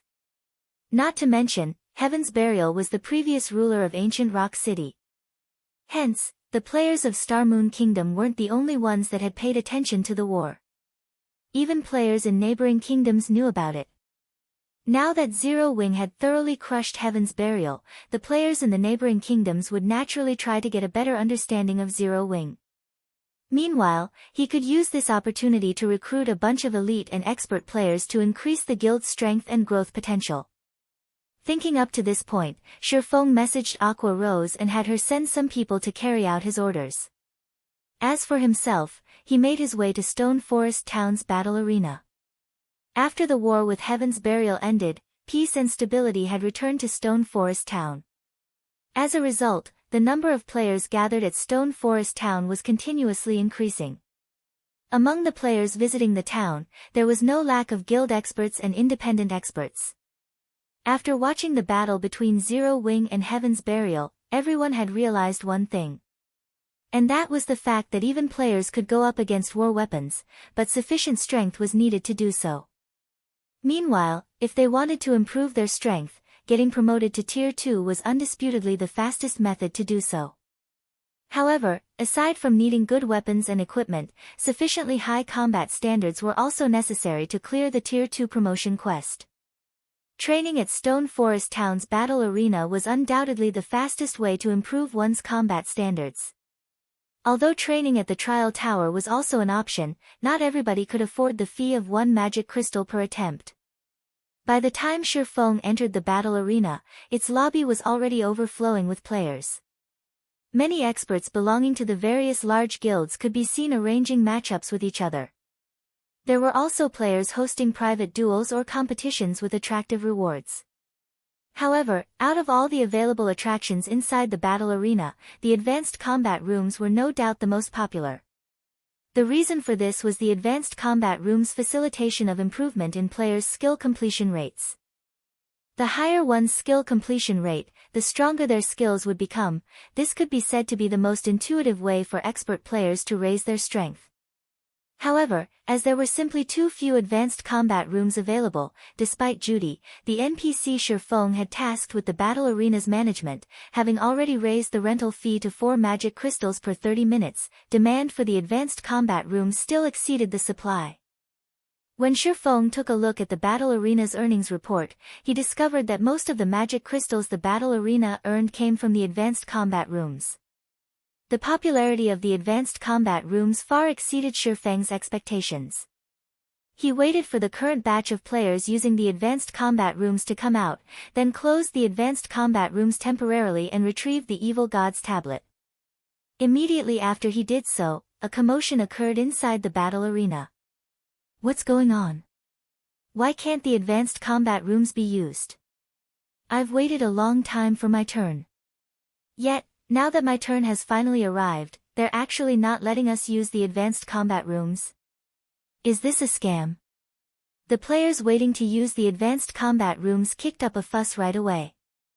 However, everyone received a quick reply from the NPC staff stating that the advanced combat rooms were undergoing some upgrades and that they needed to wait a short while for the upgrades to be completed. System: detecting more than 10,000 evil energy crystals on your person.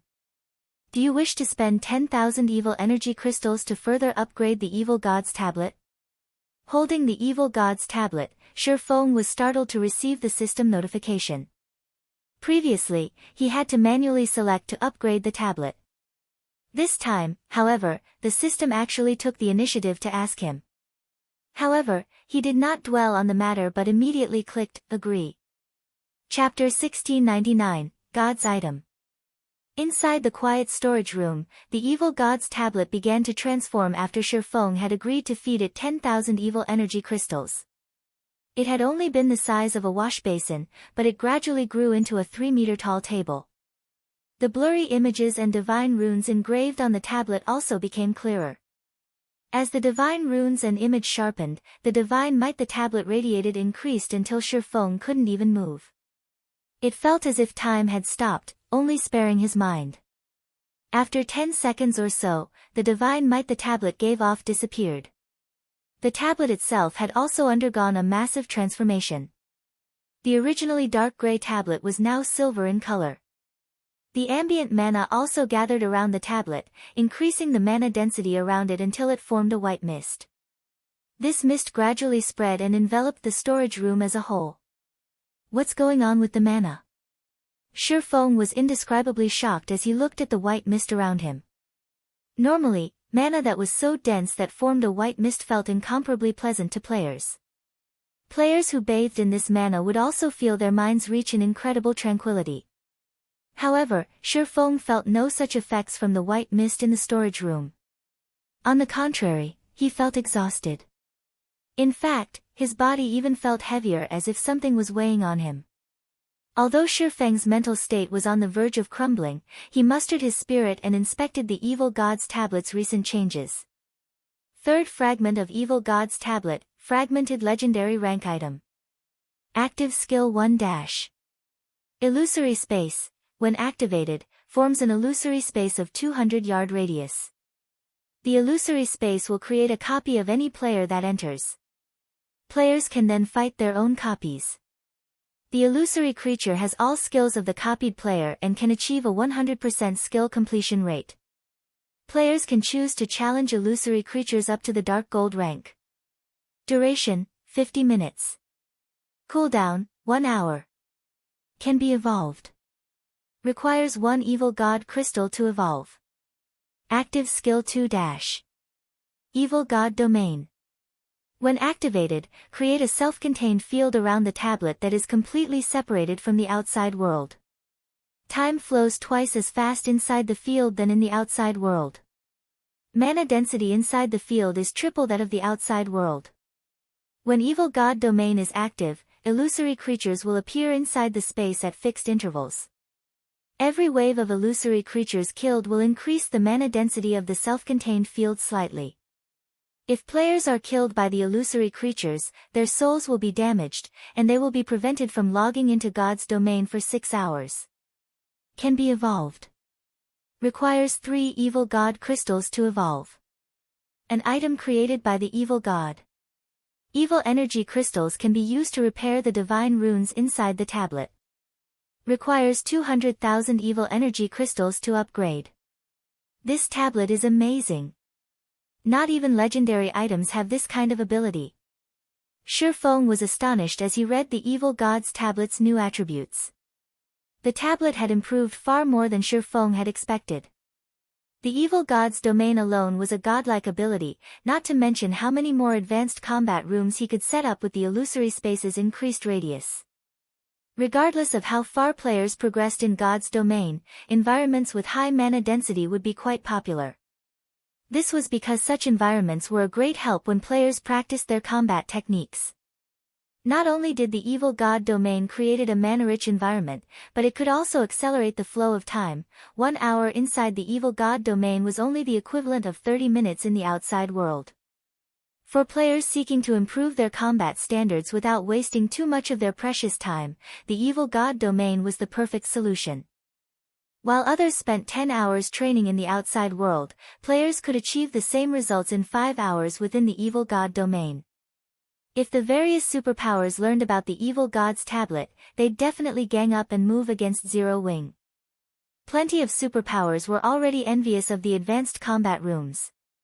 They only refrained from taking action because the cost wasn't worth the potential gains. However, the evil god domain would certainly be the straw that broke the camel's back. The only downside was the illusory creatures that would appear inside the evil god domain. Based on the skill's introductory text, it was obvious that the illusory creatures would grow stronger. As a result, players could only train for a limited amount of time in the evil god domain. When players could no longer fend off the summoned illusory creatures, they'd be forced to leave. If they stayed, and the illusory creatures killed them, they'd suffer a huge loss.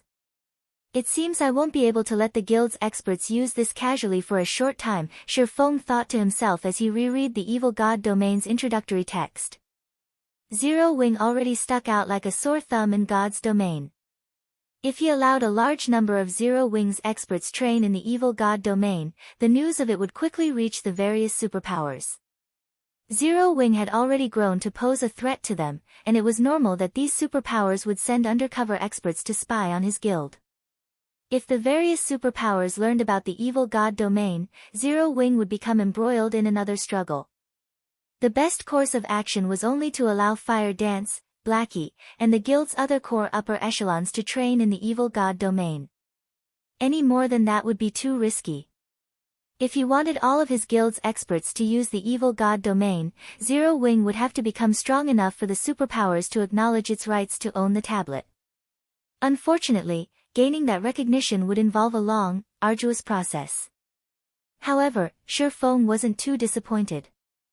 Although he couldn't let too many experts train in the evil god domain, he'd have no issues constructing more advanced combat rooms.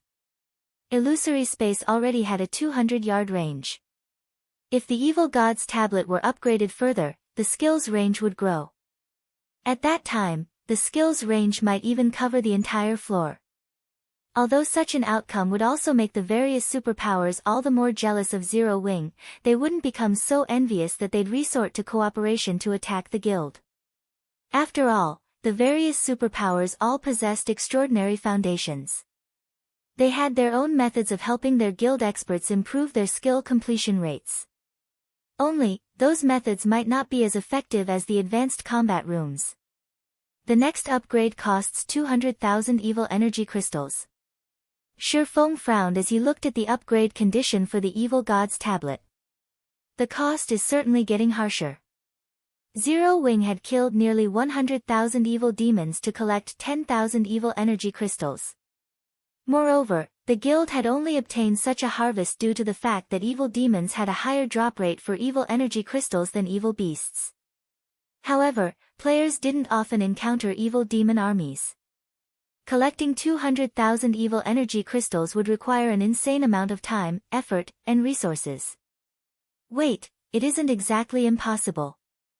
Shi Feng suddenly remembered Ancient Rock City.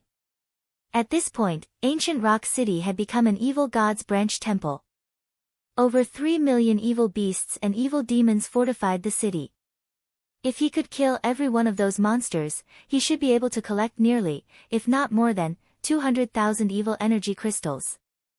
If the various major powers and Beast Emperor knew that Shi Feng played with the idea of attacking Ancient Rock City, they would most likely think he had lost his mind. While everyone else did their best to avoid the city, Shi Feng actually planned to pick a fight with it. As Shi Feng was thinking of ways to deal with the evil god's branch temple, a line of small, bracketed words in the evil god's tablet's attribute panel caught Shi Feng's attention. These two skills can be individually upgraded. When Shi Feng saw that he could upgrade the skills with evil god crystals individually, he was instantly ecstatic. Although evil god crystals were incomparably valuable, he only had one city that needed a power source. Immediately, Shi Feng chose to upgrade illusory space. Suddenly, the evil god crystal in Shi Feng's bag transformed into a streak of light that flowed into the silver tablet. In the next moment, the first of the 6 blurry images on the evil god's tablet became clear. The image depicted an ancient god fighting a 9-headed magic snake. The closer Shi Feng examined the scene, the more immersed in the battle he felt. This is a tutorial for the realms of truth. As Shi Feng continued to inspect the image, his heart began to pound. Chapter 1700, Guild's Foundation. Shi Feng had already reached the realms of truth's ascension realm. Hence, after examining the first image on the evil god's tablet, he was certain that it was a tutorial for the realms of truth. Moreover, the tutorial was extremely detailed that even Shi Feng gained a lot of inspiration from it. What kind of treasure is this evil god's tablet? Curiosity filled Shi Feng as he gazed at the evil god's temple. There was very little information on the realms of truth available in God's domain. If not for a fortuitous encounter some time ago, he wouldn't have learned about these realms, either. This was just like during his previous life, when he had only known that reaching the realms of refinement could sharpen one's 5 senses and help improve one's skill completion rates and combat technique learning efficiency. However, after grasping the principles behind the realms of truth, he had realized how important these realms truly were. In fact, now that Shi Feng had grasped both the realms of refinement and realms of truth, he was confident of defeating 3 or 4 Void Realm experts of the same level simultaneously, even if he didn't have an overwhelming advantage in basic attributes and didn't use any skills or spells. If he said as much to anyone, they'd likely laugh at him for being so overly confident. Most experts would have to flee from a force of 3 or 4 experts of the same realm of refinement, even if their attainment in that realm were higher. Only domain realm experts could take on multiple opponents of the same combat standard. Super guilds were so powerful precisely because they possessed a complete legacy to nurture experts in the realms of refinement. Meanwhile, super first-rate guilds would always remain as super first-rate guilds due to their lack of a complete legacy. This kind of legacy was a guild's foundation. The evil god's tablet was one such legacy. Only, instead of being a legacy that passed down knowledge regarding the realms of refinement, it was a legacy that taught the realms of truth. As far as Shi Feng knew, no power throughout God's domain had a legacy related to the realms of truth. Hence, one could just imagine how valuable the evil god's tablet was. Although the first image on the evil god's tablet only taught the realms of truth's basics, which addressed one's own power usage, it was still extremely valuable knowledge. Furthermore, the table had other engraved images. As long as he put in the effort, it was only a matter of time before he restored the other images as well. Once he did so, he might obtain a complete legacy for the realms of truth. Just thinking about the possibility excited Shi Feng. If everything turned out how he imagined it, Zero Wing would have the foundation to grow into a super guild. Although this foundation would be different from other super guilds, he did not think that this foundation would be any weaker than theirs. He had yet to find the realms of truth's limits, and no one could tell what kind of heights a player could reach by relying on these realms. Moreover, he had an advantage that the various super guilds did not. He knew how to train in both the realms of truth and the realms of refinement, while the super guilds had only explored the realms of refinement. This could be a considerably massive advantage. After Shi Feng finished examining the image on the tablet, he inspected its attribute panel again. Sure enough, this evil god's tablet is a treasure to nurture experts. Shi Feng's eyes glowed when he read the updated introductory text for Illusory Space. Illusory Space. When activated. Skill Effect 1, players wielding an evil energy crystal and standing within 10 yards of the evil god's tablet shall enter the tablet's image with their consciousness, experiencing battle directly. Each evil energy crystal grants 1 complete experience. Skill Effect 2, forms an illusory space of 200-yard radius. The illusory space will create a copy of any player that enters. Players can then fight their own copies. The illusory creature has all skills of the copied player and can achieve a 100% skill completion rate.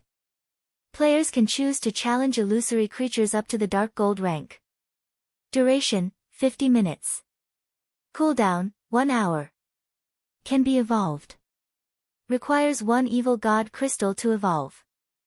With this direct experience tutorial, players could get a firm grasp of the principles behind the realms of truth by experiencing the fight between the ancient god and nine-headed magic snake personally, even if they were utterly ignorant of the realms of truth. This training method was many times more efficient than observing the tablet's image. Only, Shi Feng hadn't expected the evil energy crystal requirement. However, after giving the matter some thought, he found it reasonable. This was a chance to experience the realms of truth directly. This was far better than watching a video. It wasn't unusual for there to be a cost. It seems that I'll need to prepare more evil energy crystals and evil god crystals. Shi Feng could not help but reveal a bitter smile as he gazed at the evil god's tablet. Previously, he had still been somewhat skeptical about the saying that fortune and misfortune existed alongside each other in God's domain. Now, however, he believed in the saying completely. Originally, the evil god's temple's arrival should have been a disaster for both Zero Wing and Star Moon Kingdom. Looking at it now, however, Shi Feng found that it was an opportunity. Otherwise, he really wouldn't know where to locate so many evil energy crystals and evil god crystals. After all, only evil demons and evil beasts dropped these items. Immediately, Shi Feng took out an evil energy crystal and activated illusory space to test out the tutorial. Suddenly, the evil god's tablet released a dazzling purple glow. Shi Feng then felt as if his entire being were sucked into the tablet. Following which, the scene before him underwent a heaven-defying transformation. By the time Shi Feng realized it, he was standing in the middle of a primordial wasteland. Dark, rumbling clouds covered the sky above him. Meanwhile, before him was a 500-meter-tall nine-headed magic snake, which towered like a mountain that released a boundless aura. The power within its breath could likely kill a Tier 5 existence instantly. Each of the nine-headed magic snake's heads contained a different kind of power. When all 9 powers combined, the resulting power could be akin to a natural disaster. In the past, Shi Feng had watched the battles of Tier 6 God-ranked experts, and he doubted that those Tier 6 players would even survive 2 or 3 hits from the nine-headed magic snake. Fortunately, the magic snake's horrific aura didn't affect Shi Feng in the slightest right now. He could feel that his consciousness had entered the ancient god that had fought the nine-headed magic snake in the tablet's image. However, although that was the case, he could not move the body. He could only quietly observe and feel the ancient god's actions. Following which, the ancient god started his battle against the nine-headed magic snake. However, contrary to expectations, the struggle wasn't intense. Rather, it was a one-sided beating. The ancient god effortlessly evaded or blocked every attack the behemoth sent. Every move the ancient god executed looked like a profound and complex combat technique. Shi Feng was utterly mesmerized by the way the ancient god fought. After 10 minutes or so, the tutorial came to an end. Before Shi Feng even realized what was happening, his consciousness left the evil god's tablet and returned to his body. Amazing! So, these are the true realms of truth. Shi Feng was at a loss for words. Reinbeck had acknowledged that he had grasped the basics of the realms of truth, but compared to the foundations the ancient god taught, the basics he had learned were mediocre at best. If he had to score the basics he had discovered and learned himself, they would only earn a passing mark of 60 out of 100. Meanwhile, the ancient god's basics would score a perfect 100. There were simply too many aspects he needed to improve. Although Shi Feng wished to experience the tutorial again, he could only experience the tutorial once each time he activated illusory space. He had to wait until the cooldown was over. However, the 1-hour cooldown was too long for Shi Feng. He still had many things he needed to take care of. He had no choice but to give up for now. Moreover, he had gained plenty of inspiration from his first visit. It would take him quite some time to digest all of the newfound information. Following which, Shi Feng called Judy over to start rearranging the layout of the battle arena's 7th floor. Previously, the evil god's tablet had only had a 100-yard radius. Now, it had increased to a 200-yard radius. The total available area had essentially quadrupled. There was definitely a need to rearrange the floor's layout. After spending around 20 minutes or so deciding on the layout, they ended up squeezing in 40 advanced combat rooms into the Evil Gods tablet's range. That was more than 4 times of what had been previously available. With this, the battle arena could earn at least 4 times more income from the advanced combat rooms. But Shi Feng still wasn't satisfied. He then instructed Judy to increase the advanced combat room's rent, pushing the original cost from 4 magic crystals to 10 magic crystals. Guild leader, I'm afraid that this price far exceeds what most experts can afford. If we go through with this price increase, many experts will give up on renting the advanced combat rooms, Aqua Rose anxiously said when she saw the new price Shi Feng offered. Expert players were the advanced combat room's main customers. She had constantly been managing Stone Forest Town's candlelight trading firm and battle arena, so she had a clear grasp of the various experts' daily incomes. The previous price, for magic crystals, was already the limit for many experts. If the advanced combat room's rent increased to 10 magic crystals, even the experts from well-known adventurer teams would have a hard time affording it. If that were the case, these expert players would rather train in the Divine Colosseum instead.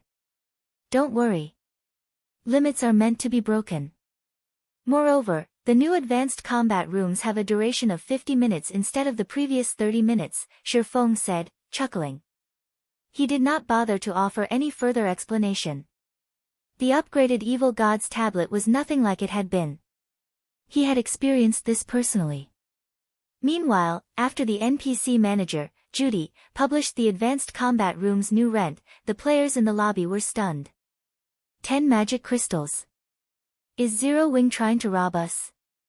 Chapter 1701, Hidden Dragon Rises.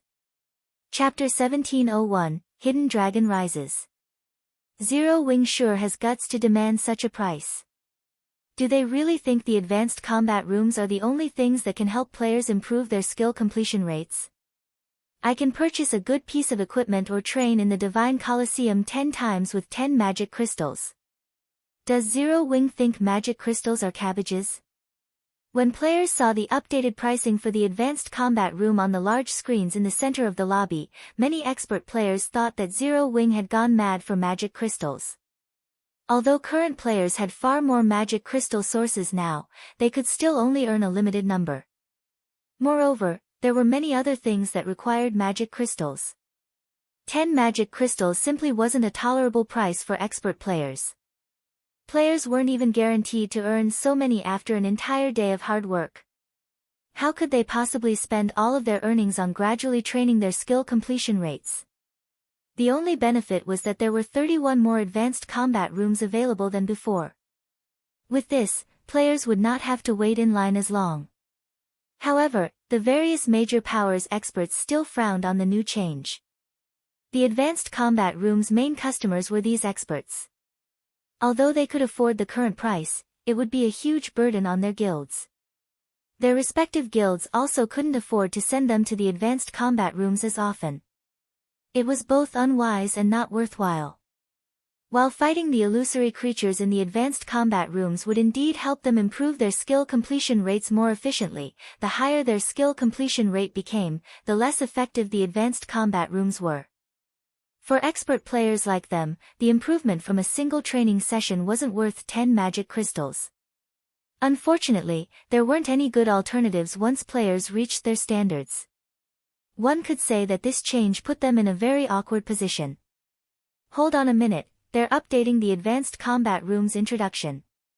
As everyone discussed the new pricing, the battle arena's main screen revealed the new rules for the advanced combat rooms.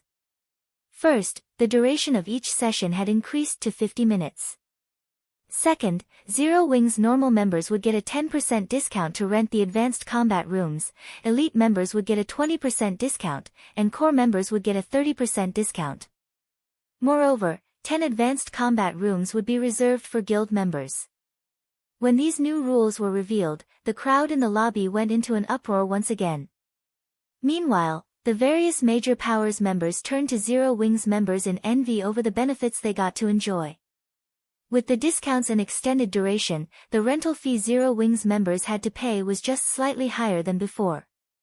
Moreover, there were now exclusive advanced combat rooms for Zero Wings members. Suddenly, independent experts started to leave the battle arena, one after another, and make their way towards Zero Wings residents to apply to join the guild. Even many of the various major powers' elite and expert members hesitated. When the other large guilds' upper echelons received news of the update, they paled. Zero Wing actually had such a card to play. With this, Zero Wing's rise really will become unstoppable. Now that Zero Wing had solidified its position as Star Moon Kingdom's #1 guild, there was no longer any local guilds that dared to challenge it. This meant that Zero Wing had a monopoly over the best resources in Star Moon Kingdom. Naturally, its guild members would receive more resources than before. With the introduction of this new guild benefit, Zero Wing became significantly more attractive towards their respective guilds' elite and expert members. It was only a matter of time before their guilds started to lose large groups of their members, yet there was nothing their guilds could do to stop it. For a time after news of the updated advanced combat rooms spread, the number of elite and expert players trying to join Zero Wing increased exponentially. Because of this, Aqua Rose, who was trying to organize Zero Wing's harvest from its war with Heaven's Burial and Blackwater, was ecstatic. In less than half an hour since the new advanced combat rooms had been introduced, Zero Wing had received 20,000 plus applications from ordinary players, 5,000 plus applications from elite players, and 200 plus applications from expert players. Just testing all of these players would take a very long time. The guild's development speed had far exceeded Aqua Rose's initial expectations. Aqua Rose had estimated that it would take Zero Wing roughly 2 or 3 days to recruit so many elite and expert players, but it would seem that Zero Wing might increase its elite member count past 250,000 sooner than that. The guild also shouldn't have any problems increasing its expert member count to 5,000. With such high numbers, Zero Wing would surpass many actual first-rate guilds. The only real difference separating Zero Wing from actual first-rate guilds now was the guild's smaller sphere of influence and fewer normal members. However, this couldn't be helped since Zero Wing's recruitment standards were too high. Moreover, first-rate guilds had begun spreading their influence throughout God's domain the day the game launched. Their influence now covered multiple kingdoms and empires. These first-rate guilds had spent countless resources and an absurd amount of wealth to build a sturdy foundation for themselves. Zero Wing, on the other hand, had begun its development in a single city with little to no wealth or resources. Meanwhile, the effectiveness of the advanced combat rooms promotion effect had also caught Shifeng by surprise. Guild elites and experts were necessary for a guild's development because guilds needed manpower to manage and protect the new territory it acquired. Simply chasing away the local rulers wasn't enough. If a guild lacked the strength to protect its new territory, some other power would eventually capture the territory. In that case, the guild might as well have not bothered to expand in the first place. Currently, Zero Wing was still able to get by with the number of elite and expert members it had since it had very few territories. In total, the guild only controlled 3 towns and 1 city. In comparison, first-rate guilds controlled over a dozen towns that were spread across multiple kingdoms and empires. However, if Zero Wing started to expand, it would naturally encounter more rival powers. If multiple locations were attacked at the same time, Shifeng wouldn't be able to protect all of his territories even if he were more powerful. Hence, a sufficient number of guild elite and expert members was extremely important. As Shifeng ruminated over Zero Wing's future, Gentle Snow suddenly contacted him and asked, "Guild leader, where are you now?" "I'm in Stone Forest Town." "Has something happened?" Shifeng asked curiously.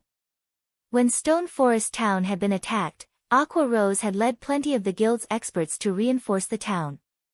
Meanwhile, Gentle Snow had been responsible for assisting the kingdom's armies against the evil beast army that was invading Starmoon Kingdom. Since the evil god's temple's NPCs controlled these evil beasts, not players, they were much higher leveled. The lowest leveled evil beast was level 60, while the majority of the evil beasts were chieftain rank and above. In addition, quite a few tier 3 NPCs from the evil god's temple commanded the evil beast army. If Gentle Snow hadn't led Zero Wing's forces to help the kingdom's armies, the evil beast army would have long since broken past the defensive line. If that happened, the evil beasts would devour every resource in their path, growing stronger as they made their way towards Zero Wing City. The number of evil beasts over here has started to decrease. According to our scouts' reports, Beast Emperor seems to be pulling out the evil beasts and demons under his control. Beast Emperor has sent his monsters to surround the primordial divine ruin.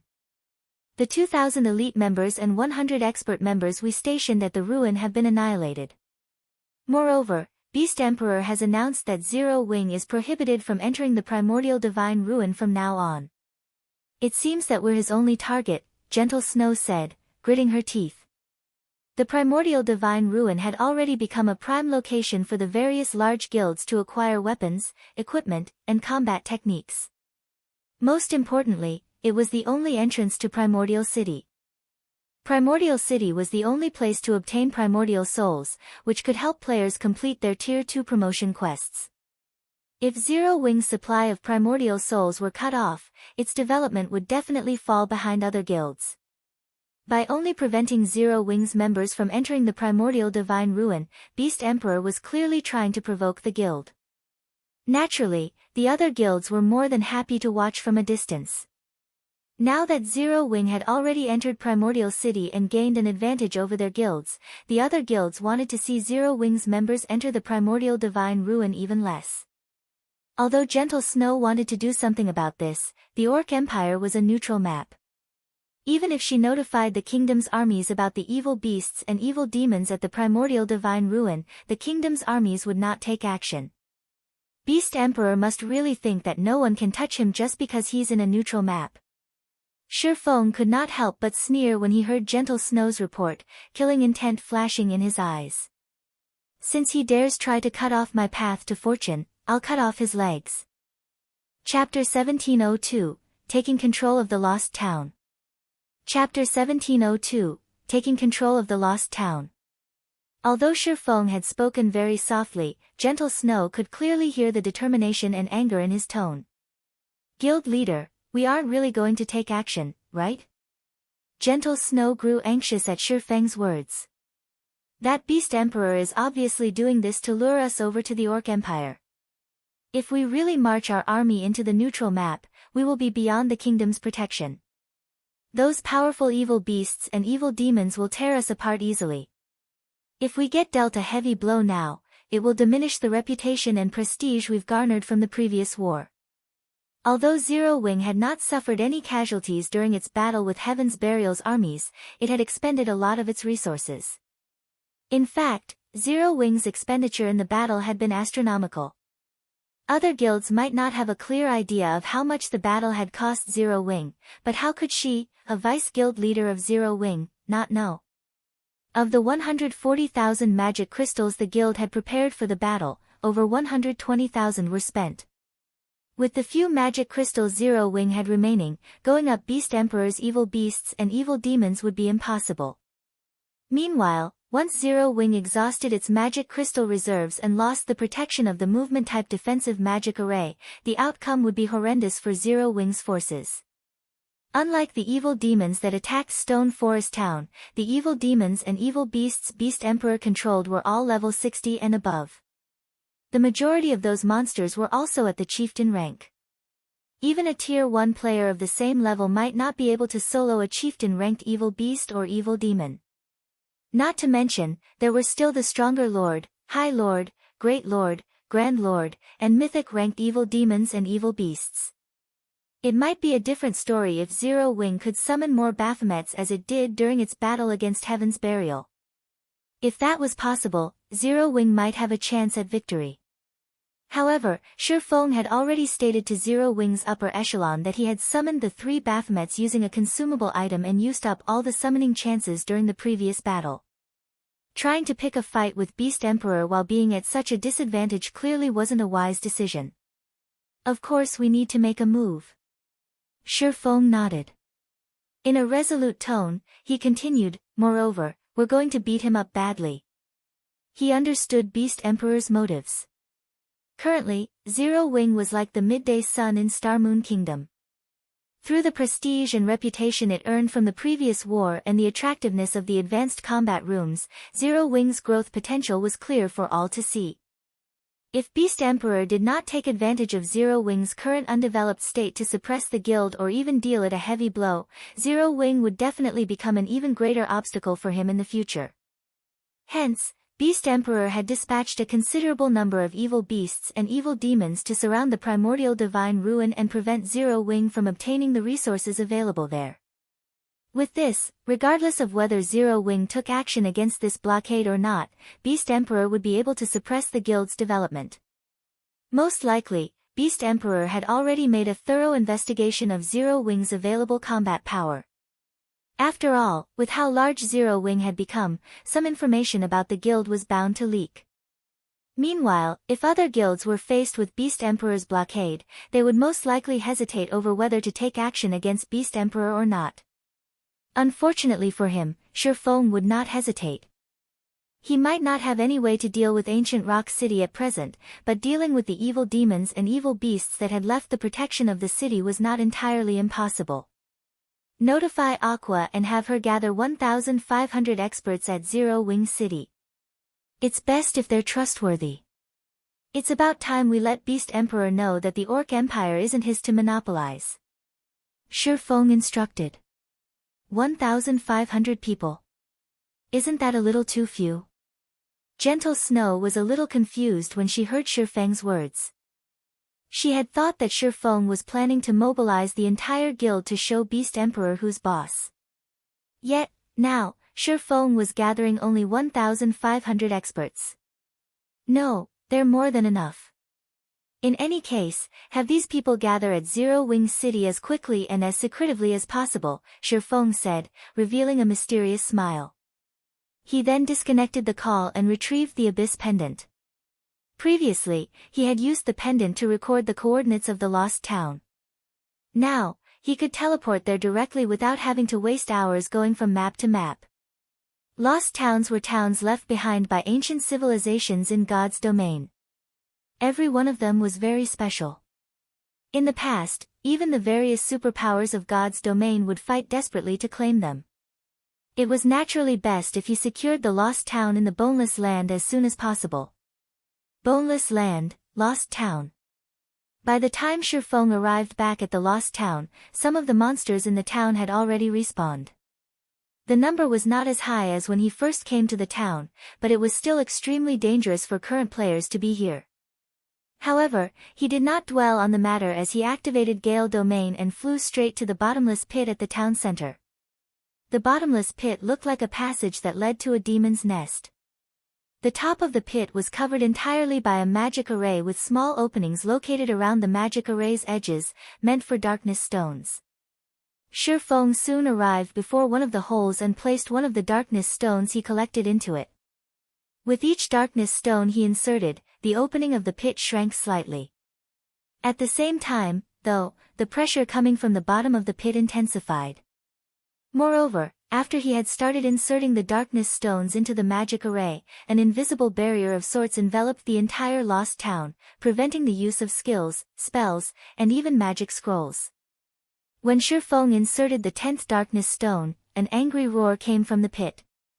Following which, a level 65, tier 2 demon appeared before him.